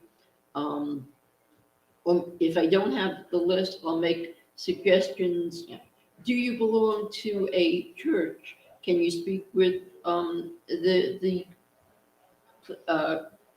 clergy person? Yeah, that kind of thing is super important, because sometimes the person's reaching out to get a tarot reading because they don't know what else to do. Keeping information about like shelters and stuff too, you know, that, because sometimes they'll come up, and I had a person I read for once, and it came out they were being abused, and it's like, okay, contact this person, do it now. The cards are saying ASAP, so if you won't listen to me, listen to the cards. But if no one ever comes for a tarot reading to find out how to handle how great things are, they're generally looking for a solution to a problem. Yeah, there's some, and sometimes those problems are bigger. Sometimes the solution to the problem is you need to be working with a therapist, or you need to go to. Yeah, or you need to call the police, Or or you you need to need call the to police, get yeah. a restraining order or something, you know what I mean, or report that Okay. guy. Here's one more question for my fellow panelists. Card comes up, it's the 3 of Swords. And you get this overwhelming sense of this card is screaming divorce. What do you tell your client? I have definitely had that come up in therapy sessions without the 3 of Swords. And I guess it's basically seeing where is the client with that issue themselves. Is that something that they have considered? Are they aware of relationship problems? But I mean, again, can't tell them what to do. And yeah, thinking one case in particular where it was a bad situation, woman needed to get the dude out of her house, and she did, but then she never saw me again. Yep. And usually that's kind of the way I approach it too, is I'll say like, oh, let's talk a little bit about your relationship. You know, seems like there's some difficulties and it's not going very smoothly right now. And then usually they'll just come out and tell you everything because they're like, oh, someone's listening. I'm going to blurt it all out. And then I can say to them, what have you thought about doing about this? What have you considered? Have you looked at going to couples therapy or any of these things? Or, you know, if it's an abuse situation, like get out now. I won't even beat around the bush. Yeah, yeah, same. I've had that happen way too much. I think one of the things that I would probably do is also look at the cards in tandem with it. What else is coming up and everything. And I would ask them, like, how's your, you know, this is indicating something might be causing some friction in your relationship. Does that ring any bells? And then let them, like you said, let them talk, but like and then see if you can circle around to it, that maybe these are bigger issues than just this. You've had a lot to say now. Have you thought about, you know, that, and not come out straight out with divorce, because it just seems like telling someone what to do, you know, making a decision for them based on their reading just does not feel ethical to me. But giving them permission to look more critically at the situation seems to be like an important first step. So that's basically how I approach it. Yeah, and if you guys are looking for a resource for clients who are in an emotionally abusive relationship, because yes, physically abusive relationship, that's like get out. Oh, But yeah. the emotionally abusive relationships, that's harder. It is. That's more subtle. A lot of the times they don't even realize that they're in an emotionally abusive relationship. So one of my writing consultees, I'm so proud of her, she wrote and published a book called Is It Supposed to Be This Hard? And because that's what a lot of people in emotionally abusive relationships will be asking themselves, is it supposed to be this hard? And she goes through, what's normal, what's not normal. She did a bunch of research, a bunch of case studies. So if you're interested, it's her name is Mary Pat Haffey, and it is a brilliant book. It was actually shortlisted for an award recently. It didn't win, but it was actually up for one. That's good. Yeah. Sounds good. That is cool. Yes. I just wrote that down. Excellent. I sound so proud of her. Should be. Yes. You should be. All right, it's 25 after. Do we have any last questions or last thoughts that we want to share? Quick question. Yes. Along with what you guys were just talking about, you guys see yourselves as sort of a coach, or did you guys have like any like coaching type of education? I mean, I taught for years, and when you're a teacher, you're also kind of everything. She's a teacher. I understand that. You're just literally everything, Yeah. like, from supply manager to the, just everything. Emergency coordinator. So yeah, I mean, I kind of approach it like that sometimes, especially because, but I remind myself I'm not a teacher anymore, and these are not my students. And so I'm not responsible for that in the same way. And at the end of the day, I can't beat myself up about every decision somebody else makes. And that, I think, for me is like what makes it so difficult, because I don't have any authority to actually like do anything about stuff, if that makes sense. Well, I have a degree in social work and 30 years of experience in that. And then also when I retired, I looked at life coaching, which I do some of that. So I looked at certification programs for that. I haven't completed a certification, I probably should, but I've done a lot of reading. And it's a lot like applied social work. Yeah, I mean, I do writing and creativity coaching already, and I have a PhD in clinical psychologist, so I think I'm okay. I'm kind of an informer. I try and give people information about things that they're facing and possible new perspectives on it, new ways to look at it. Basically, I explained it to them before the reading that it's like if you go to a friend for advice, you listen to what your friend has to say, and you say to yourself, self, this is good, I will do this. Or you say to yourself, self, this advice stinks. And you try not to throw the friend out the window with the advice, because then you get all the broken glass and the lights and sirens, and you don't need the aggravation.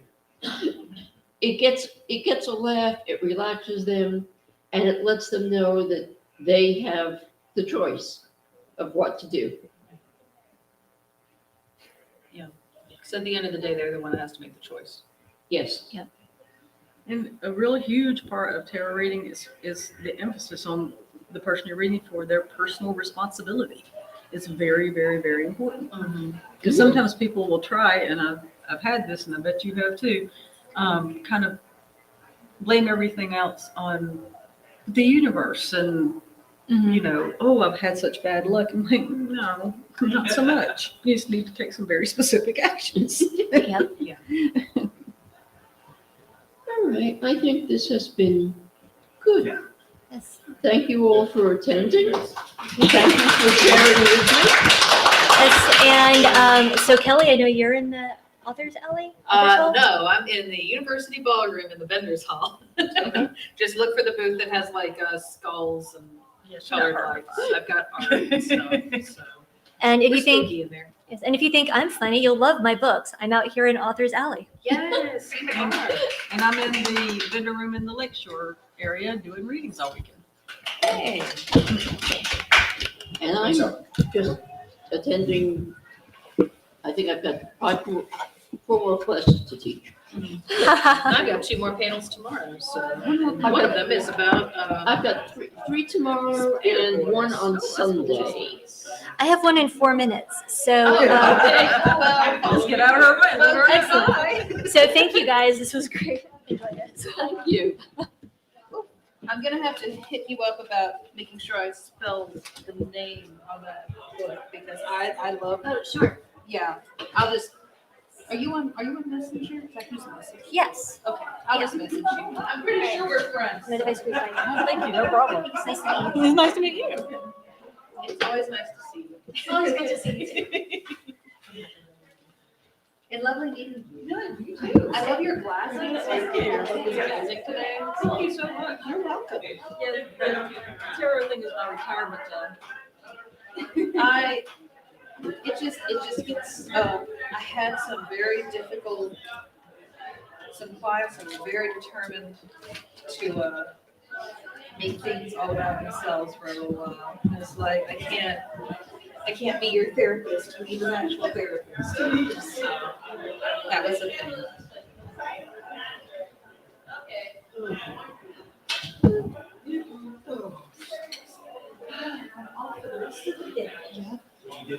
Thank you for leading a lovely panel. You had some great questions, and I was like, thank you. Thank you. I was a little nervous at the idea of moderating it. Yeah, moderating is rough, but you did great, so yeah, Thank you. it's a tough thing to it's a tough thing when people realize they get into it and they're not quite sure, and I wish I had like panels on like the ethics of it, so we're gonna always figure it out, you know what I mean? So, yeah. I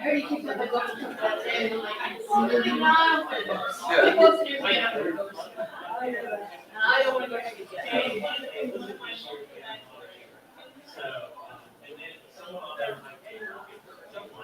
This is what we're starting.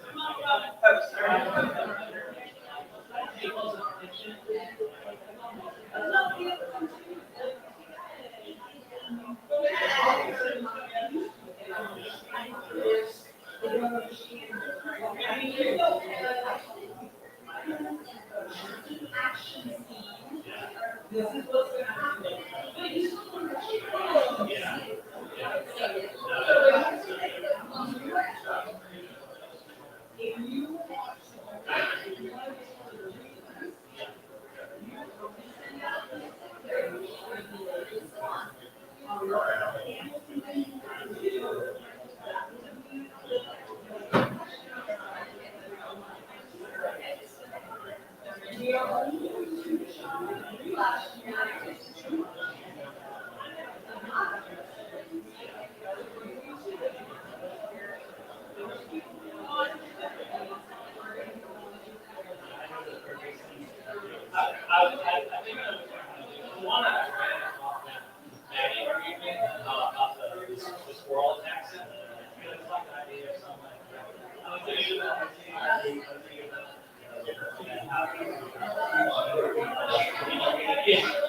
also good.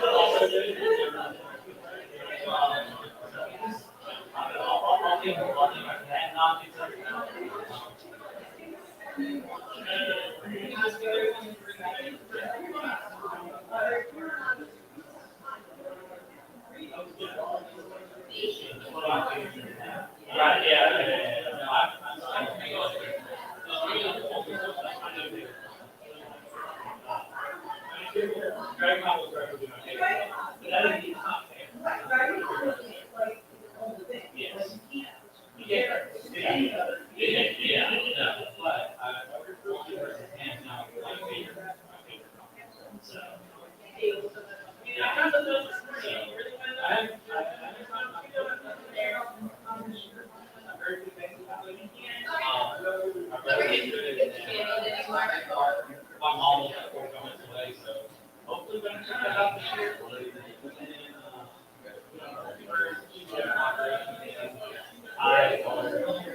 You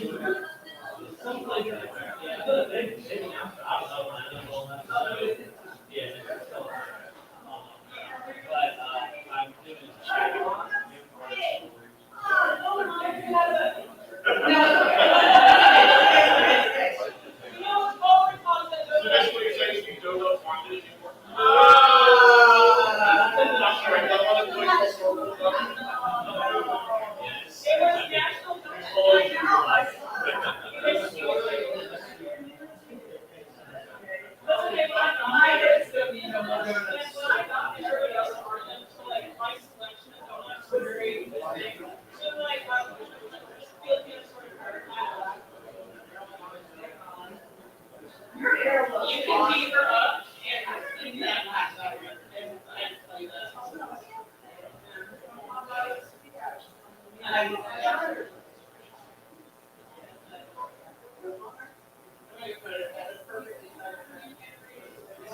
There was one down there.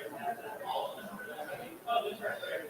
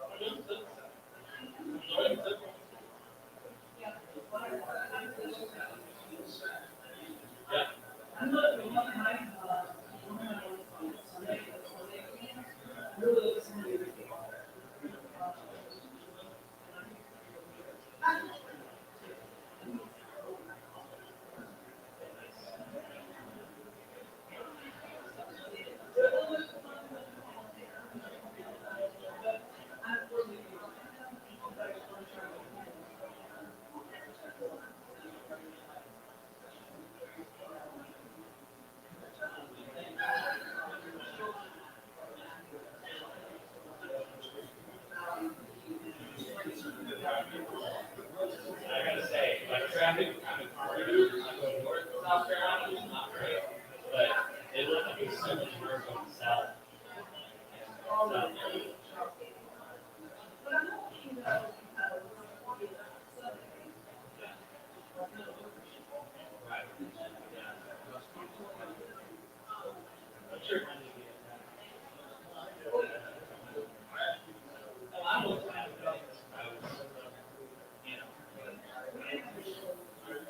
I had like one slow down, which is basically not anything.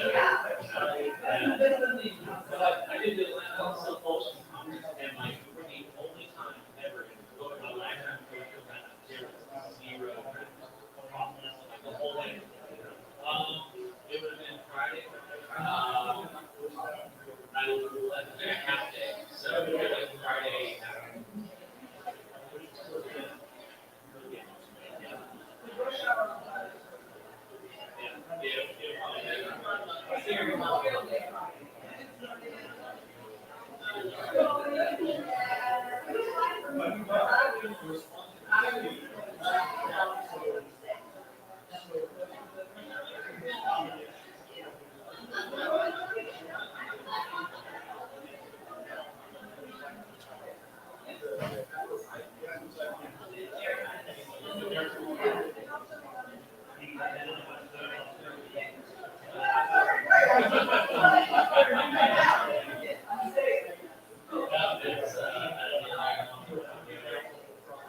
It's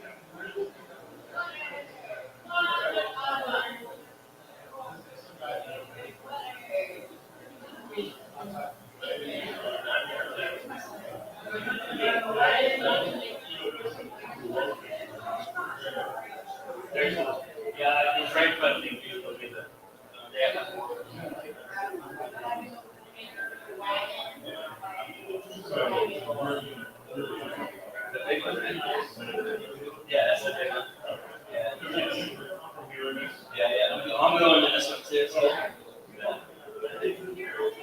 Support y'all. Oh my God, it's crazy to be weird. Jesus. Well, yeah, it's moderating. Thank you.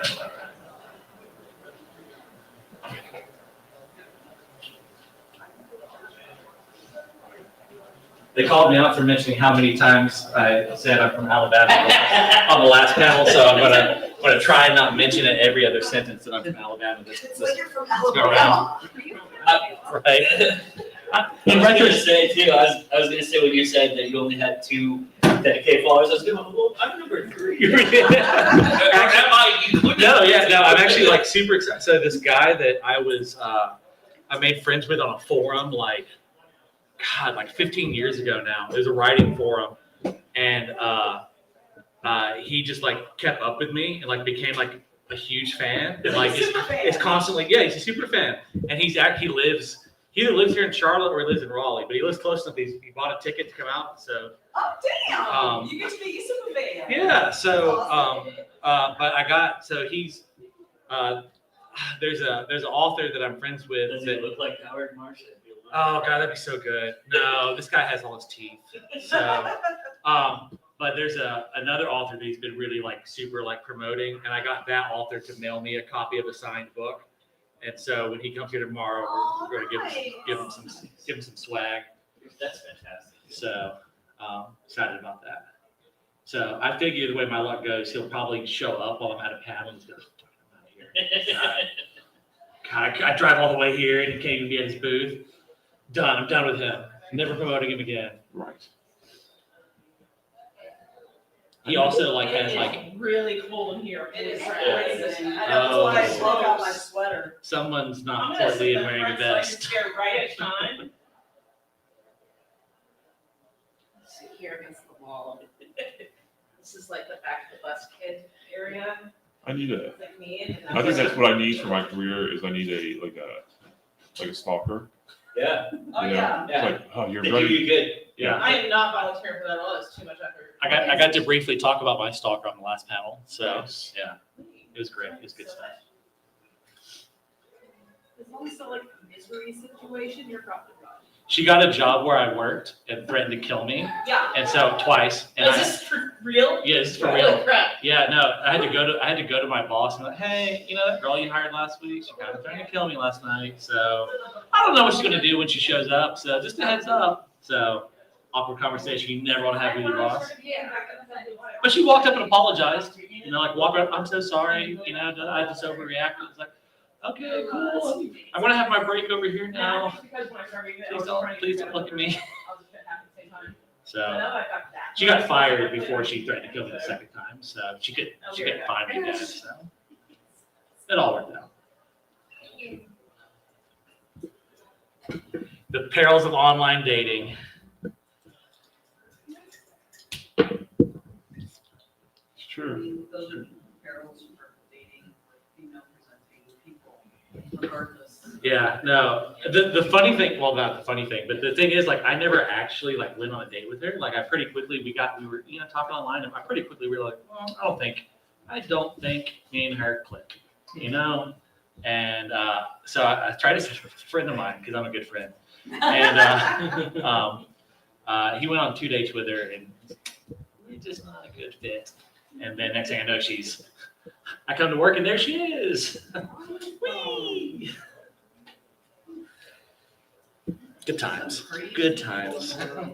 Oh, They're people who have no sense of self, and then they find someone or something, right? And sometimes it's good, right? Hey, you know, I don't have a great sense of self, but I watch Star Trek. I'm a Star Trek fan. It's actually a healthy outlet for that. Even if you're, walking around in a uniform all the time, it's fine.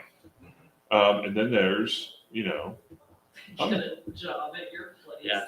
Well, so on her profile, she wrote that she was a writer. And I was like, oh, I'm trying to be a writer. Oh, writer. Turns out she wrote erotic dark poetry that she set to the music of Saw, because everyone watches those movies for the music, but overlaid it on Wolf's Rain. Wait, the I know anime. you like I know you. That wasn't a fit. well, you know. Yeah, whether or not someone in the 80s, someone actually released a CD of music from porn films. I can see that there were some killer bass lines, you know. God, but no, and so she said it to.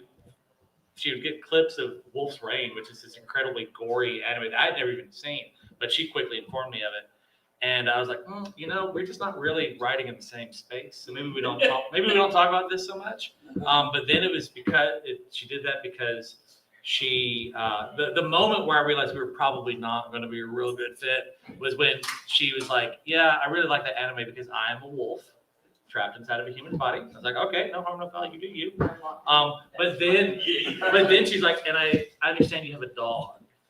And I was like, Ooh, no, no, no, no.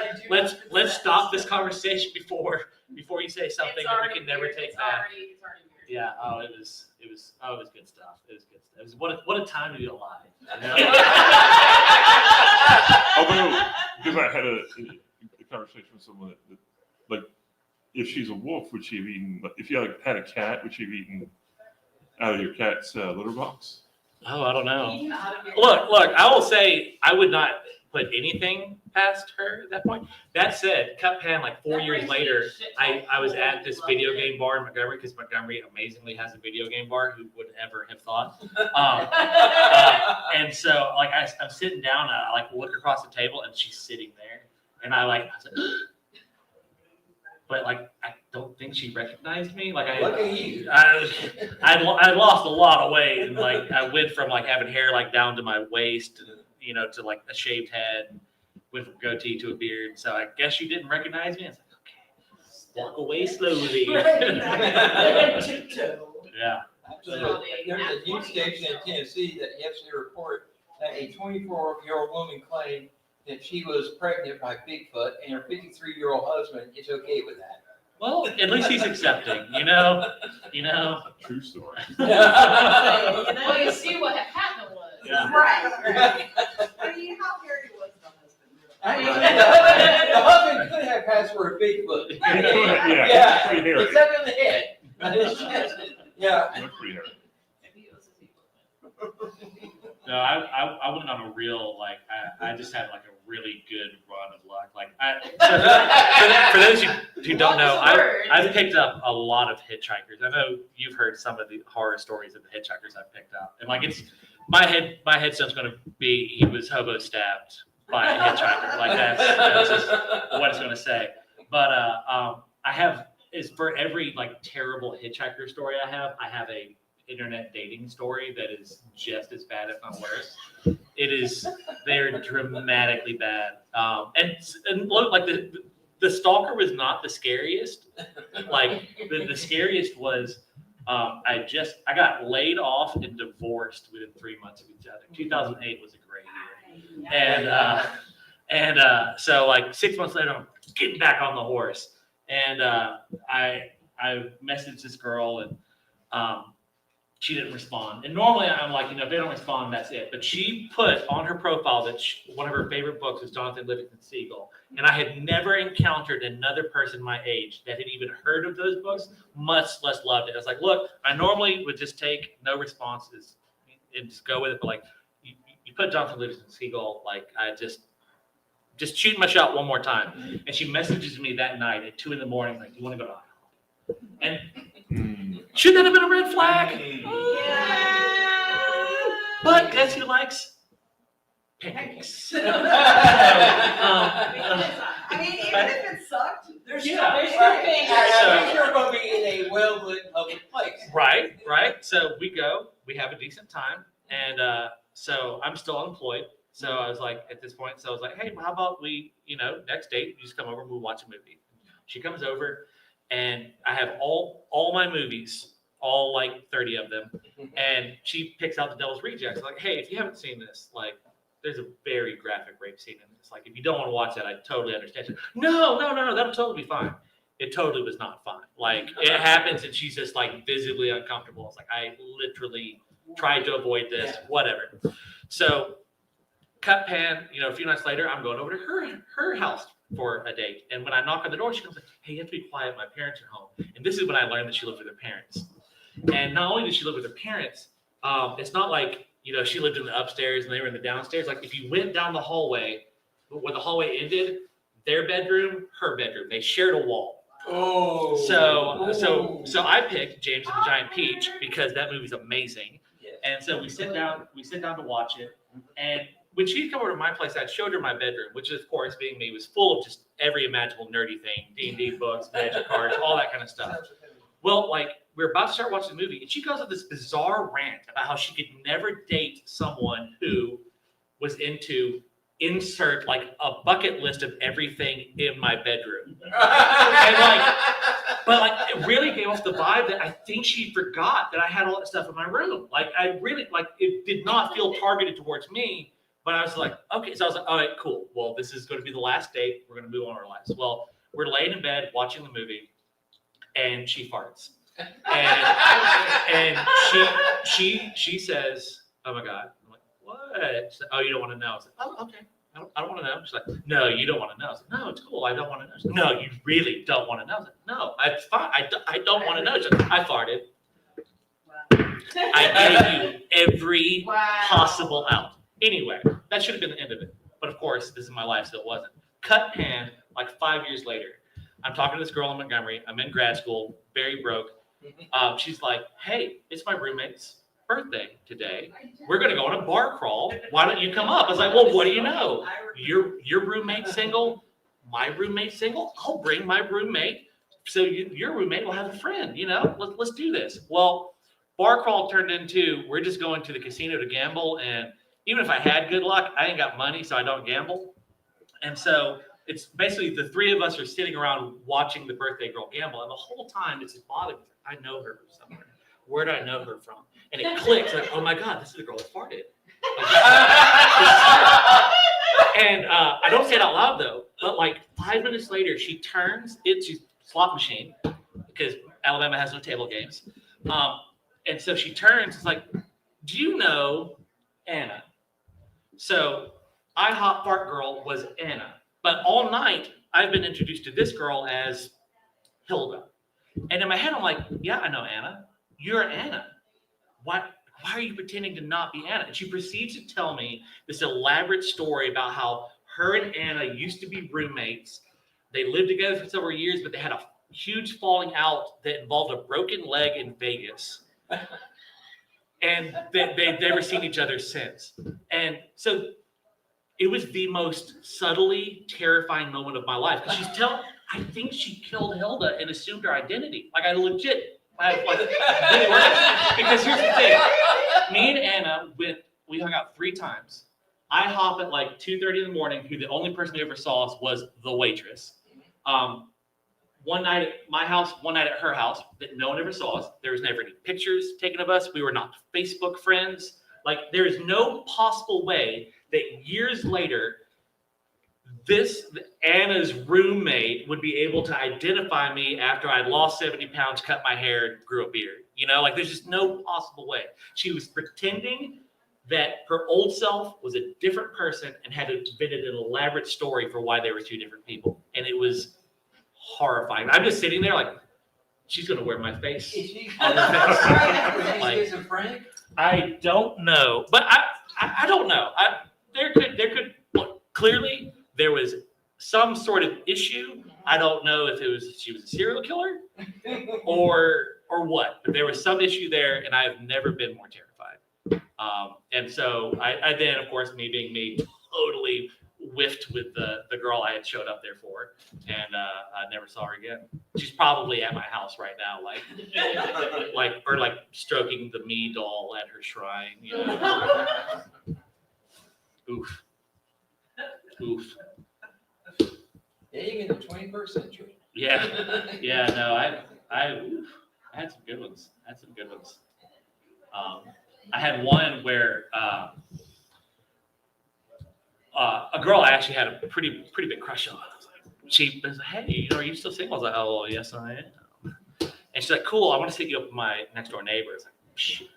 Okay, fine. So let's do this." We go on one date. It goes fine. It was fine. She likes board games. But she likes the wrong board games. We'll work it out. I'll show her the light. And so we go on date. On date 2, she tells me that not having seen Game of Thrones is a deal breaker, absolute deal breaker. So we've got to watch Game of Thrones. This is for me. Oh, thank you. Thank you. Yes. Thank you. We're telling horrible Bob dating stories apparently, so we came at a good time, or a terrible time, one or the other. But no, so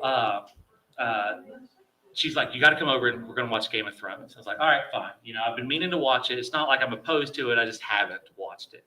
And when I come in the door, she told me, like, no, don't park in the driveway, park in the street. I was like, okay, that's not an uncommon request. And so I come in the front door, and the Goonies is on TV. And she's like, oh, well, would you like to watch the Goonies? Like, yeah, Goonies, please.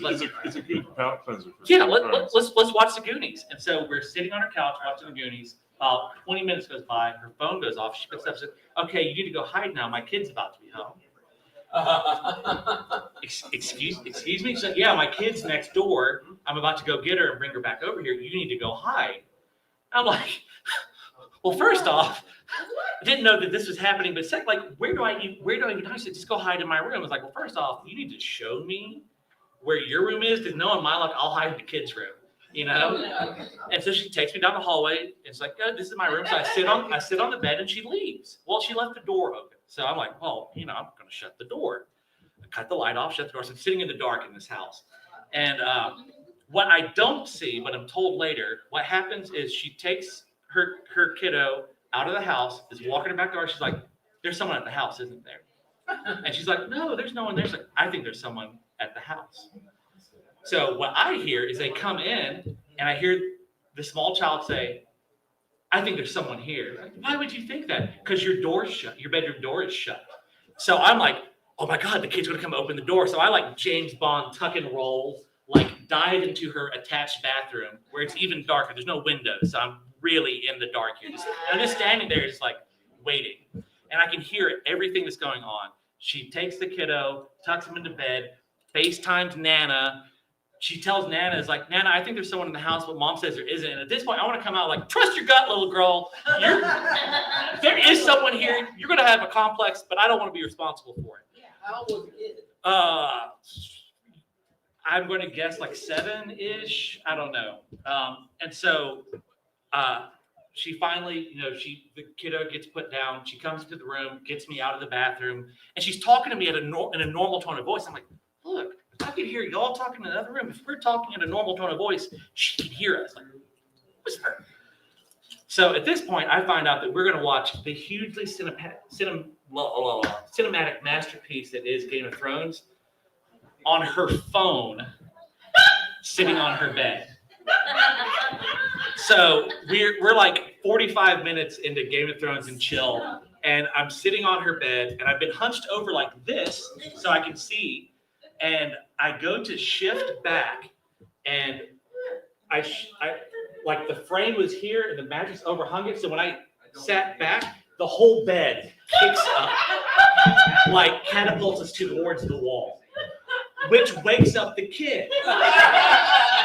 So the kid comes, it's like, Mama. And so I again like dive for the bathroom, and like she goes and opens the door. And at this point, the kid now visually can see that there's no one there. And so she goes to bed, and it's fine. But then she's like, oh, do you want to stay the night? I was like, no, I don't want to stay the night. Like, what am I going to do? Like, the kid is still here. Like, do I get up at 3 a.m. so the kid doesn't see me? Like, no. So, yeah, there was no third date. So, yeah. my question is, why did I keep internet dating? Because I'm married now. My question about this specific thing.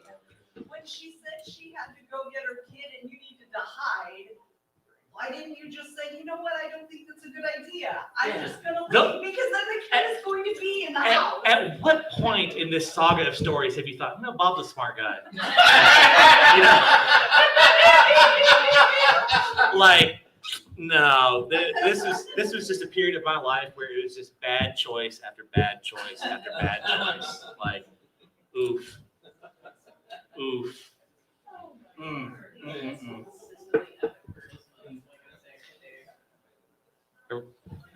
Hey! What, y'all waiting on me? No, it was the Bob dating show. Yeah, you just missed all my horrible. Well, I think you heard them all at words. Or some of them. What plan? Douglas. I'm Dawson, Davison. Hey. Oh, Lord. There's people here. No, we're guys. We're geeks. Thank you very much. We're geeks. Oh, Lord. I feel like there's Where the hell's Michael at? I'm not the last I'm second. his keeper. Williams. He's here somewhere. I was just earlier. He knows like 8 bird people here, so he might be taking a while because he gets stopped every 5 seconds. Or he finished the giant bottle of bourbon he had at our Well- Carolinas panel recording. Oh, well, in that case. I'm not mad that you didn't bring any here. I'm just very disappointed. Oh, he brought the pan, he brought the bourbon.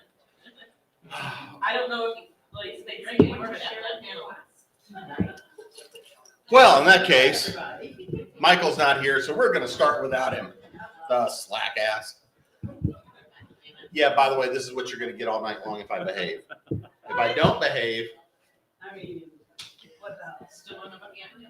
I feel like they came to a panel called Fight the Fairies. They knew what they were getting into. fight the fairies. So, Fight the guy. oh! Hey! I had to wait for my turn. And you didn't bring me anything. Where's the bourbon? That's what happens when you, that's what happens. That's what happens when you do panels at this hour. That's fair. That's fair. People don't know the struggle of being an author, you know? You know, really. I had a double bourbon and diet and a cup of coffee, so I'm ready for anything. There we go. There we go. Oh, God. All right. Welcome to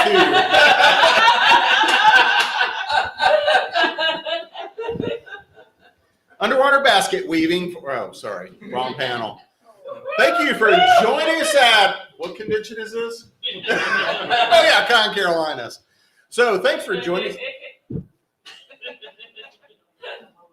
Look, let me at least get one sentence out before I heckle myself. I am your moderator and host, Jim Nettles. I write science fiction, urban fantasy, a bit of horror, this, that, and the other. I also write a bunch of nonfiction. The latest nice little piece I am in is this nice little collection here of fairy films, fairy folklore in film in non-traditional ways. And because I decided to do things a hard way, my piece is how the 84 version of Dune is fairy folklore. Oh, wow. It's a really good movie, too. So it is a really good movie. Yeah. Yeah. Really inaccurate, but really good. If my panelists would like to introduce themselves and tell them how we're going to lie to them tonight. I mean, well, entertain and. Hey, I'm Bob Magoo of Hi, Tales Bob. from- Hey. Hi, Bob. Everyone in here, you'll probably know far more about me than you ever anticipated knowing. You'll be shocked to know that I write a book series about a redneck wizard with a crippling meth addiction. They say write what you know. And I have a few free stickers after the panel if you want to come get some, or you can come get them at my booth. So they say read meth wizard books. So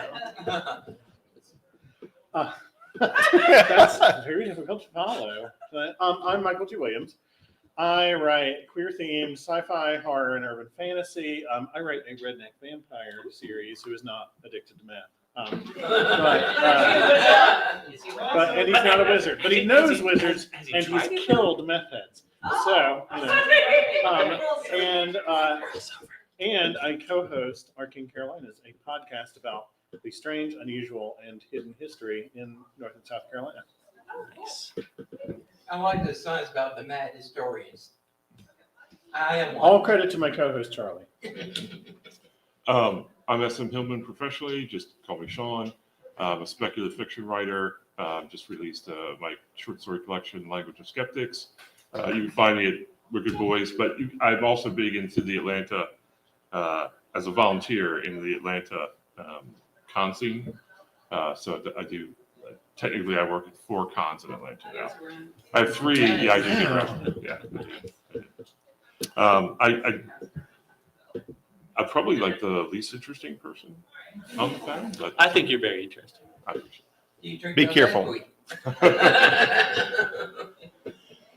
But I did hang around with a lot of people in the 90s. I would say my youth, but I was not young, who were into fairies and alien abduction, and so I guess we're gonna get there at some point.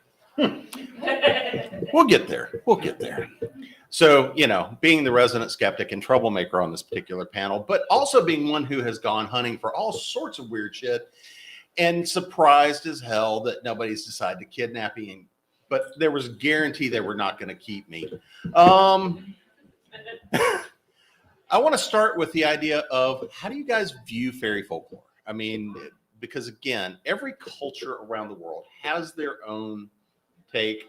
Sometimes it's the we people, sometimes it's how we see spirits and all the rest of that. So I want to kind of start with, how do you actually see fairy folklore? How does it fit into culture? How does it fit into your worldview? Bob, we know you are one, so it's okay. You can come out now. Yeah. So I will readily acknowledge that I'm a skeptic, but I want to believe. You know, like I'm open to being convinced. But I've done my fair share of hunting and have not really encountered anything that I couldn't explain. But I read a book many years ago that was kind of hugely influential on me. It's called Three Men Seeking Monsters. Mhm. And That's such a good book. it's so good. And I didn't realize till like a year ago that the guy wrote like sequels to it. And, Oh, yeah. Yeah, so I need to go check it. Anyway. He's also very accessible. You can email him and he'll answer. Okay, good to know. But kind of the core, not to get spoilery, but the core principle behind Three Men Seeking Monsters was this theory that there's essentially there's a type of entity out there that when you have a sighting, you see these things, but they kind of take the form of whatever what you expect to see. So, you know, in the medieval times, you would see a fairy because you expected to see a fairy. These days, you see a UFO because you expect to see a UFO, but it's really the same entity. And so that is something that, that's really like that. That's real cool. So that's what I want to believe the most. So that's kind of where, and then as an author, I write urban fantasy, really, it's rural fantasy, but the area I'm from is it's full of Scotch-Irish immigrants. And so I like the idea that cultures take their mythologies with them. And so I write a fair bit of fairies and Celtic lore into my books because I love it. So I want to believe so badly that I distrust my own inclination to believe. and thus things have to pass extra high bar for me to believe in them. Because I've seen you limbo under that bar. You know, I'm gonna say, sometimes I just decide to believe. But sometimes I'm like, oh, I really want to believe that, so they really better work to prove it to me. In the case of fairy folklore, I earlier today was wearing a t-shirt with something I find myself saying a lot on panels like this, which is, my answer is going to be unnecessarily academic. But there is a threshold. There are like specific things that I look for in any example of paranormal belief or folkloric belief in order for me to decide that it should be taken seriously as potentially a description of objective reality. And one of those is it shared across many different cultures? Ghosts are shared across many different cultures. That's a really strong indicator that a lot of people who are coming from different cultural contexts have encountered something. Fairy lore or something like it exists across basically every culture, and that's a really strong indicator. At the same time, for me personally, my preferred explanation is something akin to John Keel's Ultra-Terrestrials, of there's something that we do not understand, and its presentation to us is sort of a collaboration between our imaginations and its ability to satisfy what we expect. And so sometimes, to some people, it is the fairy folklore, and to some people, it's aliens, and to some people, it's whatever. Mothman. To some people, it's Mothman. And yeah, like for real, John Keel's book on that is amazing. But to me, one of the things that every culture has in common is the idea that there is a dangerous place not too far away. And fairy folklore becomes a great way to communicate that very practical concern. Don't go too deep into the woods. Don't eat food that strangers give to you. Don't drink something if you don't know the origin of it, things like that.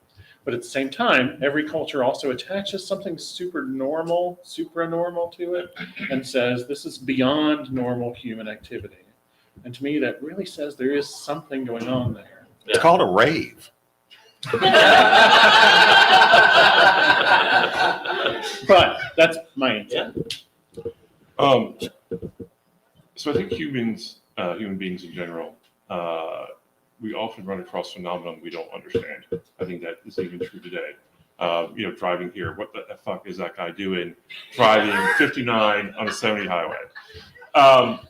And so we take what we know the facts of what we know and we fill in the gaps.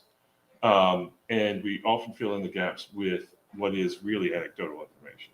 And I think to some degree that is the case with, our fairy lore comes from that. And then we share those experiences. I had a weird experience at the water hole. I had a weird experience at the water hole. Suddenly the weird experiences become that. But I also think that this is where the science comes in. I think that we have evolved away from what you might call our danger sense or the sixth sense, whatever that kept us out of trouble when we lived in the wild, in caves. That idea that, that there's a saber-toothed tiger in the weeds looking at me. And so, but I think to some degree we still have that, whatever that is, whatever that sense is, and it's triggered. And so we take the folklore we know, the anecdotal evidence still, with this triggering of the sense that we don't really understand anymore, if we ever did.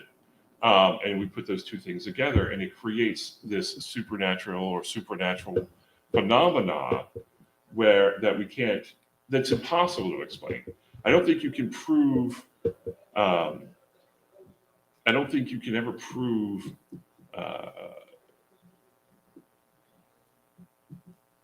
I know my grandma's going to have an accident today.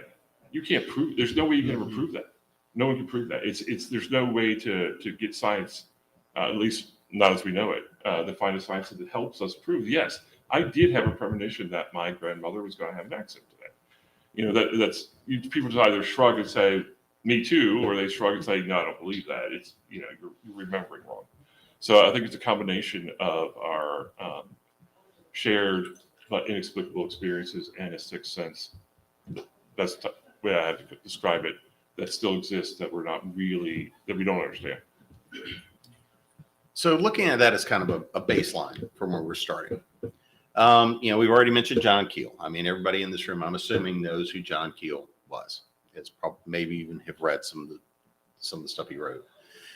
When I look at a lot of what is in essence modern myth and legend, right? We look at writings, and I'm using modern in the terms of probably from about mid-50s onward, right?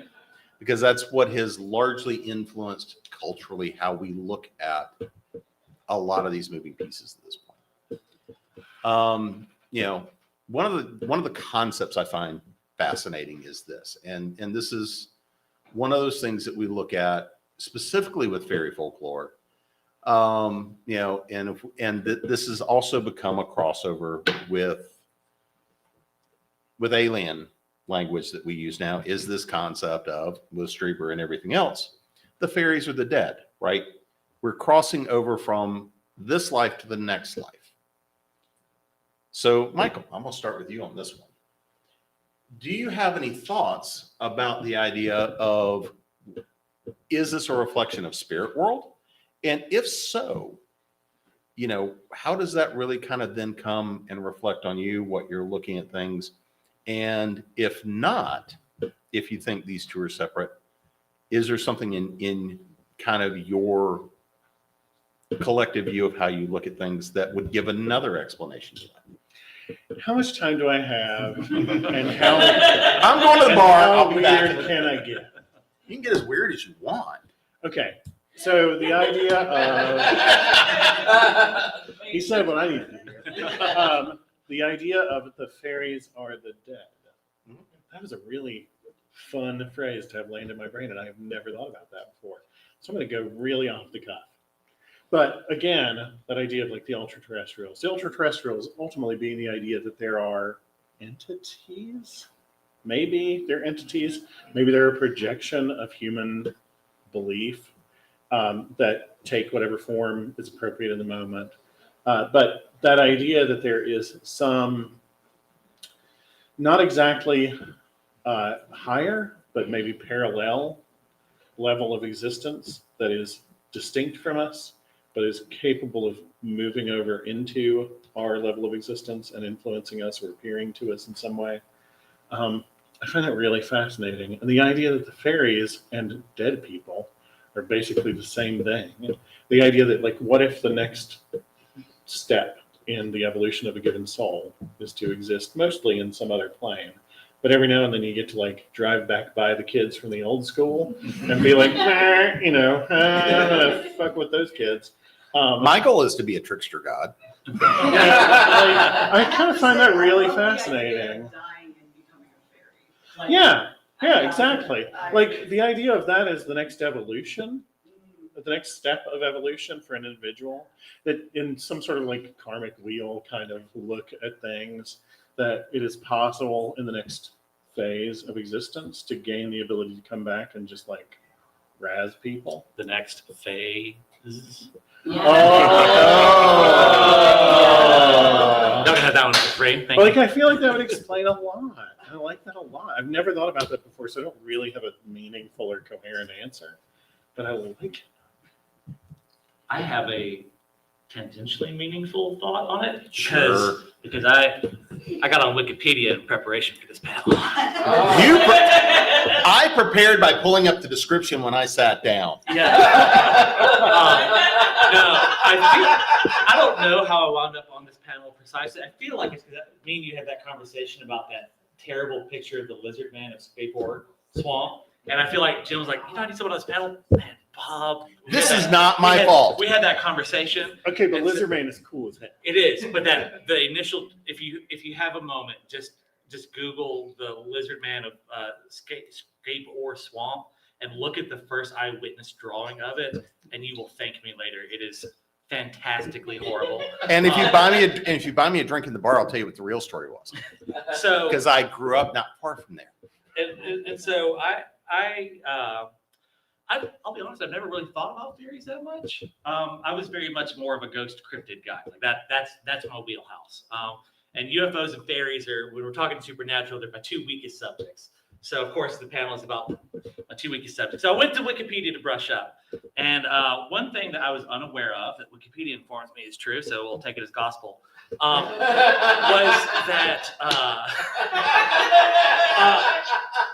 that a lot of early Christian thinkers, like Athanasius, considered fairies to be fallen angels. That basically the thought process was that the angels they were the angels in heaven and the angels in hell, and the ones that were caught in between became the fae. John Hartness is going to get like 15 book proposals Yes. as a direct result. You're welcome. John's gonna be like, Or it's going to be a new series on the CW. Yeah. So I thought that was very, very interesting because like to me, like so my background is because I collect useless degrees. I have a bachelor's in anthropology, but my area of focus was first and second century Christian sects that didn't make it, like Manichaeism and Gnosticism and yada yada. And so to me, what I find intensely fascinating is when Christianity meddles with stuff. Because they normally fuck it up, but I just really fell in love. Like reading this, I really fell in love with the idea that that they're angels. And so if you view them like thinking about them like as angels, and you think about like traditional, like the angels, like the biblical angels or UFOs or the clouds or whatnot. Like there's a lot of parallels there with how weird some angels are and how weird some fae are and how weird some UFOs are. So I just thought that was neat. I just thought I'd bring that up. That's my thought. Again, I kind of feel like this feeds into the idea that there is something up there. Yeah. I'm trying not to inject too much of my own like personal belief into it because I have a very strong stricture against explaining my own personal beliefs too much because that it too easily gets confused with telling people they should agree with me, and I don't think anybody needs to agree with me a lot because what I think is crazy. But I guarantee nobody needs to agree with me. yeah, right. But like the idea that there's something up there and we do not understand it, and the best it can do is meet us halfway. Yeah. Well, Bob, So- when Disney released Darby O'Gill and the Little People on the Disneyland TV show, he did a special I call a leprechaun, on which they said that leprechauns were basically fallen angels who refused to fight against Lucifer when he had the war in heaven, so they were not so much fallen but exiled. Yeah. Yeah, and that's a lot of what they talked about. It's like basically when God shut the gates, anyone who wasn't inside, they were just forever banned from coming back to heaven. And if you have, So if you weren't fully Team Lucifer, which I am, but if you weren't fully Team Lucifer, you're just kind of like, oh. yeah, it's like So you weren't, you weren't chilling in hell, and you weren't doing whatever they do in heaven. I'll never know. But, I do want chilling in hell. yeah, right. Right. And so I think that's fun. So Sean, so I think it's interesting because we always wonder, a lot of people wonder what's next, right? Death is like the biggest mystery. It's in many ways it's the greatest adventure. And we pour a lot of mourning into death, but actually, maybe it gives hope to the idea that there is something beyond death, regardless of what your beliefs are. But I think too that, not to be the boring guy, we could also fall back to science here a little bit, is that matter and energy are not lost, they are just merely converted. And the idea that death converts us into another form, fairy folk, ghosts, Mothman, I hope that's what I'm hoping for. Because I want to scare you. I want to terrify people in West Virginia and Ohio, PA.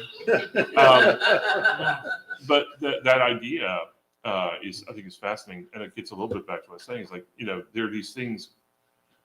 We understand the death process, we think, but do we? What do we really know about death other than the finality of what this is? And then if you're Irish, you drink a lot when the guy dies. So. a good Irishman never dies. He just stops drinking. You've made me think of the old D&D spell Reincarnate. Yeah, right. Where you roll the dice to see what you're going to come back. Yeah, I love that. And I imagine you being like, oh, come on, give me that 100. I'm going to be Mothman. That's right. This thing I've already gotten covered, and I just missed it. When y'all are referring to fairies and fae, are y'all referring to specific cultures that refer that is entities by that name, or because it sounds like they're kind of y'all are all kind of weaving into general folkloric creatures and just like kind of modern spirituality. Not that that's a problem. Just curious as to where this is at. And I bet each of us has a different answer. Yeah. So that's actually where I started with the first question, because I didn't tell anybody define what the Fae means to you, because that has a defined cultural context, right? So, I mean, if we start talking about the Fae, right, generally this is going to be conceived as Eastern Europe, basically everything from Germany to Ireland. Is when we call them the Fae, or the she, right? So we start referring to the she and the Fae. However, as I started with it, Western. I just headed that. It's sleep. It's east west. It's east of us. We were all thinking it, so thank you. It's okay. It's I was thinking Northern Europe would be more appropriate because I'm gonna be there in a week. It's okay. I'll figure out where I'm at then. Well, then I hope you're not the one who's flying.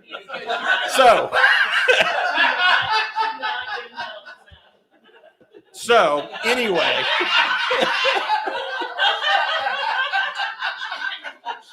That's amazing. Let me tell you, both the double bourbon like that and the coffee like that. And nobody brought me any. So that's the problem. I am stone cold sober for this. Now we know where we all went wrong. So but I mean, again, when we look at that European context, if we look then at things like the gin, if we look at a lot of, every culture, this is the statement I started with, has a concept. Something, whatever they call it, within a very particular cultural concept. But because, for once, I'm sticking somewhat to the panel theme for now. You roll, we'll roll with you. That's fine. That's a good answer. So there's no breaks. Just keep going. We're going to come back to your question because we're going to get there. So, but I also want everybody to look now and blame Bob for this next question. Say thanks, Bob. You're welcome. So wait, does that mean we are not answering that question, or we're answering Not the yet. question later? We're gonna Okay. get there. We're gonna get there. I got You know, I have never Because seen. yeah, a- I've got an answer. You know, I've never seen circular logic I didn't like. So, I'm every locomotive read by Jeffrey Toll right now. so Sean, I'm gonna start with you on this. Okay. Because Bob came out and said, well, you know, UFOs are aliens, and aliens are angels. So when we, well, I am stealing a little bit from the. better hair than most of them. I am stealing from the channel that used to be known as the History Channel. The Insert Hut History Channel. So, Sean. Yeah. So, Sean, from your perspective, in terms of myth, which I will not use in terms of, it's not as pejorative, but in terms of all the collective myth we're looking at, angels, aliens, fae, spirit creatures, da-da-da-da. Go. Was that a question? Oh, I didn't ask a question. Are they the same? Different identities, different guises? Are they related? Are they fuck all, who knows? To you. So I Are think. there any kids in this room? We're way past council clock. Yeah. It's not even 9 o'clock. It's a free game. So I think, to me, they are related, rounding back to what I'd said, because I think that it's quite possible that so we tend to think that when another intelligent thing looks at us, it's like, oh, these are people I want to talk to. And we know that, but I think we really know that is not the case. So there are, if you think of it in terms of beings that might exist in other dimensions, in other evolution, other parts of their own evolution, right? These fae could very well be advanced beings. They could be beings that haven't advanced quite as far yet. They could be, they could live somewhere else. I think it's probably related. I think they're related to each other. And I think that includes the angels and things like that as well, because it's not a mono, it's not a specific, it's a spectrum of responses. I see a thing happen. Vanessa might say, well, that's just how the dirt works. And Joe might say, well, no, actually, I think that was some other higher being that's clearly God talking to us. And I might be like, no, that's the little people. It's the same phenomena. So I think those phenomena are all related to one another. But our perspective is different. You know, how we perceive, the perception is different, you know. To not keep going, I'm going to go a different way with it. So, like, Because blame Bob. Well, no, what do I want to believe? I want to believe that it is some sort of ultra supernatural entity, that we're seeing the same thing, just interpreting through our own cultural lens. That's what I want to believe. What I actually think, I'm going to say that, yeah, they all are essentially the same thing, because anthropology background, you know, one of the leading theories about the origin of fairy mythology is, you know, different types of hominids, that we have ancestral memory of having encounters with Neanderthals, et cetera, et cetera. You know, like the thought that Bigfoot was really just ancestral memory of Neanderthals is I think, a very intriguing theory. And what was it, like Homo florensis is a very tiny, could very easily, yeah, it's a hobbit essentially, you know, and that could easily, you know, memory of that could explain, you know, a lot of different types of mythology, be it UFOs or angels or fae. Well, you've heard the theory that the idea behind cyclopses and other giant creatures may have been from ancient Greeks digging up dinosaur bones. Yeah, mammoth skulls. Yeah. Mammoth skulls. The eye cavity Yeah. basically forms one. So, yeah. For Cyclops, yeah. And like the reason that there's so many flood myths is because at one point the Mediterranean flooded.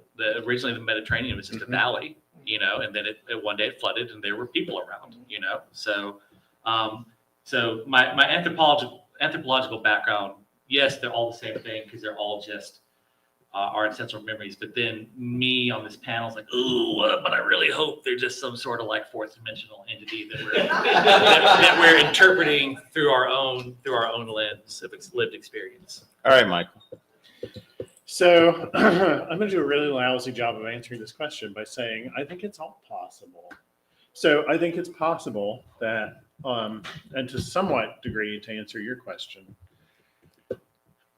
when I say fairy lore, what I'm really referring to is any culture's belief in people or entities who are enough people-like that we are willing to assign them agency and assume that they have something they want in the same way that we have things we want. But the things they want might be good for us or might be bad for us. And so we kind of recognize them as equals and peers, but we don't really understand them. And fairy lore is a useful, handy term. But when I say fairy lore, I don't specifically mean just like the people that my ancestors believed in Scotland a million years ago, but instead like cross-culturally. Because Native American cultures all had distinct from one another and incredibly rich traditions of belief in entities that were like people but were not people. You look at Cherokee lore, and there's Cherokee stories about the people who were not people but would help people when they needed it and would live among them. And some of them were little people, and some of them were people-sized people. And some of them were big and furry, kind of like me. Them, I mean, and like you look at every culture, there's something like that. So when I say fairy lore, I mean across cultures, only because that's a useful shorthand. It's just a vocabulary term that I'm borrowing. I'm not trying to assign Scottish belief to everything. Right. Yeah. I'm a Scottish But ancestor. like in terms of, do I think that everything is an ultra-terrestrial? No. I think it's possible that ultra-terrestrials exist and meet us halfway by presenting themselves as whatever we're expecting. But I also think that the world is a diverse place. Every ecosystem that we've ever observed on the planet is incredibly rich with life. Everything is more complex than we think it is. The second we study it, every place is more complex than we think it is. Every ecosystem, every square inch of jungle in the Amazon, every place that we look at is a more complex, richer lifescape than we originally thought it would be. And so there's no reason why it can't be ultra-terrestrials and, in fact, the objective existence of something weird. So I was going to do this question anyway, but y'all can all thank Michael for this next one and the timing. Define your objective reality. And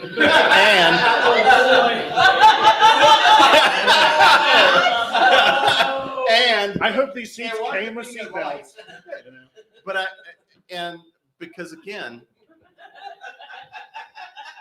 with the idea, because we've had this conversation before about tulpas and the idea of mind and influence is within your objective reality, how important then is perception when we look at these forms of lore? Well, beyond just our cultural concepts and beyond what we deal with within our own local social structure, right? But how important then does how my own personal interpretation of all of that fit into the idea of fairy lore, the idea of alien lore, the idea of all of this, because again, it's my construct of language, it's my construct of idea. So can I have a fairy if I don't believe in it? Jesus fuck.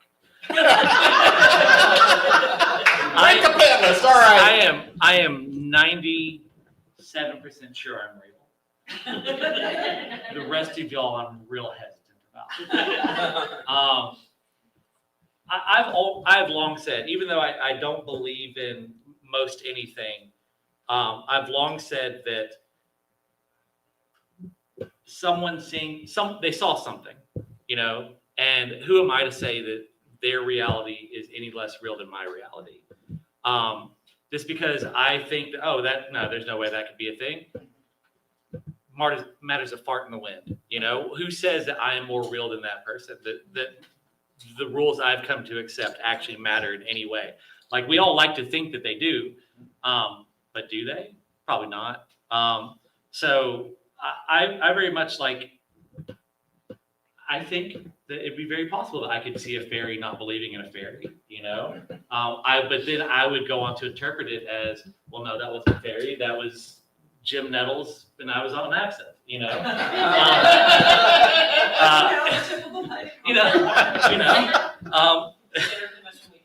yeah. So I have definitively been accused of worse. So it's one of those, I aspire the folks that have the confidence to believe that they're right to the degree that they think that they can tell other people that their reality is wrong. Who am I to say that? Well, obviously I'm this side of the table, so I'm the perfect person. So, but out of respect to y'all, I won't. So. I can't. That was supposed to come off as very more joking and self-deprecating, but it was very much not. So we're gonna move on now. We totally trolled you by being quiet. So Michael. Wait, no, Sean, go first, because Yeah, Michael's go, going to be yeah. here a while, and I'm going to go to the bar. I invite Sean to go first, definitely. So let me. I'll put to use to some degree my degree in political science. I'm a scientist, people. Just because this is all science, doesn't mean it's all science. Has big eyes though. It does. It does. So from that point of view, politics, our political systems, which are really our social systems, try to control us and move us towards focusing on, I'll just call it the community or the state, right? I'm not strictly speaking something about like communism or other similar things, but it drives us toward this idea that we need to do what's best for the community at all times. And when we have beliefs either in a god or in fae folk or in aliens or Sasquatch or the Mothman, whatever, these are not strictly ideas that help support the community. And I think that's important because I think that our individual ability to interact with the world the way we perceive it, as long as we're not cutting up people and throwing them in the cook pot. Spoilers for a book I'm working on. You gotta slow cook the long pig. You really do. I think that it's very important from a social aspect, from a mental health aspect, that we do allow people to entertain individual or somewhat communal ideas that are, I'll just say, supernatural or not. That's your own, right? You can have a relationship with a fake creature in your house that you never see, that no one else ever perceives, and it's your relationship with this idea that no one should take away from you, because it's really not harming anyone. And I think that I think to some degree that when we get to fandom, right, we people who are not big into fandom of things often criticize people who are fans of things, because why do you waste all your time getting all those Star Wars figures, Sean, when you could be doing, I don't know, any number of things, from either making the corporate suits more money to feeding the hungry. You could do all these other things that are not you, that are not benefiting you. Being hurt here. Yeah, maybe a little bit. Yeah. So yeah, I think it's important. Bottom line, I think it's important to let people have their perceptions, whether we agree with them or not. if you believe in fairy folk, I'm fine with that. I do have something later on I'd like to tap into, but that's good for now. All right, Michael. Okay, here's what I really think. What I really think is the reality, consensual reality, and in fact, not just our perception of it, but the nature of it, is a little bit malleable. And that human attention has the ability to be the force that changes the shape of things. So if you ever played the role-playing game Mage the Ascension, yeah, that did influence my religious beliefs a little bit. But also, like, everybody has had weird experiences. I do a show about weird experiences. Trust me, everybody you know has had a weird experience. And the second that you start being open to hearing that from them, they are eager to share it. And it's fascinating. And I love that about it. But like, reality, as we experience it as people, is much stranger than we commonly acknowledge. I feel like reality is a little bit like Play-Doh, and the supernatural especially is a little bit like Play-Doh. My personal, and nobody needs to agree with this, my personal religious belief is that whatever we call gods is this like weird Play-Doh stuff that we've constructed out of human attention and the like strange fringe of objective reality. And when we need a god, we can walk up to it and shape it into that, and talk to it and ask it for stuff and sacrifice goats or do whatever it is to do. Do your dance, whatever. And then we can turn it back into the big ball of weird stuff and go back to our daily lives. I feel like the paranormal, supernatural, whatever you want to call it, the weird side of reality that we all know exists, or none of us would be at this panel in the first place, is sort of sitting there waiting for us to ask something of it, and happy to satisfy that request. Yeah. So Scott Adams is a righteous tool bag. But I'll say this, two hugely influential books that really play into that was Scott Adams did a book called Dilbert Predicts the Future. And it was just a bunch of predictions that most of which didn't come true. It's fun to go back and read. But the last like section of it was basically, he breaks down his beliefs, and they were somewhat to that, like he's a big believer in affirmations. And I know You're not encouraging me by saying No, that. but my follow-up here is like, look, do you need a high priest? Like, I'm here for it. No, Right, you, yeah. no, but no. So I'm an eclectic techno-pagan. I think whatever works is good.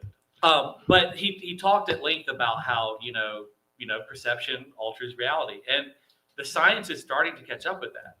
They've done quantifiable experiments that show that just human observation changes.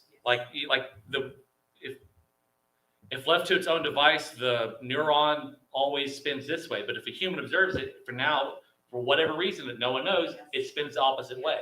And the only difference is that a human put eyes on it. That's the only difference. So we know through science that perception alters reality. It's just establishing to what degree. So I'm with you. The other book was Richard Bachman's Illusions, which is a fantastical version of that.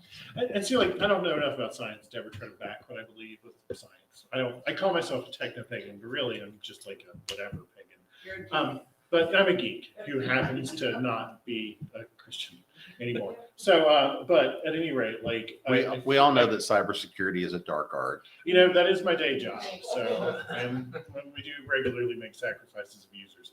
But I don't have the knowledge to back my beliefs with science or even claim it, even to try to claim it with like badly misinterpreted science.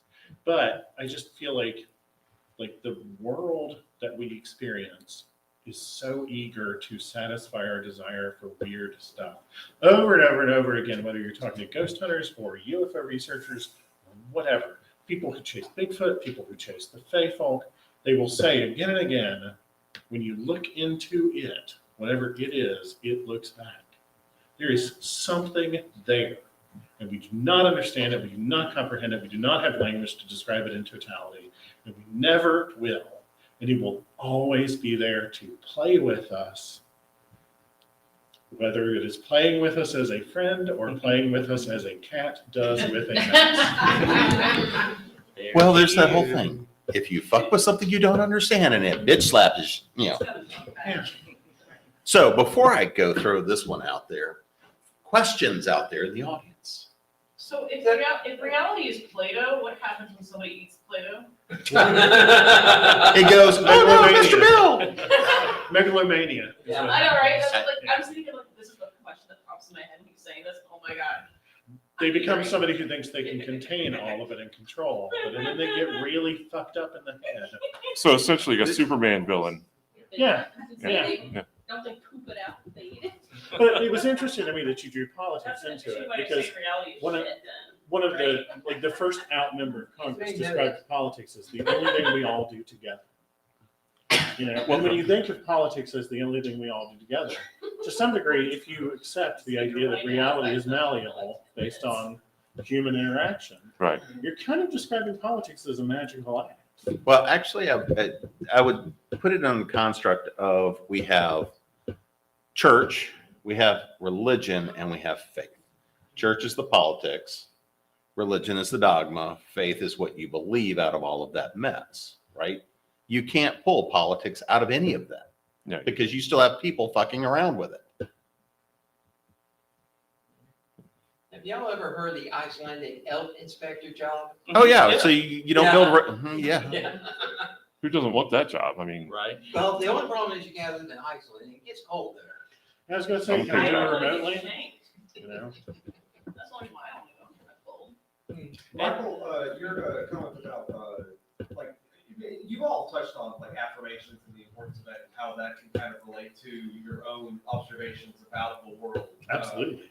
There was I wish I could remember her name. There's a YouTube channel called Religion for Breakfast, and they have an episode that's talked. They have an episode that was talking about Haitian religion. It's got the difference between voodoo and Boudon. He had brought in a scholar who I don't know if she was involved in the religion or just a historian, but she was mentioning this very big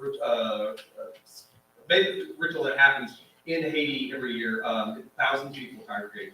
But she had a really interesting notion about like they'll sacrifice animals. He said, but like the notion of like sacrifice animals for this, like you're also just having a barbecue, and that also happens with like in like Norse sagas when they'll talk about during Yule there's a chieftain who's he's celebrating Christmas, and he's also celebrating Yule. And there's a whole issue with being able to eat horse meat because that's celebrating Yule, but it's also against Christmas. But that's what it all comes down to: is you kill the animal and you say this is for such and such purpose, but also we're eating this anyway. And if the notion is that to bring the community together into prosperity, well, you've done that. Yeah. Well, one of the most fascinating rituals I was ever a part of was a Romanic, Roman, like ancient Roman. It was a group in the Triangle in North Carolina that they. Well, that explains it. They were fellow Durhamites, so automatically weird. But their deal is that they worship the Roman gods, and they try to recreate as close to the original Roman rituals as possible. And one of the ones I did, part of the ritual was offering a sacrifice to the god. And what they had done was gone to the fancy grocery store and bought the really good organic steaks. And there were 3 of us doing the ritual, and they bought 4 steaks, and the big steak went to the god. And we each got one of the fancy steaks that was a little bit smaller.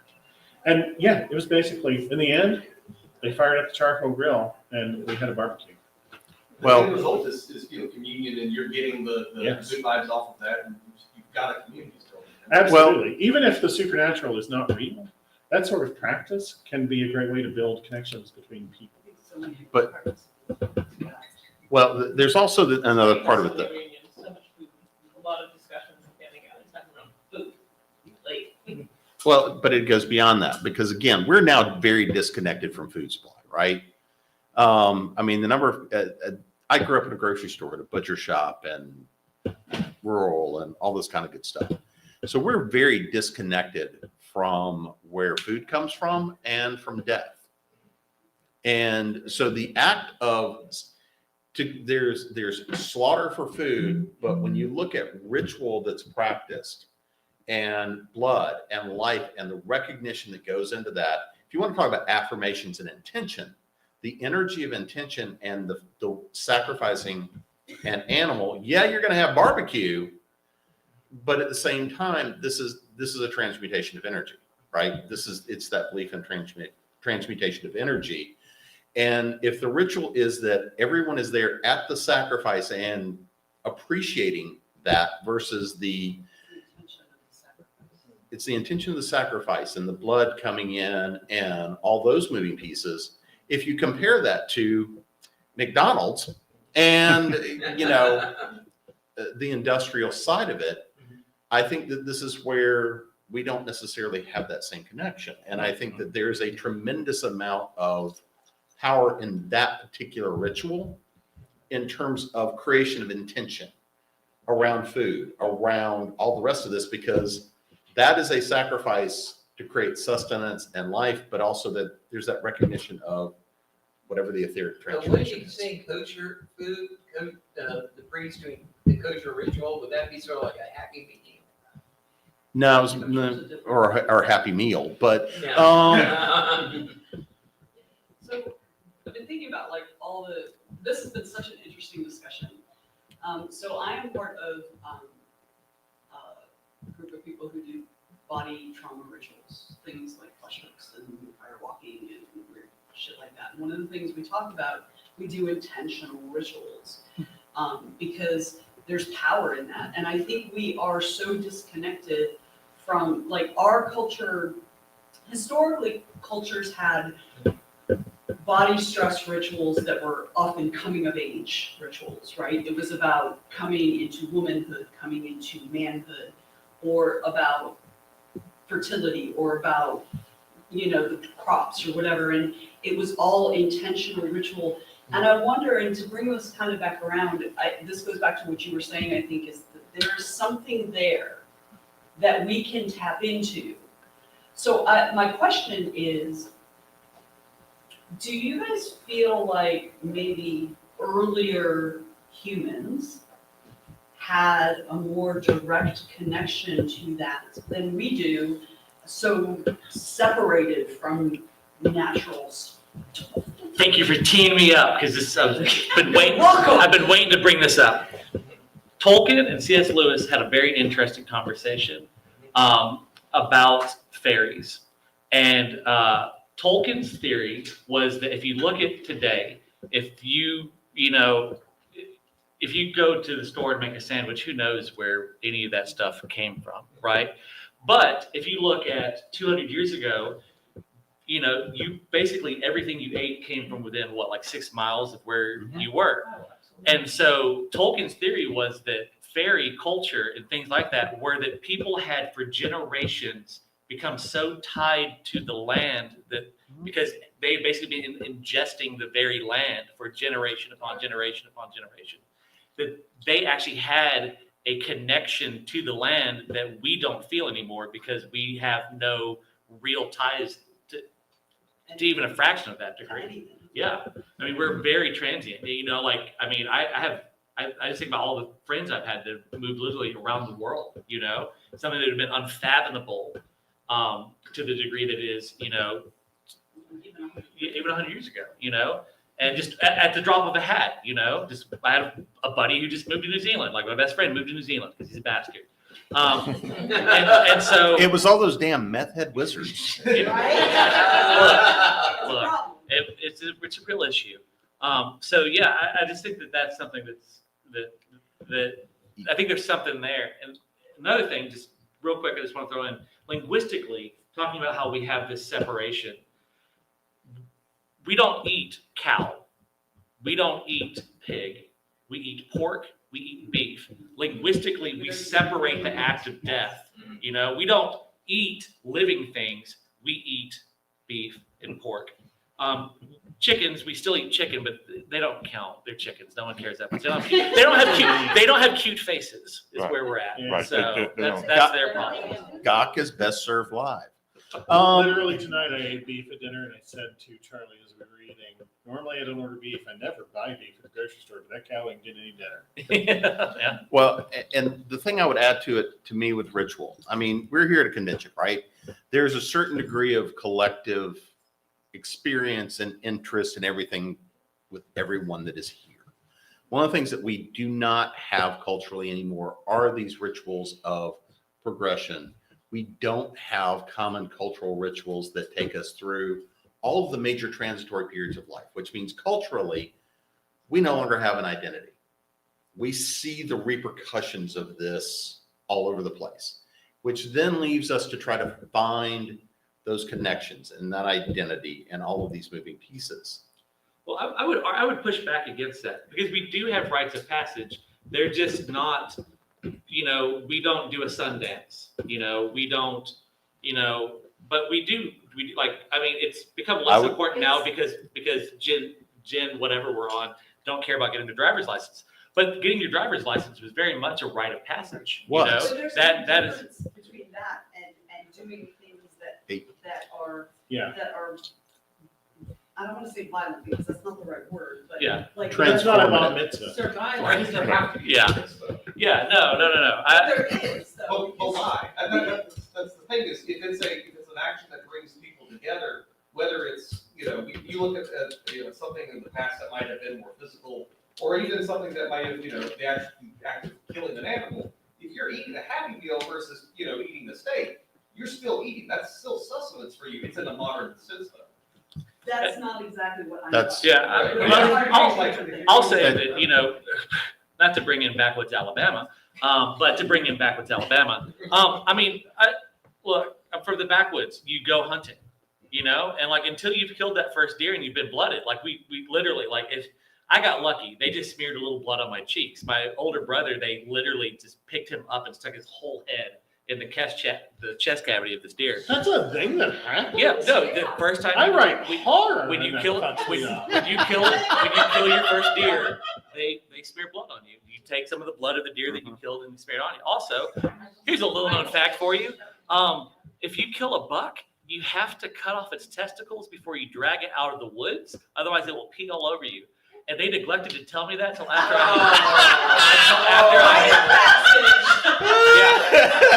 Yeah. So there's your fun fact. Roll Tide. I think that was worth just seeing Michael's face when you said that. So And they thought I was the weird.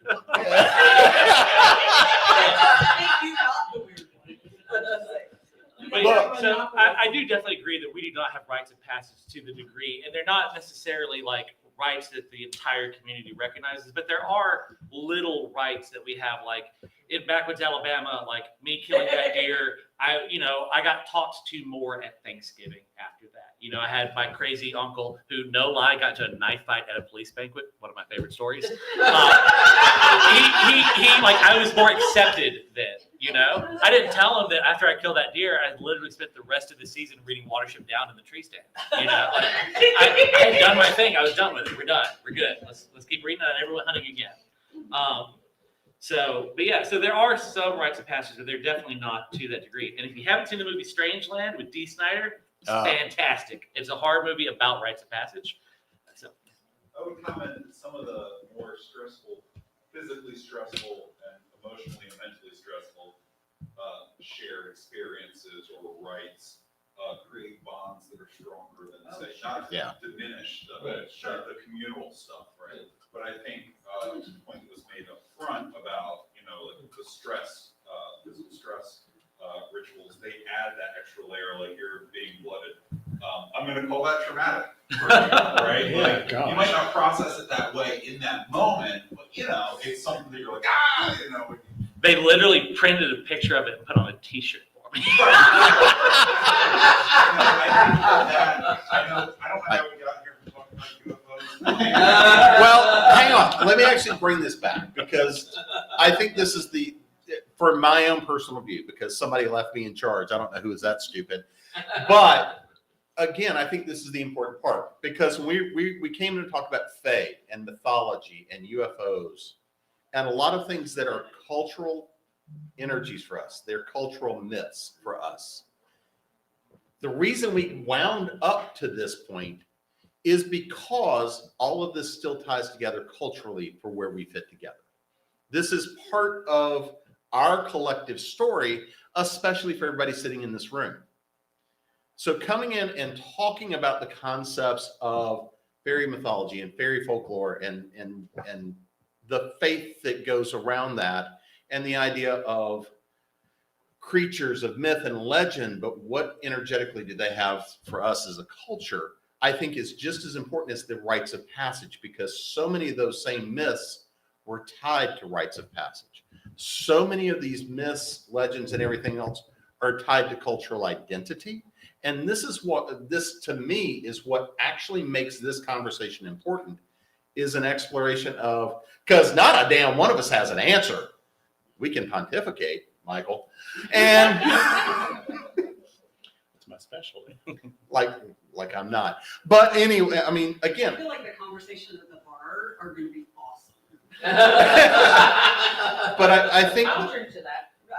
But again, I think to me, this is the reason this kind of a conversation becomes important, is an exploration of ideas, identity, and what is important to us culturally.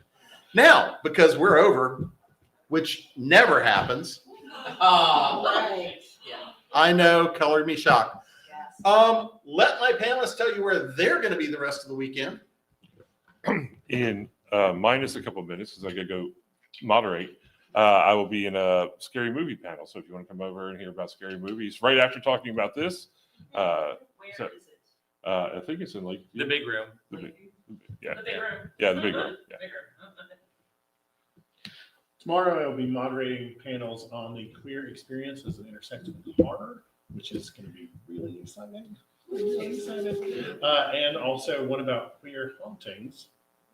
And my final thought is, you mentioned there's something out there to tap into. Every belief system that considers itself authoritative warns us not to think too much about its opposite. And that is because every negation is a validation. I grew up in a family where they told me the supernatural is all real and it's dangerous and it wants to get you, so we should never talk about it. And that was a way of acknowledging that it has power. And I think that part of our fascination with topics like this is that we know that it is powerful and we are warned against it. Every time Scully says, I know we were in a UFO like last week, but I don't believe any of this stuff, she is validating that UFO from last week. Sure. I'm vending right out here. I'm packed up for the night, but please come by tomorrow and see me. I'm literally right there by the elevator. You can avoid awkward eye contact from me multiple times tomorrow as you're going to the elevator. I will also be. I am phenomenally excited about this panel, but I'm on a panel called Cats Rule the World tomorrow at 5:30. I don't know who put me on that, but thank you. I'm also doing podcasting, live streaming 101 tomorrow at 8. These are both in the evening. And then on Sunday, I'm doing a cryptobiology podcast. My final thought is I'm crashing that fairy shit. circles and crop circles are the same thing. Let me just give a real quick final thought, because something we didn't really bring up too. I think it's interesting too, the how fairies would steal children, create changelings, and in alien mythology or an alien reality, however you believe that, they have been impregnating women to create hybrid children, and that's something we didn't talk about, but I think it's really fascinating. That parallel is really fascinating and worthy of a panel next year. Yeah. And on Sunday at 12:30, I'll be hosting a recording of our ConCarolinas. And if you've seen the Crying Leprechaun, say yeah. That's a different version of the crying game. Alabama's most famous. So if my bad jokes were not bad enough tonight, I'm moderating prop building in the morning. Then tomorrow you can listen to me pontificate and do a workshop around AI, ethics, and what it means for creatives. Where if you come to that, you'll get to see a new pet project that went into beta this weekend. And then tomorrow night, I'll be moderating that podcasting and live streaming 101. So you get stuck with me again. And other than that, I'll be at the table over here. And again, the shameless plug, a lot of the stuff we've talked about is covered by the different contributors in this particular book. It's a lot of academics, a lot of interesting stuff going on. I've got copies, Patrick has copies, and thank you for joining us. I hope that I hope we facilitated interesting bar conversation. And Michael, I absolutely want to sit down and talk to you sometime this weekend just. Yeah, I was gonna say, I know you look really familiar. Yeah, Tom Elmer, Yeah. I still work for the AOH. Yeah. I was like, I know you look familiar. Yeah, just got a little earlier, well, actually, it was in December, so I got to see you. Yeah, I've got it. Dad's got it. Are you going to the Rachel party? Yeah. I hope you enjoyed it. When is that? Yeah. Are I got it. you going up that way? Yeah, I gotta go drop my money off of my room, so I don't get robbed. I'm gonna drop my bag. Then I'll be up there. It didn't have to be It's a pleasure. I talk too much on panels. No, you're good. You're good. You're good. So I'm Well, see, I'll take Charles for St. Patrick's. They go help. Yeah. Basically, I'm the one that runs up and down and keeps everybody lined up, and then because I met you at an AOH meeting, one of the ones down in Charleston. I think we were doing. Yeah, I know, like stuff. the moderator gets One to of the make things those that awkward is like many noises to try and cut you off. So as long as they don't get those noises, I count. I did not talk too much. So I forget what weekend is that. Alright, so I'll come. yeah, I think I'll see I y'all am scheduled to be somewhere. I may pop over for it. I don't know. Yeah, I'm just gonna go for the day. We're going to Mexico, later this month, and I'm gonna need to save my money, so just going to, my wife Chris. Hi. So, yeah,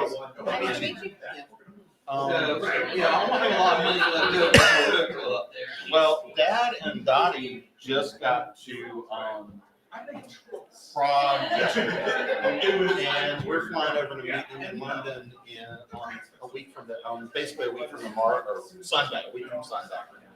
And we're going 2 weeks over there to go bounce around in the Abbey Road. Yeah, tomorrow I'll be in my kilt, Emerson's wedding. Actually, which is very good. Time to go. I saw we're gonna get all over the water saying,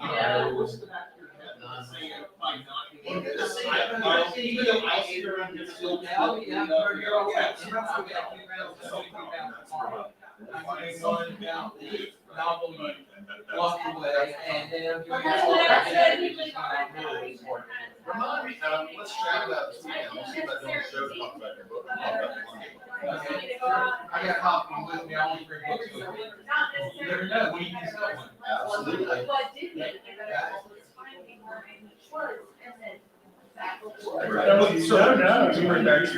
want to share an experience with that. Was the like, oh, we have to go to a party at the end.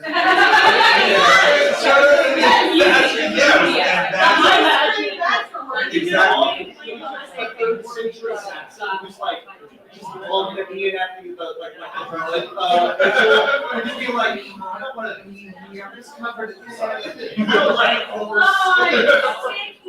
but it's that shared experience with the snow cone. Like, God, those are positive memories. Yeah. Oh my gosh, yeah. Some people are just fine with it, but I know for me, I just stared like this, I put the whole guy in front of that, and stared at him. Right. Because I just went, oh, he was just friends.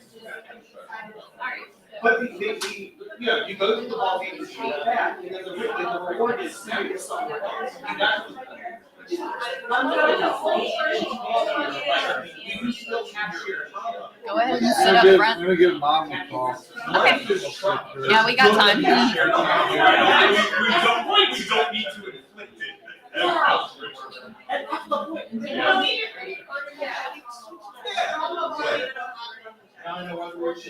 So I won. So I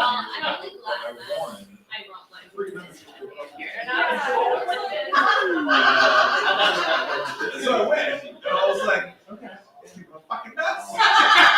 And, but by the end of the month. Oh, when you were in the. Yeah, and I would be like, so no, he said, and I would come in, I'd be like, these people are fucking crazy, Michael. Like, I was like, they're a cult. It is. Don't pay to join them. And I'm like, by the way, it's good to see you as well.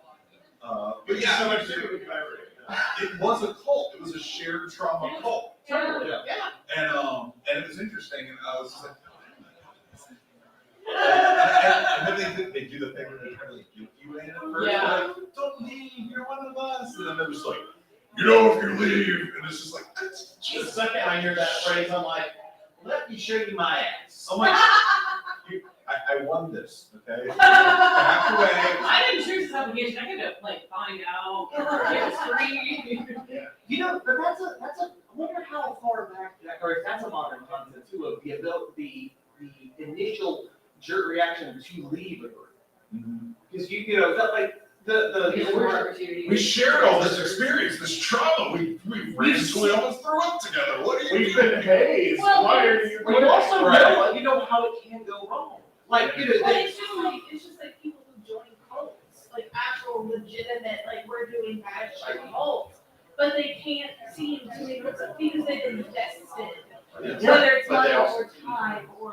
Plus, being incentive somewhere even if it's toxic. It's the sunk costs fallacy also. I think it's the idea of like, okay, well, they're really fucked up and they're probably trying to give you a bunch of clones. But. And not the fun ones, not the good ones. But I lost 15 pounds. But, like, but I'm this far in. Yes. Yeah, I know exactly where you went. This is why they like to get you young, you know, so. You don't have as much developed agency and sense of agency. I remember the year I turned like 26, I called my mother and I it's like I woke up one morning and I was like, I did what? How was So when I was. See you in a little Yes, bit. indeed. See you guys. Yeah. Okay. We should. There's a couple of bars. It's like things are. I'm I don't want to think across the street or anything. Oh, that's it. I don't. No, Yeah, no, I I thought you were think- like, I we're not just- pretty much I was situated. this girl, dear. This was, Okay, I gotta go for the restaurant. Alex wants me. Like, we would. Say what? we would- Real quick. I was, I've been trying to art review. I think it's the one up there. I mean, if you wanna go.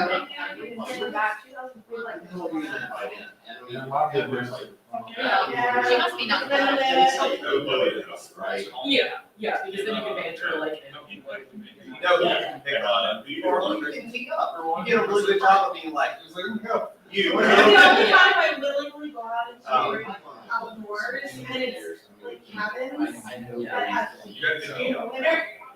That's my camping. I mean, you know, he was like, all right, outfit animal reporter. And I'm like, shit. They're like, all right, this is how it works. Let's go to battle. And he's like, cool. Love that Okay. so much. College. And I didn't get. how strong is it? Yeah. How is it that we have the same? I mean, I'm in a kilt on a Hawaiian shirt. What are you talking about? It's was my worst experience. And so I spent Friday night running around the neighborhood. But I'm glad. Doing a Yes, that's what I've I'm. never played paintball It's before. either, they run the best way to see.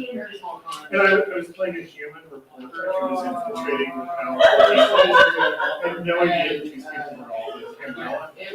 And at one point, the prince turns to me, the person who knows me, the prince turns to me. They try to do one with like two people. And I said, what'd you do?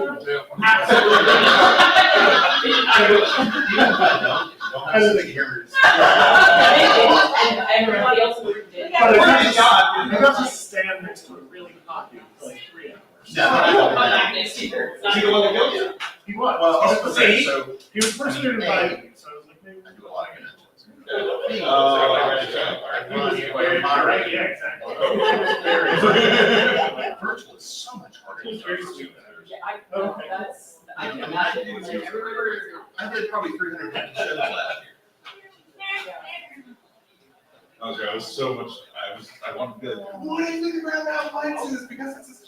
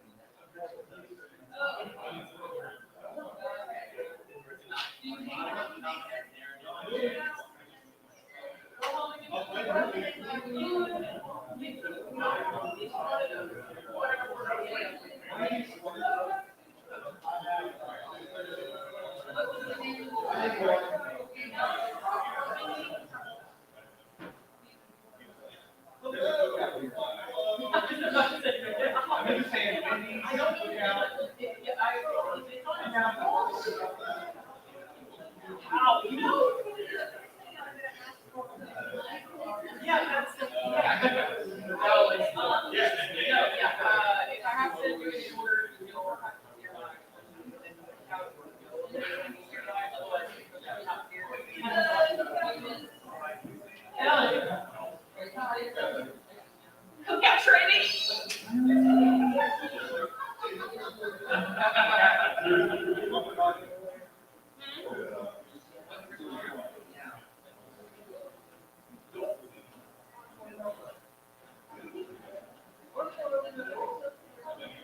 But he's so short.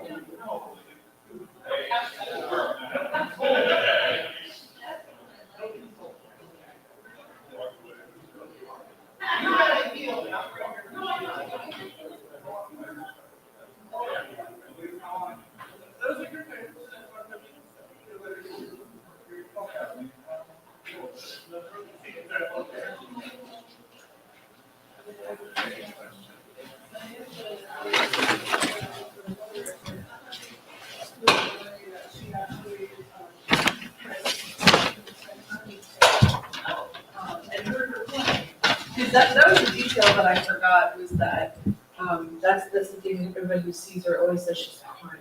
Like, she's always walking crying. And I'm just like. I'm gonna put this here by Chen, and I don't know, run to the ladies really quick. I'll be there, that's a good idea. I'll get out of your way. How are you doing? I'm so tired. That's fair. Me too. I didn't expect this. Right? Like, I've done cons before, Mhm. it's just, Maybe the heat? maybe? Yeah, it must be. But I have a ghost hunt in like the middle of July outside, and I'm good. So I don't know, but I think we're all feeling it, so it's not It's just so you. weird. Full moon, maybe? That should energize me. Yeah, that's fair. Like, I don't know. That's not the point you intended to make. Right, I know. Like, what is happening here? Oh. So, Oh, yes.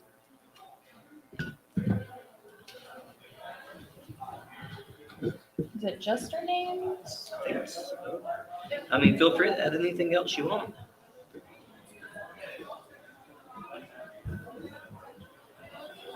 Actually, I should use my official title for this one. Yes. I'm using mine, the one that I claimed, because I'm the only one. Sadly.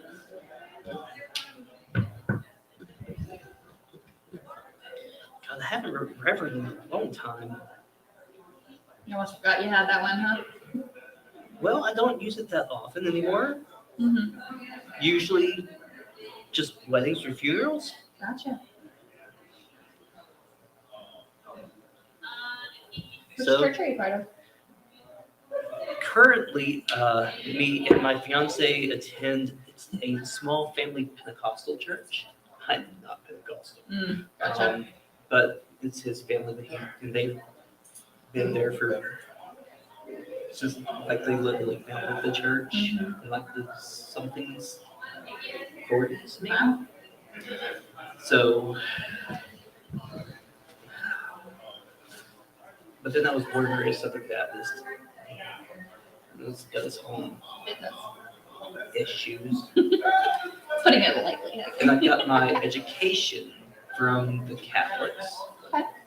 Well, my theological education. My moral education was South Carolina public school system, so I'm just like at 1,000 over here. Why not? But if anybody knows exorcism, right? It's definitely Catholic. Always the Catholics. That's kind of how I got into it. Yeah, that makes sense. Because, like, one of my peers was an exorcist, Oh, wow. Okay. or I guess like an exorcist in training, or something, like in hindsight, when thinking the student, there's some questions that they'll come up. Right. At the time, I didn't have any. Well, the questions come when you're ready. So, yeah, so that led, and then from some perspective, everything's a demon. That's a demon. Yeah. This is a demon. You've got an alcohol demon, a gambling demon. It's all demon. So it was just natural. This is a big issue. That's what I was raised my whole life. And this group knows the answer. Let's solve it. Yeah, love that. And what a ride that took me on. Oh, yeah. I unfortunately was possessed by a non-demonic entity, so that's where By a that began. non-demonic? It doesn't behave like one. So I think it was either a the jinn best track or a ever. sheedin, which is like Until basically next a time I only Jewish wanna be on this jinn, track. You know. I know. So, yeah, or it was a different, but that's hard to prove because. It would be. But then again, you don't see jinns in this part of the Oh, I'm world so sorry. often. Well, I mean, I often, should yeah, say. but if they then attach again, to somebody who, yeah, that's Could fair. be. But if they attach to someone who comes over here, that's my best guess as to how they got here. Fair. So, I don't know. But I know that it's a big problem in our family. And yeah, something happened, but it didn't behave like a demon, so. Interesting. Yeah.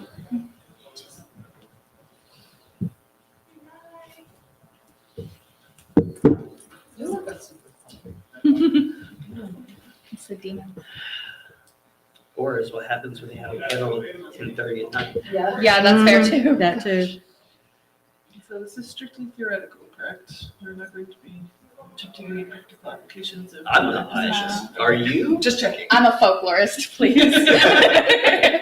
I know better. As an exorcist, it is like I am far too tired.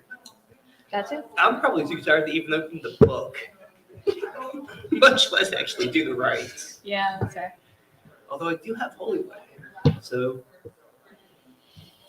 You always have that, just in case. I don't have any candles. Well, actually, I do, just not ritual. Well, I do have ritual candles, just not those ritual Well, yeah, candles. yeah, that makes sense. This was gonna be a help. No Santa wood. Sadly, no. Not today. I've got Palo Santo, so that's if you squint, kind of like close. You can set it on fire, it's close enough. Yeah, it burns. Isn't that all There's you enough need? witchy shops in the dealer room though, we can be like, excuse me, it's an emergency. I know. Can you open something? Like I just went for a little walk earlier, and I'm like, oh, I love this, and I love this, and I love this, and I love this. My fiance's gonna kill me. Okay. Luckily, he won't know until Monday.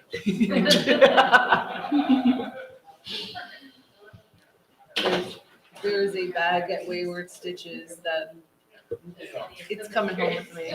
It's coming home. It's got little skulls on it.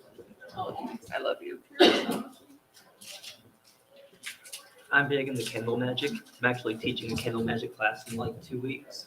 And one of the vendors in the room has like all kinds of molded candles. Oh, I really hope she sells out before Sunday. Because I'm not buying anything until Sunday. That's my rule, is if it's a multi-day con, I don't buy anything until the last day. But ooh, if she has inventory left, I'm going to be in trouble. Was it the one with the molded skull? Yeah. Yes, I saw And like the those. dragon candles, Oh, and okay. the heart Mm. candles. Like I really like the conjoined hearts. Like I'm getting married eventually. We had to postpone it due to some family health issues. Would that not be cute as like a centerpiece of a ceremony? I love that. Not anymore. Plus, Just if erase I his get name it- and be like, Jim, it would Rachel said I have could her do that. reschedule it. Speed it up. Yeah, you're not late. Okay. I'm nervous for a second. Also, I don't think Jim Oh. Nettles is on this panel. So that might have been left over from the previous panel. No, perfect. So he's not that scary. I'm scarier than demons, right? Right? Exactly. Did you guys know there's like snacks over here? Y'all want some soda? Just in Thank you. case. It's past my bedtime. It's getting Actually, punchy. yeah, I feel Yeah. I feel pass me a Coke because Yeah, me too. if I'm gonna moderate this for the next hour, I need to be at least slightly more caffeinated. That's fair. I do get fairly excited about this. Like not coffee level caffeinated. Yeah, So Coke is like espresso is the best way to keep you up all night. so good. Oh, shoot. Oh, it's gonna be okay. My parents got me a machine for Christmas. Oh, no We way. appreciate Awesome. the thought, but we made a mess. Here, I'll take it. Just tap the top of it. It's been game changing. Yeah, I bought so much white chocolate sauce. Because I like baking white chocolate sauce. We invited Rachel to our con and I'm she gonna make broke her to things invite everyone. immediately. At some point, but, you know, someday. I mean, they're like one of us, one like three. To be fair, that's not like just. It's not, They're all yeah. But in my head, I thought they were like 1,000 or something, you Yeah. know? So And you use it all the time. to go right? from thinking it's gonna be like 1,000 to 300, hey, that's. And if you use it enough, like it pays for itself. This is pretty well attended for a 10:30 For panel. me, like, it's Yeah, not you guys are straight. committed. That's awesome. Okay. Like slide out the middle, like, just like tap on the top of it before. Oh, We don't tell you how to protect yourself from demons till the because that would end. totally happen. So, I've been hang notoriously around. bad luck. Right? Yeah, if y'all see any of us start to like levitate, eyes roll in the back of our heads, Vomiting. vomiting.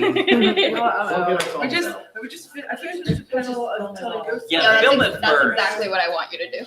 And then after you've got some really good film, depending on who it is, if it's me, run. I think Tina's pretty good at removing demons. not my thing. We'll cover that in a couple of minutes. I don't know. To you for that, man. We will go up, you guys will probably go up. Let's rock, man. So let's see. 2 more minutes. You have to start right on time. I try to. That's fair. I'm usually very bad at it. Always late. Bless you. That's real. Always late. I like to be early because I'm like paranoid. Although I'd like to be early. I'm just always late. That, yeah, that's. I blame my fiance. It's not his fault, but I blame him. Is he here? No.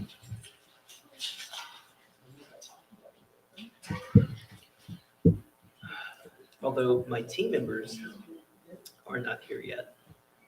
So After this, I have to go upstairs and ride a bird out the room. they should be walking in that door any minute now. Awesome. Is it after your, this, I have team to go name? upstairs and ride her Gracie on a Girl. room party because poor Elizabeth has been there since it started by herself. Well, technically only I'm one. like, oh yeah, I forgot to mention that I got 2 Remember titles she's a tonight. princess in training, and if her boyfriend can help us. That's cool.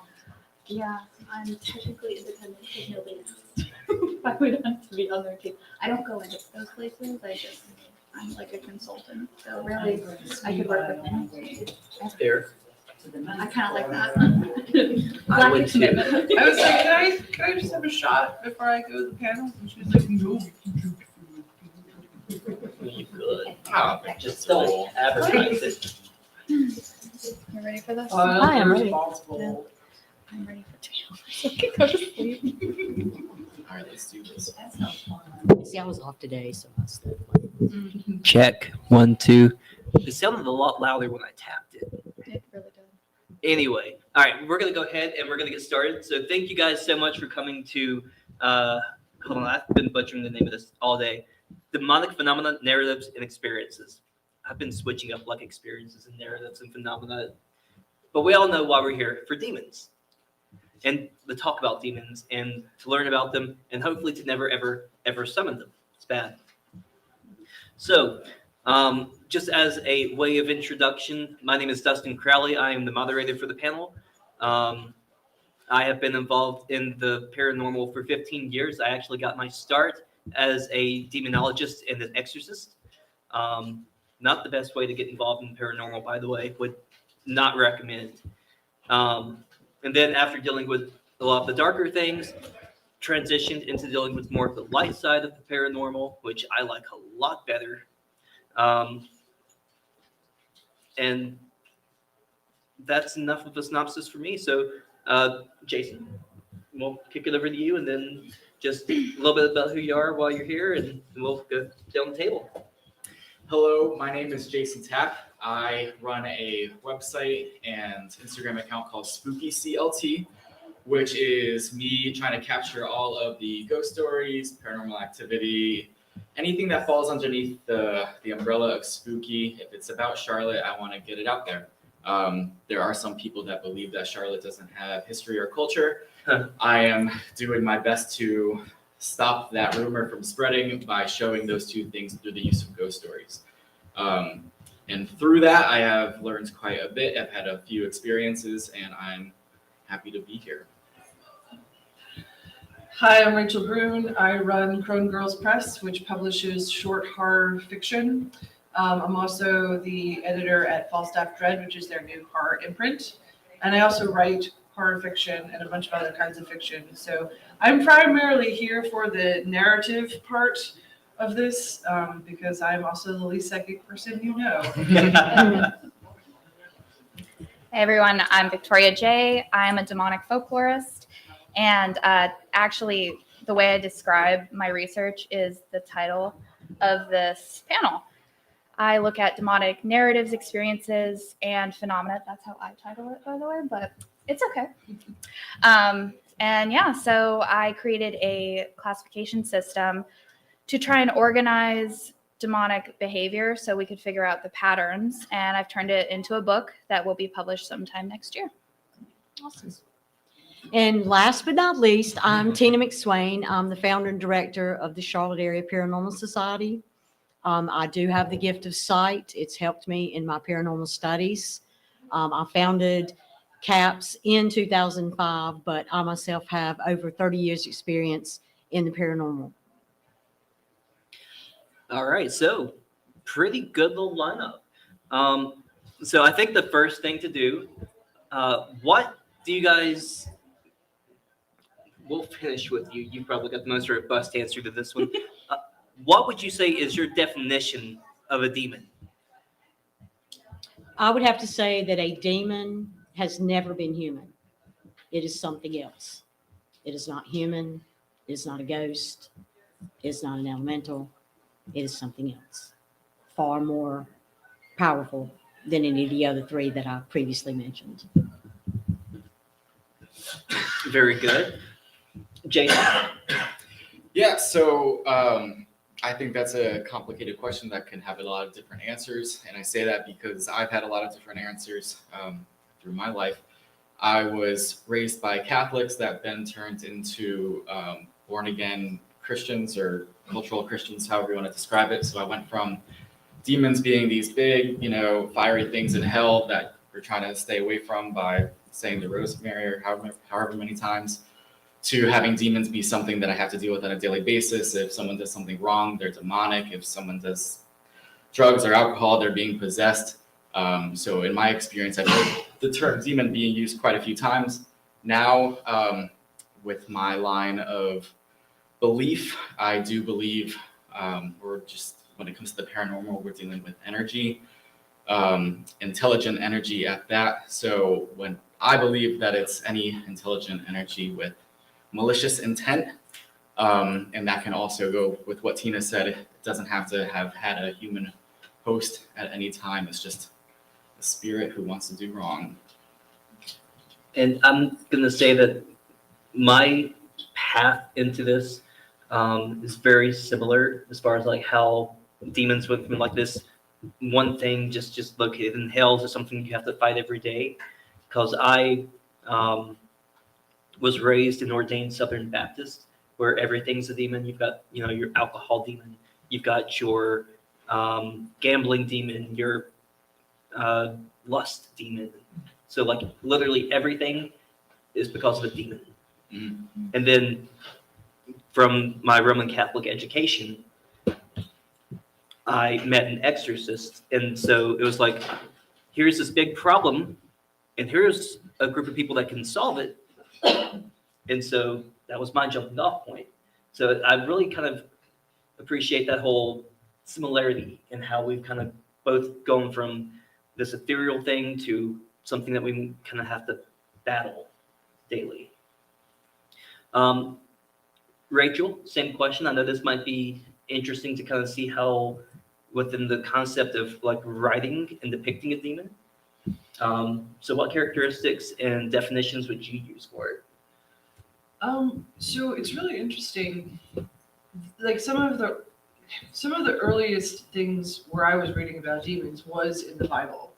Also raised Roman Catholic, now mostly Episcopalian, sometimes Episcopalian.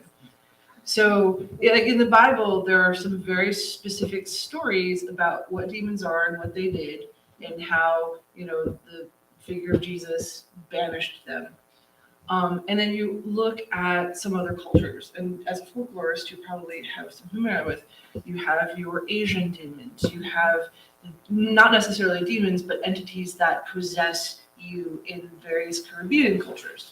So to me, I'm like, there's a wealth of just these narratives and stories, and so I'm fairly agnostic about what an actual demon actually is.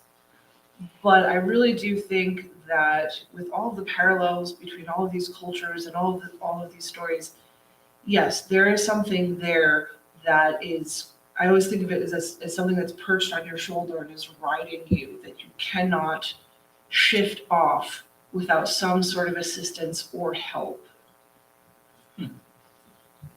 Okay. So I define demons not by what they are, because the truth is we don't know. We don't know what they are. We don't know where they came from. We have ideas about that, mostly from religion, and they could be right, but they could be wrong. So I define them as spirits that they exist without bodies. They possess abilities greater than humans, which renders them inhuman. They're hyper intelligent. They react negatively to Christian religious iconography, and they're very malevolent in their behavior towards humans. So, yeah. And just to kind of piggyback off of that a little bit, I know that Rachel had mentioned like demons from other like cultures and foundations. What do demons look like in other religious concepts? So maybe from Islamic perspective or Jewish perspective, or even some pagan perspectives. Well, I studied Abrahamic religions, so, Islam and Judaism and Christianity. In Islam, all jinn, which are a life form, they were made of smokeless fire. They exist without bodies, so very similar in definitions, but they don't have the negative miracle capacities.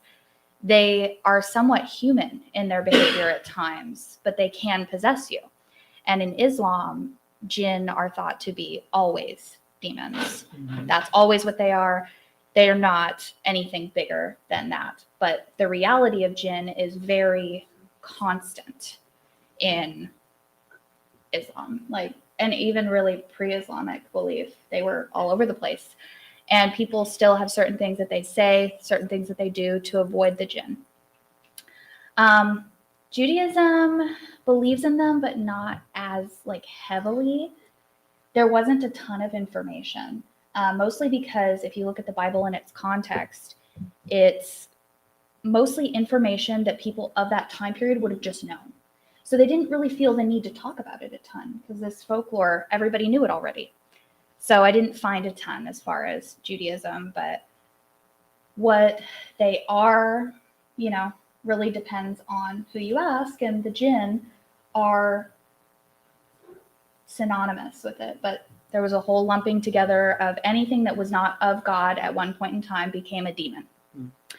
And when you start doing that, there are all kinds of classification errors. Yep. And I know for me, when I classify my studies of demonology, I try to use the Greek daemon. Mm-hmm. So basically just anything that is not God or not man, which is too wide of a breadth, really. I figured that out after kind of deciding that was going to be my parameters. You live and you learn, I guess. It's a good place to start. But yeah, so I also dig into like angels and the fae and elementals and all of that fun stuff too. But that being said, with popular media, almost every paranormal TV show, movies, these kind of things, they always talk about how there's like a demon almost around every corner and that they are manipulating every single aspect of a human's life, or at least the negative aspects. So, to that end, from our panelists, how prevalent, how often do you think it is that humans encounter demons in the wild? Is this something that we do hundreds of times a day? Is this something you might encounter like one demon maybe in your entire life, if you ever do? Jason, I'll kick this off to you to start. Yeah, sure. I mean, once again, it depends. It depends who you talk to. If you talk to like evangelical Christians, you're going to say it's every moment of every day. I believe it's probably not as often. Going back to why I personally believe demons are, it would be just as common as experience any other paranormal phenomenon, any interaction with a ghost. So whoever is out in the crowd, how often you see ghosts, that is probably how often you will deal with demons. Okay. Rachel. So like I said, I'm fairly agnostic when it comes to demons. I do think that humans have a great capacity themselves for, I don't want to say evil because it sounds a little melodramatic. It's Not wrong. No. Exactly. You mean it though. So I do think that I don't think there's a way to know. I'll just say that, which is why I am agnostic. But I will also say that there is a large, my opinion is there's a large percentage of people who are dealing with human issues and finding it very easy to put the very human issues that they're going through, the very human traumas that they're going through, find it easy to put it onto demonic activity. That said, I think that like you were mentioning, kind of this pop culture demonic portrayals, I do think that those are pop culture. Yep. So, if you're going to watch Supernatural, it's really not an episode until somebody's eyes turn black. But I also think it's like we watch a lot of police procedurals, right? So you see all these, there's a serial killer killing people every day in, this rural town. Like, how many people are left in that town? So I think it's kind of a parallel in that we probably aren't going to turn around every corner and find a demon, just like, unless there's something going on here that I don't know about, we're not sitting in a room with a serial killer. That's not to say we should leave ourselves open and invite things in that we don't know what we're dealing with. Fair. And I completely agree that almost when you hyperfixate on something, and that's just what pop culture does, we always hyperfixate on some topic, and that's always going to make you look at it more. Like if I told you to be careful of someone wearing yellow, I promise you all day tomorrow, you're just going to be looking and everyone's going to have yellow on somehow, somewhere. So it's just kind of like that. Victoria? Almost never. So when somebody is saying like, oh, there's a demon, like, because when my thesis went online, people started lightly stalking me to talk to me and ask me about like, what do I do? Mostly is what I get asked. I'm a researcher. I've had to kind of like put on my Twitter and on my Facebook, like, hey, it's not that I don't want to help. It's that this is not what I do. Right. So, but the problem is that most people, because of pop culture, they don't understand that demons are so rare. Like a real demon is so rare because we get these same 15 demonic cases recycled over and over again. They're always talked about, and it's almost always these like 15 cases. And everything outside of that isn't a demon because it doesn't have certain markers that I look for in the stories that are told about them. So, so something that hopefully will be helpful to you. I have to put it in my book before my editor fully reads it, but it's an acronym EPIM. So evil, presence, intensity, and malice. Those are the things that accompany all demonic narratives that I have ever read and ever seen. I can tell almost instantly when something's not demonic. And the first thing I always ask is, did you feel the presence of evil?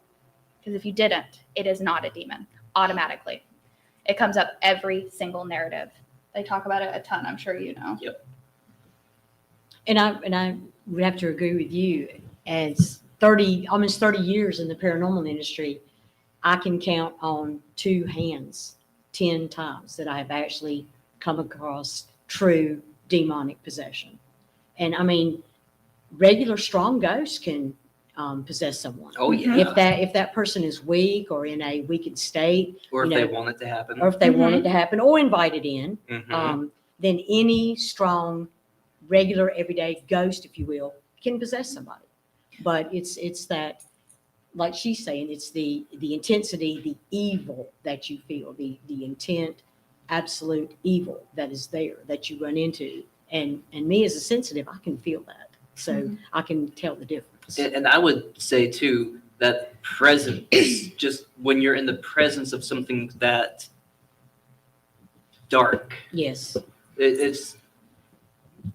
It's hard to describe in words, but when you know it, when you felt it, that's it. You just know it. And I would have to tend to agree that demonic possessions or even just demonic encounters are incredibly, exceptionally rare. So in my 15 years as an exorcist, I have probably been contacted hundreds of times, probably closer to like 200 or 300 than like 900. But I have probably had 3 to 4 cases where I feel like it was legitimate demonic possession. And even with that, one of them could have gone either way. And so 3 or 4 within 15 years for someone who's highly specialized in that, I would say odds are the average Joe Blow will never encounter one.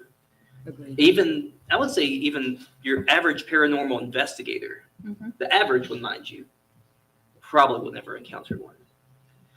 Some of them don't even Higher believe risk. in them. Well, yeah. If you had never come across it, why would you believe in it? I mean, that's fair. Like, if you think called about our upbringing, That's true. like, we've all kind of shared on this panel that we're all raised to believe in them.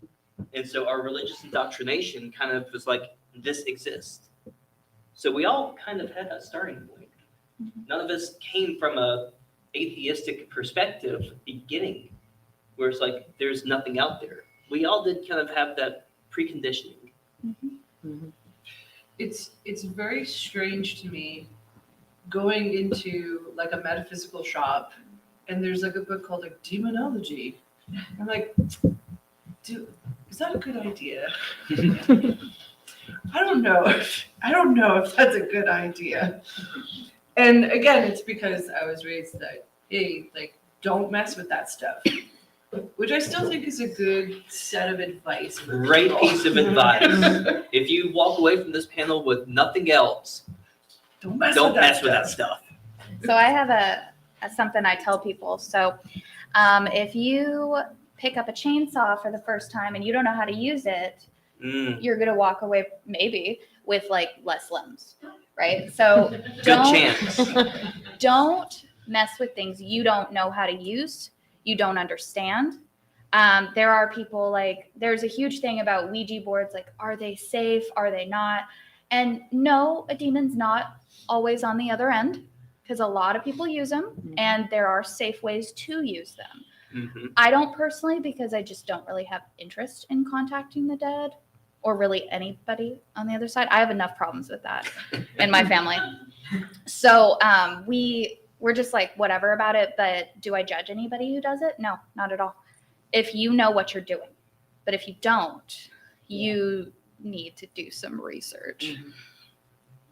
I'd love to take this time to share a story then. Yes. After you said that you'll be forgiving of someone who does that. So, We'll see. so actually this time last year, I was on a panel. I was on two panels actually. One was a Ouija board workshop, and then the other one was Ouija boards, tarot cards, pendulums, are they evil? And my answer was no.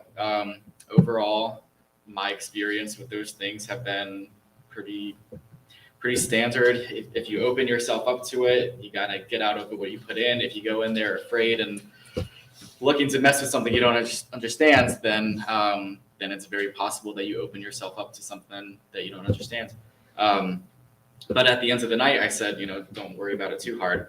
Well, the following days in the tap house were very tense. My wife and I were just both very much on edge. We were both having very bizarre dreams where we would wake up in bad moods. Cats were going crazy in the house. My wife was smelling things just about. And that's when we realized that the Ouija board that I had used in the workshop was in our bedroom. And there was also the planchette inside the box. So we had the thought like, hey, maybe something's going on with this box. So we smudged the house, we smudged the board, we put it in an attic, and got it out of there. And almost instantly the house felt lighter. So I want to hear what y'all have to think about that.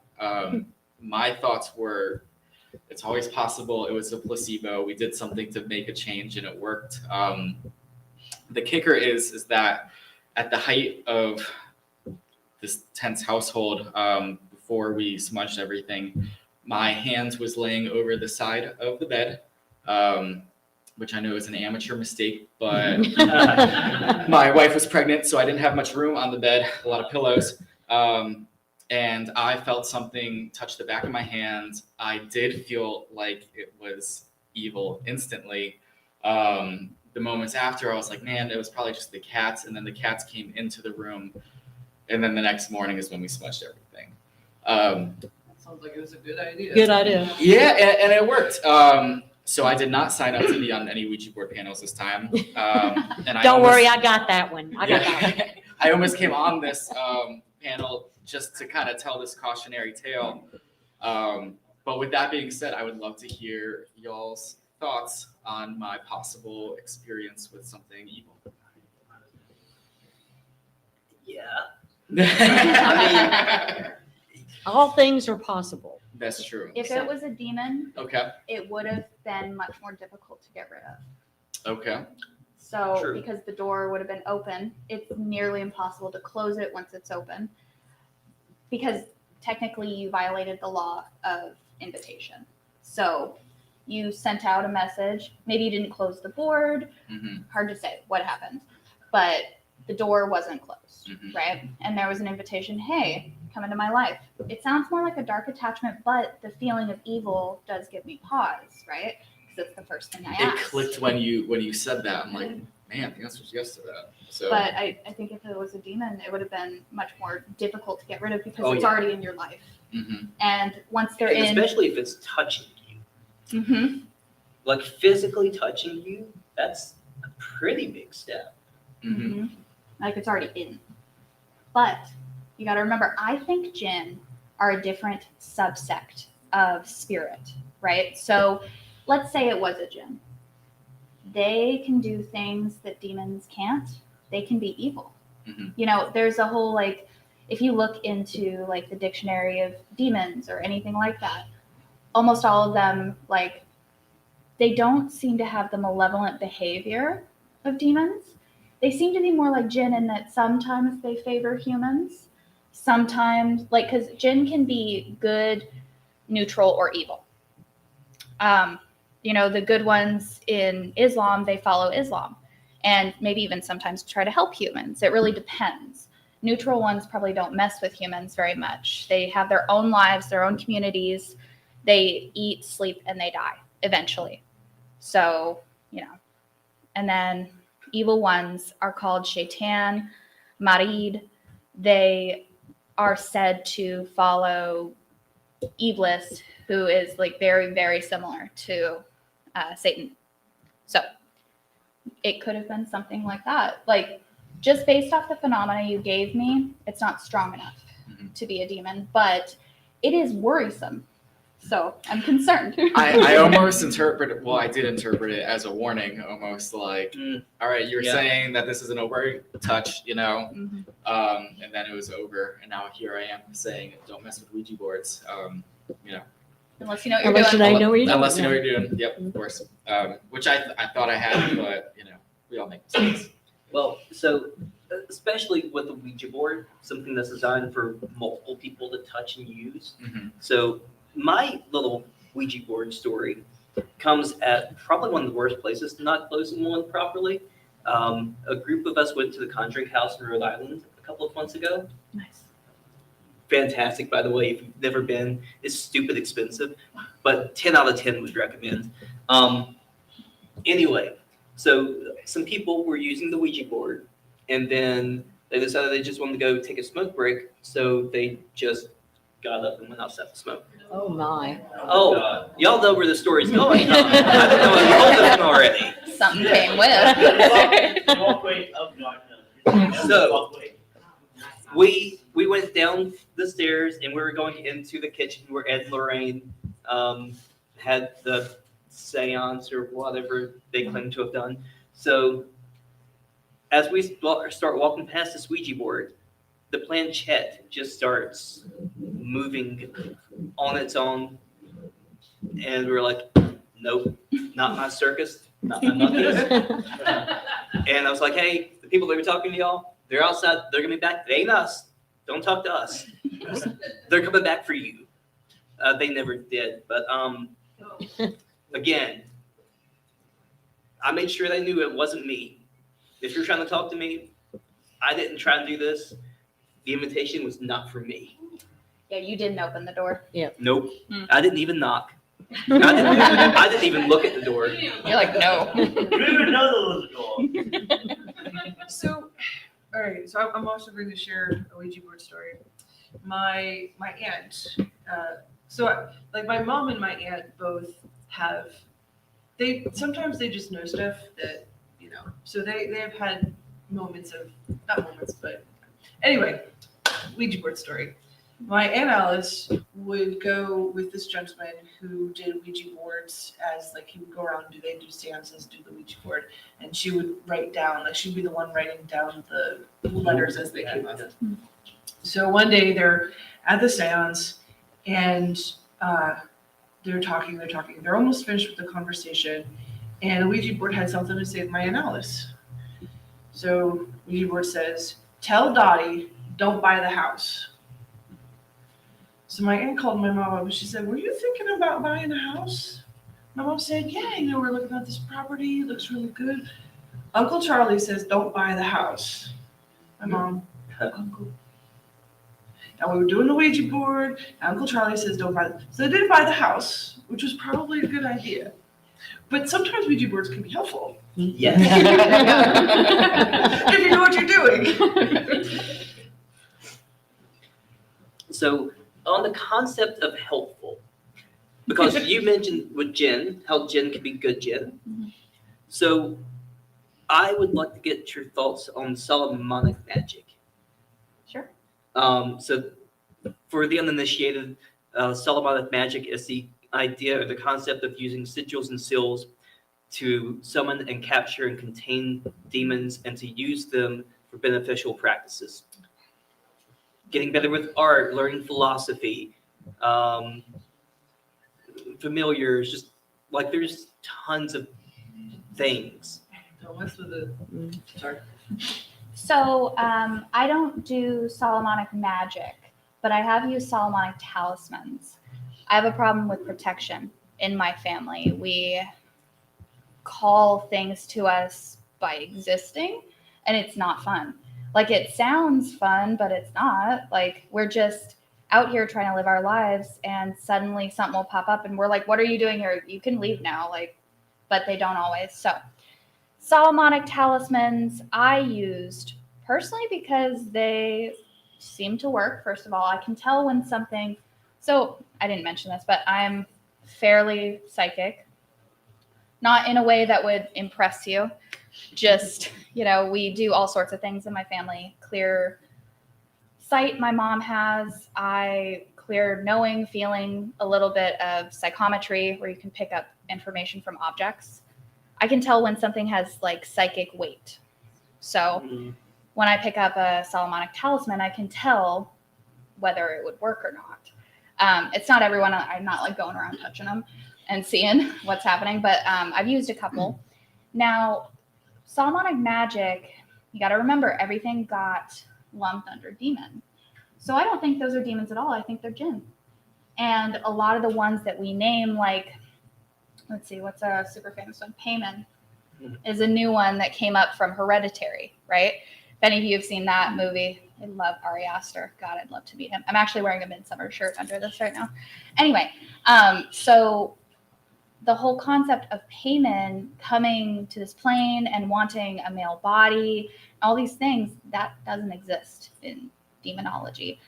Demons don't have a gender. They don't prefer a gender. They are something else. They're beyond the gender. Yeah, exactly. And jinn, though, can be male or female. So a jinn is male generally, and a jinni is female. And they do things like fall in love with humans and start to bother humans. So, there's a whole lot of things going on there, but what was the question?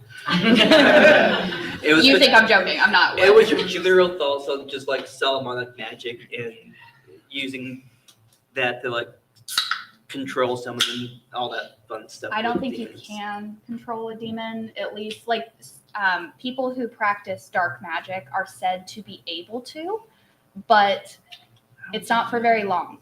Eventually, that demon is going to want something back. There's always a price to pay. Yeah. All magic comes with a price, right? Yep. I also think that if you're the sort of person who would want to solve a problem in your life by summoning a demon, there's a flaw in you already that demon is poised to exploit. Yeah. Fair. Ask a quick question. Sure. It falls right into what you were talking about. And this was something I was actually talking with my team about earlier. So just to use it as an example, I'm sure folks have heard of the Slender Man, which was a fake thing created specifically to pull paranormal investigators. But now we're starting to get photos and videos and reports of an actual Slender Man. So thinking of that, using that as an example, do you think that we as a collective group have created this entity, or do you think that we've created an identity for an existing demon perhaps to step into?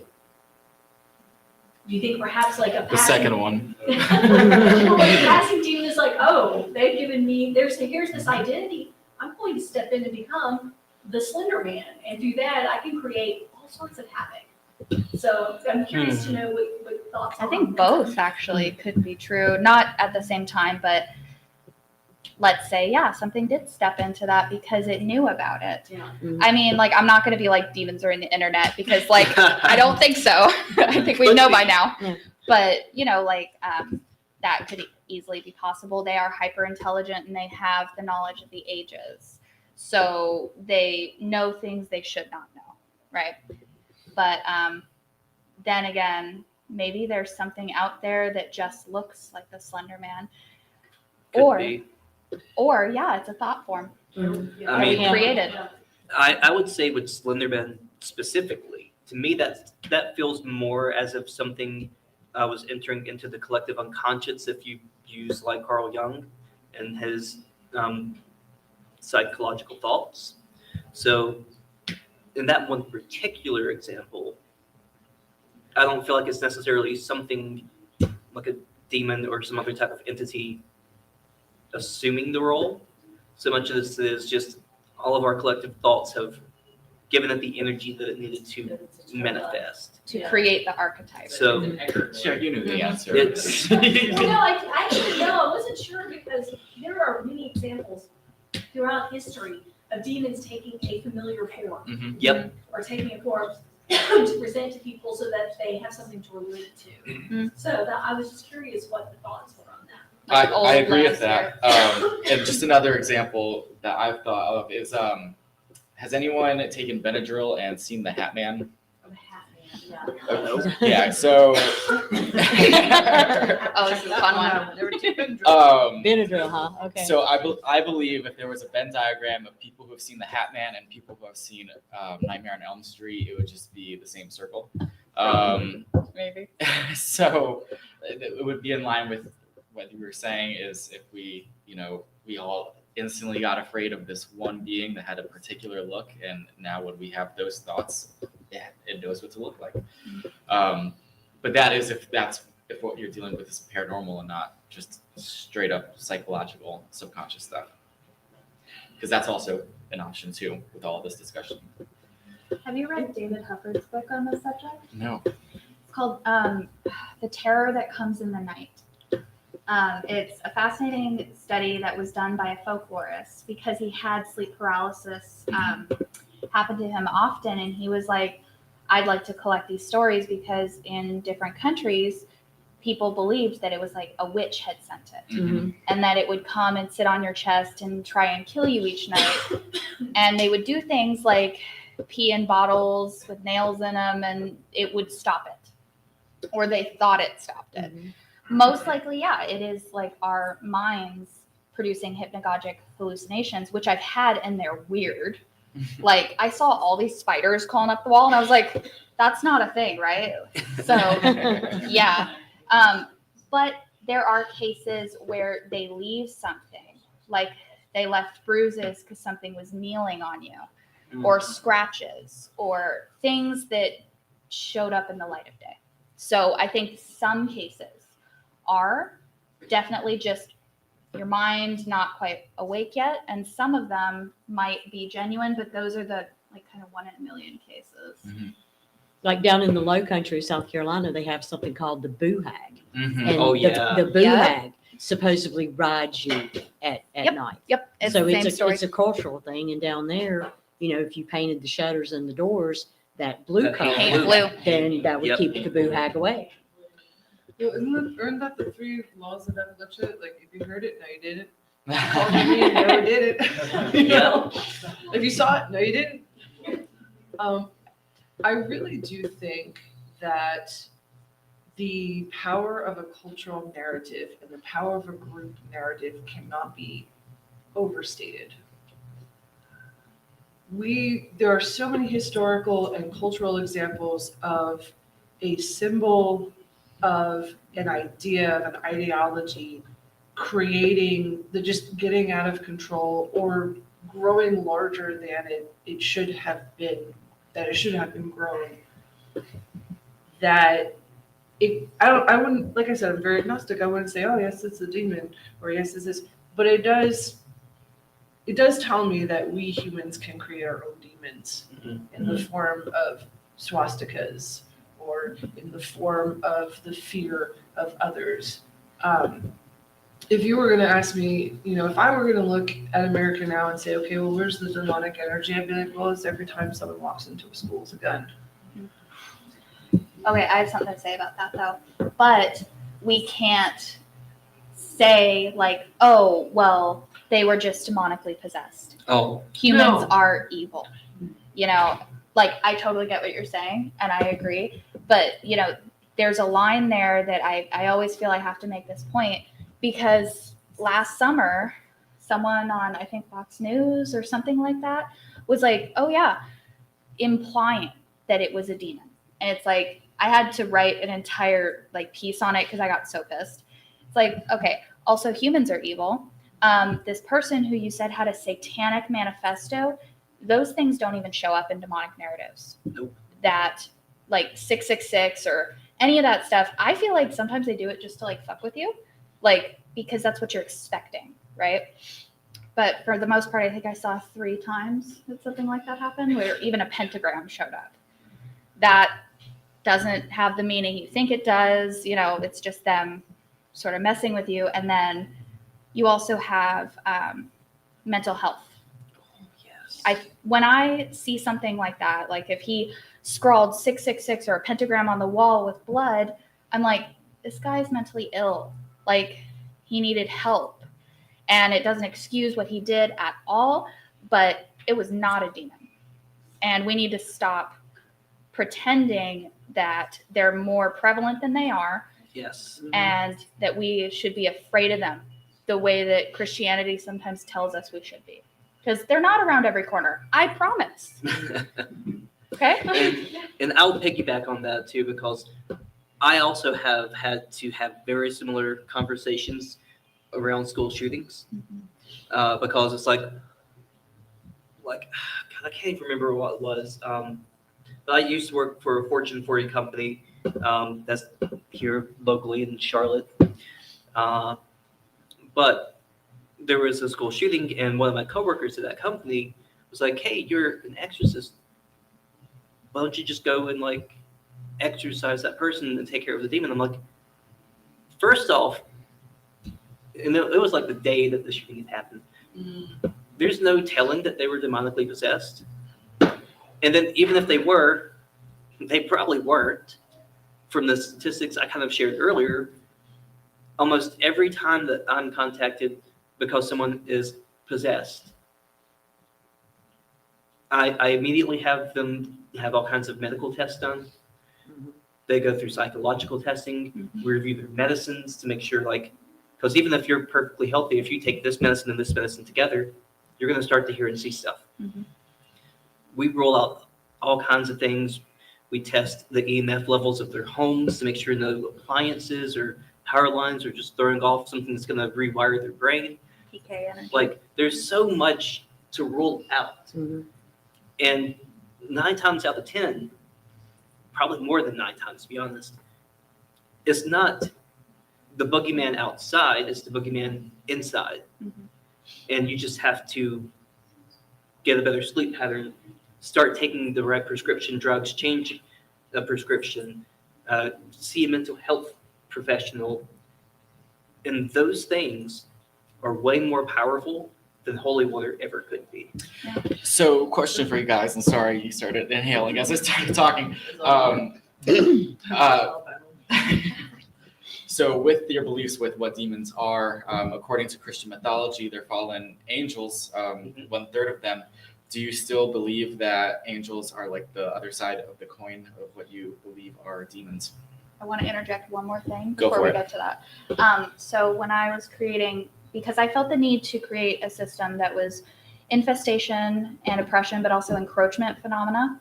So encroachment, when they're trying to find a foothold into your life. Infestation, they're already there. They're throwing things. They're doing crazy things to try and drive you crazy. Oppression is when they single out a person for possession and they break down their mind and their will. So when I was doing my possession classification system, because it's different, when you have encroachment, infestation, and oppression, it's happening around you. When you are possessed, it is happening from you. It is emitting from you. So I felt it was different enough to make a whole different system. And murder is so rare. There were maybe 3 cases where I was even convinced they were demonically possessed at the time when they committed the murder. So that kind of tells me that demons don't all have the ability to commit murder, or it's really not within the realm of what they were supposed to be able to do. But there are those outlier cases, right, where it definitely sounds like it, but I wasn't there. So I can't look at them and be like, oh yeah, possessed. I can just look at the phenomena and try to evaluate it based off all the other phenomena. Anyway, your question's good. Let's go back to that. It is. So angels, demons, are they the same thing? Tina, I'll throw this to you to start.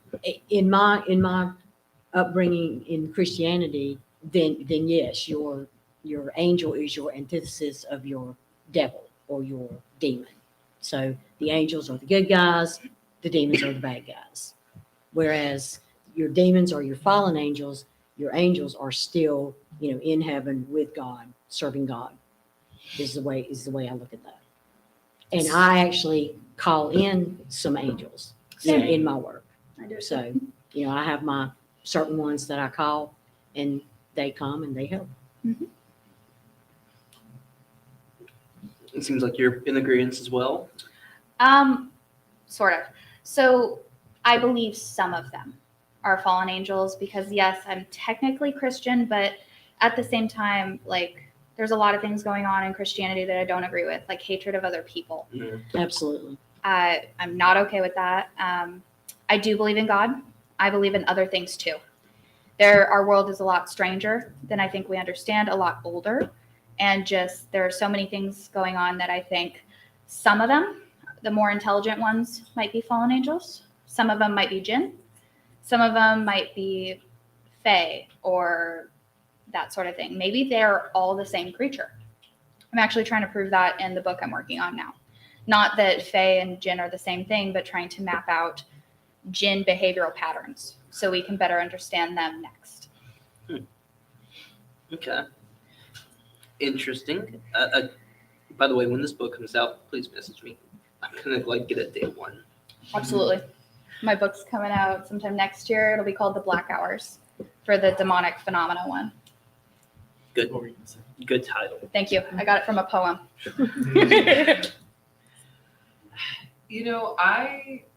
When I think back to going to church and going through the services, again, demons were always like those sort of like imps that were possessing somebody and then got driven out and went to possess cow or swine that then ran off a cliff. And to me, that's not very compatible with a fallen angel.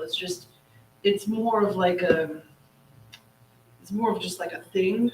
Like You know a what I mean? dumber creature almost. Yeah. And I know that in the movies, yes, in Catholic theology, there's all of these levels of, I'm like, where did that come from? Because I went to Catholic church for 24 years, and I occasionally still go. And never did the priest during the sermon say, well, let me talk to you about the levels of demons. No. In fact, the saint veneration was a little too much sometimes for my German Catholic mother. Shout out to St. Jude. So, for me, it's more like, it's if demons are they're powerful, they're evil. I just don't see them as angelic. Angels are angels. For some reason I always think of them as soldiers. I have an answer to that, by the way. When I was doing my research for my thesis, I found that somewhere in the 2nd and 3rd century, demons and angels became related and the same creature. And just, in different stages of faith, essentially. And it happened randomly. They don't know why it happened. It just did. So that was not always what they were said to be. But based on some of the raw power, it would make sense to me that they were fallen angels, at least some of them, because they can do things that some of these less intelligent, lower beings who are also demons, let's say at one point they all picked a side, right? Like every spirit that existed, maybe it was during the war in heaven, who knows, right? We weren't there, but they may have chosen a side. That's my working theory. So that's what I personally think. And I would say that for the most part, the opposite of angels is demons, and vice versa, and that demons, for the most part, are just those fallen angels. And getting to your point on them being soldiers, angels and demons, according to my understanding of them, and keep in mind, until we pass on through the other side of the veil, our understanding is so slim. But they are soldiers. Your angel side of things, they are like your well-regulated militia. And then your demon side of things are more like your I don't know if most of you will get this reference, but who's familiar with the Swamp Fox, Francis Marion? See, I grew up in Hartsville, South It's Carolina. like guerrilla warfare. So, Like it's almost a guerrilla warfare. instead where- of fighting in formation, Yes. he would hide behind trees and do like sneak attacks and pick off officers first instead of your general soldiers. And he would cause chaos. He was a soldier just as much as those other soldiers. But their fighting styles were significantly different. Within the British side of things, you know, you've got this very clear chain of command going all the way up to the king. And then with the Swamp Fox, Francis Marion, he was him. He didn't necessarily answer to Washington loosely, but he didn't need permission. If he wanted to go do something, he just did it. And so in that spiritual warfare kind of thing, angels have that chain of command straight to the source, straight to God. Whereas demons, if they just decide I'm gonna go fuck with this guy, they don't have to go and ask Satan or whatever concept you might have for that to get permission. They're just gonna do it. Well, I personally think yes and no to that. Like, yeah, they will just do it if they can find a foothold in your world. Mhm. Because otherwise, if they were that prevalent, if they were that powerful, more people would have experiences with them. And the fact is, they have to have certain factors in place for you to even have a demon be able to enter your life. And then there's the whole like hierarchy in heaven mimics, well, technically the hierarchy in hell mimics the one in heaven, not the other way around. But you have like certain ones, like the angels that we know of are mostly messengers, right? Then you have the ones above that and the ones above that. Angelology is not my strong suit, but it goes all the way up to archangels, who are usually the ones who are directly battling demons. But I don't think they're going after the lower ones that are causing chaos. Mm-hmm. It shows actually a lack of intelligence, the ones that are causing chaos. The ones that start to like break somebody down quickly and effectively, those are the ones to watch out for that I think could be fallen angels. But I'm open to most things because we just don't know.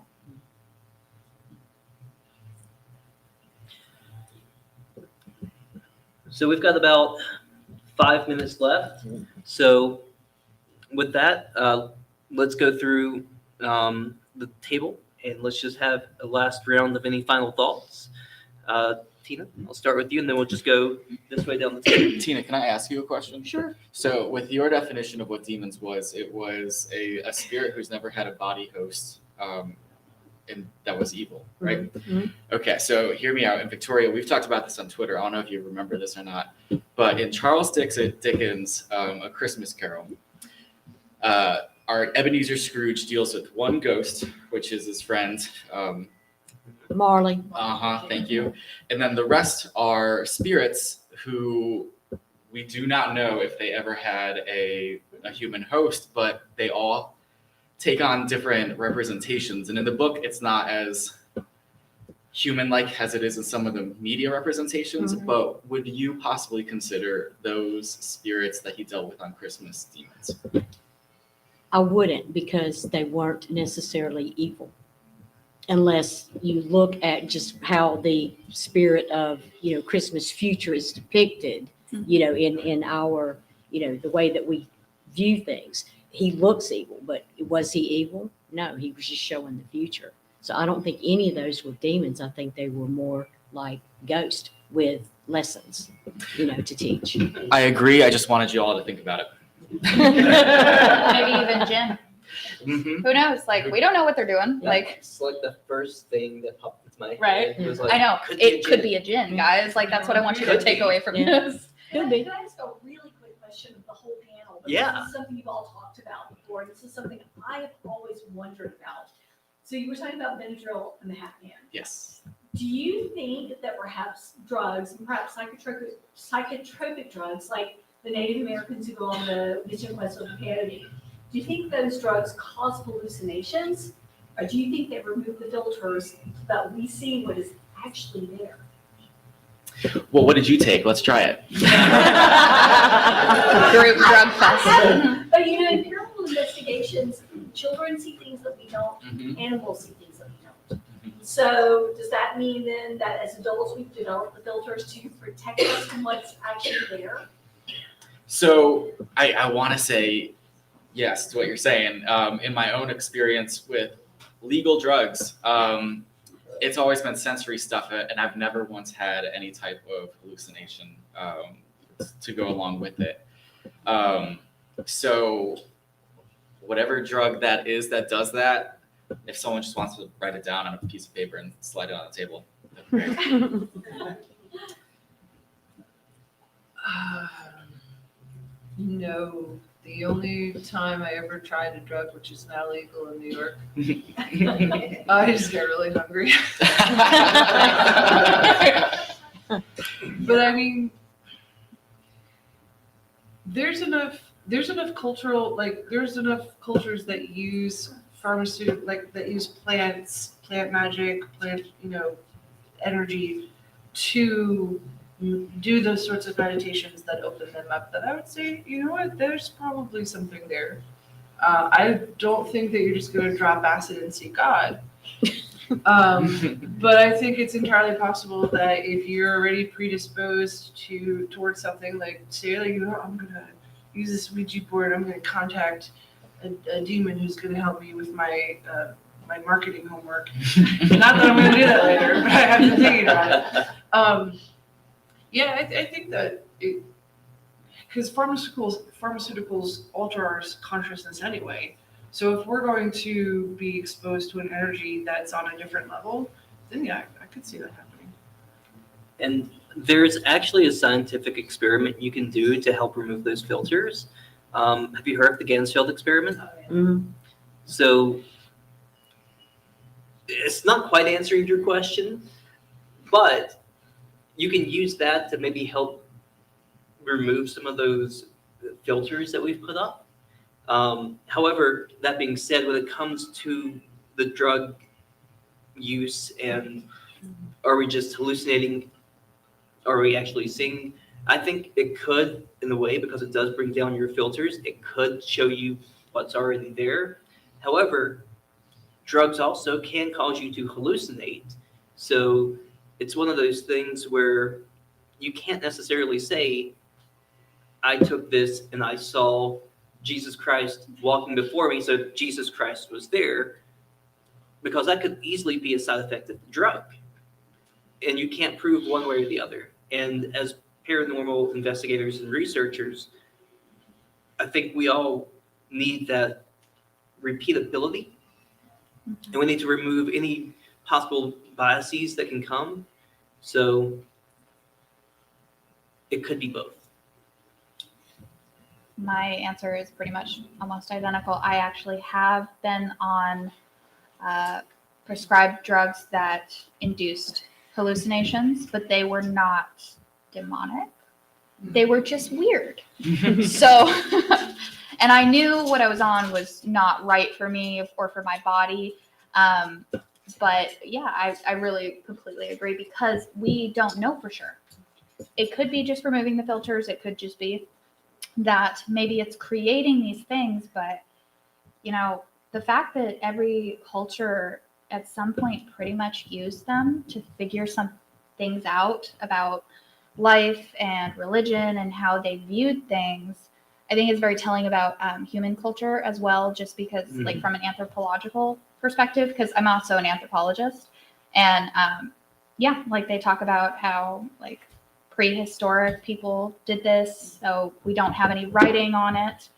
We just know from the most recent things that we know that they did. But honestly, I don't know. I haven't tried those drugs, so I don't have an answer for you. And I'm going to put a different spin on it. I have a very good friend who is a Native American shaman. She is the shaman for the Chinook tribe, which is primarily in Oregon, but she does drumming sessions. And there is a drumming session with a meditation. Now, I have attended several of these, and I have gone on journeys, if you will, and I have seen things, but there are no drugs involved. But that meditation and being in that state drops my filters to allow me to go on this journey and see these things. And I've seen some, wonderful things. What did you see, Tina? What did I see? The first time it ever happened, I saw her spirit guide, which was, she called her White Buffalo Woman. And that was one of her spirit guides. So this was like a session, and I saw White Spirit Guide. The second thing I saw was Chief Joseph of the Nez Perce. If you've ever seen historical, pictures of him, he's the Native American guy, wears a hat, and the braids come down right beside his ears. Okay, and I'm sitting here going, oh my God, that's Chief Joseph. I know who that is. I've seen it in history. That's Chief Joseph.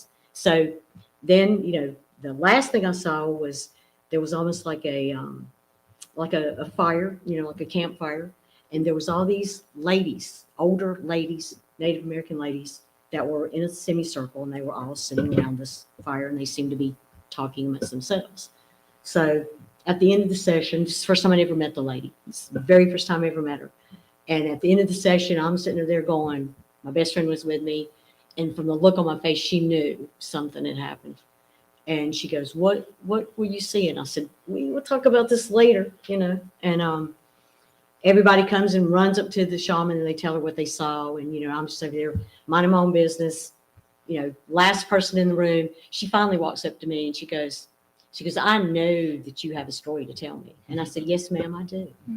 And I said, first of all, I said, I met, this lady in white, beautiful woman, all in white leathers, very strong, to the point I could feel the strength coming off this spirit guide, to the point that I was in a chair, and I had noticed I had backed all the way up and was, almost out the back of the chair because of the strength of this entity. And she goes, yeah, that was a spirit guide. And I was like, okay, well, that's cool. And I said, and the next guy I saw was Chief Joseph. I said, don't really know, what about that? And she goes, well, I do have Nez Perce, in my background. I was like, okay, that's cool. I said, then the last thing I saw was, these ladies. She goes, yeah. She goes, we call those the grandmothers. They're our ancestors that we get a lot of help and guidance from. And I'm like, okay, I'm hooked. Anytime you're ever having another, drumming session, count me in, because that was one heck of a journey.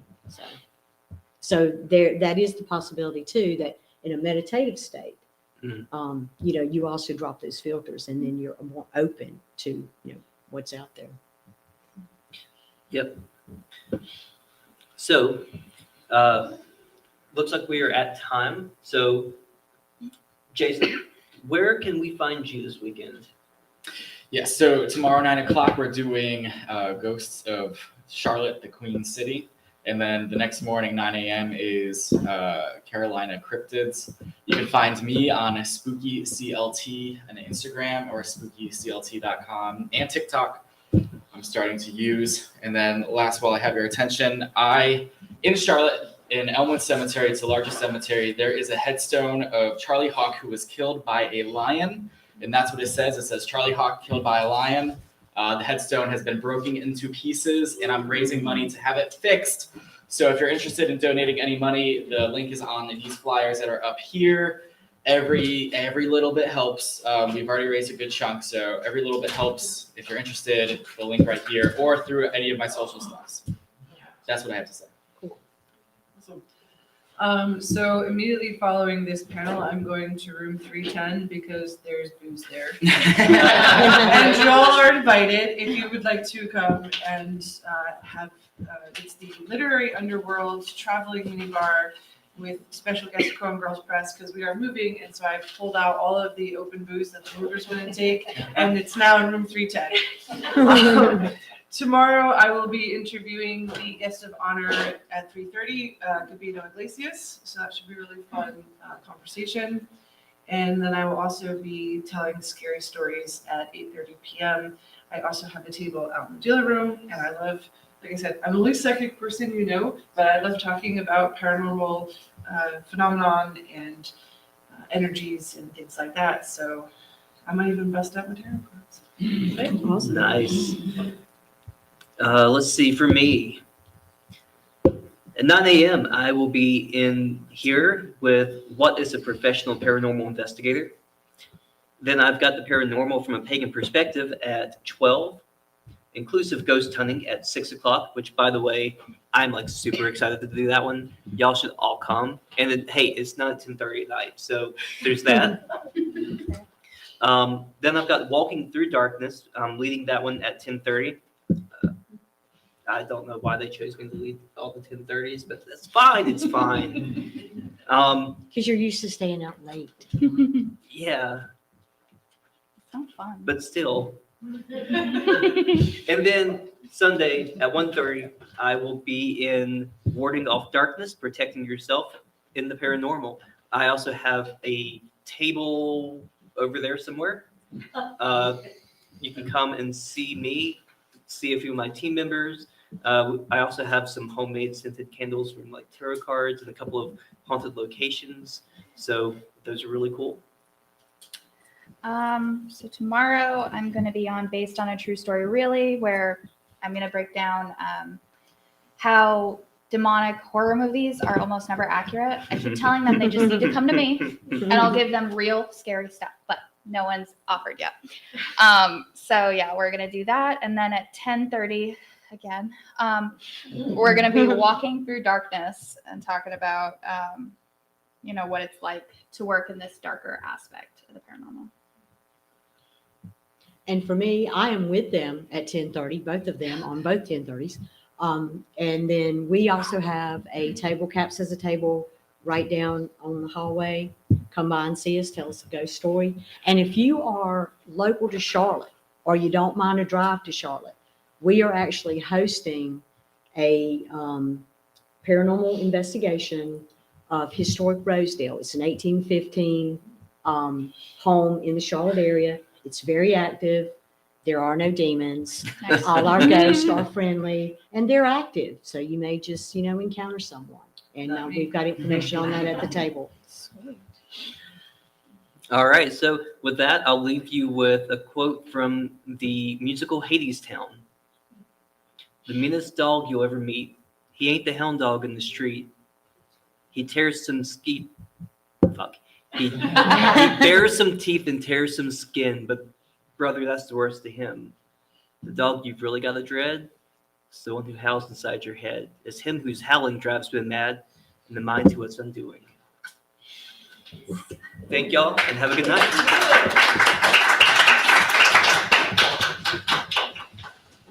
Great job, everyone. Did it. So note to self, don't try and book Broadway at 11:39 Right. at night. It always sounds, it's amazing when you do it during the day and then it's 10:30 at night and you're tired. It's still good though. Like, That quote. Oh, I mean, thank you so I have much. like friends in the theater, so like, Hey, I get it. Paranormal Here's is a theater. reminder that Charlotte is spooky. Awesome, thank you. Well, like theater and paranormal, it's a circle. So I used to be in drama, I think actually almost every member of my team is in theater. nice. I love that. I mean, we started in the theater. We were broken, just like in Beyonce and I moved from Charlotte across the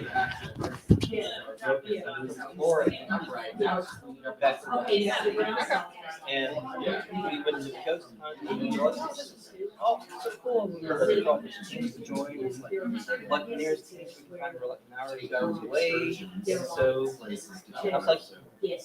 start something. I have to remember what the other Well, one I know a is. bunch of people the other day. So let's do it ourselves. And we were all in production of Snow White and Seven Dwarfs at the time. Oh, nice. That's awesome. And the director's now my treasurer. The secretary / vice president is my fiance. Oh, okay. Do you want to take a look? Yeah, absolutely. There you go. We'll put 'em on the table. I'll bring a bowl of fresh The jack. evil queen's on my Yeah, team. Where in the cemetery Mirrors is on the this? team. So, Cool, I love that. You know, like, if you're at the entrance, and The guy it's that's here, wearing and the then it tech says booth. that way, Right. there's that road that Just goes like- all the way along Pine it's Hill so that cool. splits it up, That was and pretty then cool. the I like chain that. fence But we separates do from always, the when we are train. times, we're like, all right, So- just so That we are all road, actors. where it meets that We are chain not link actors. fence. No. Yeah. So it's along the train. It is an important, If you walk like- around, you'll find it.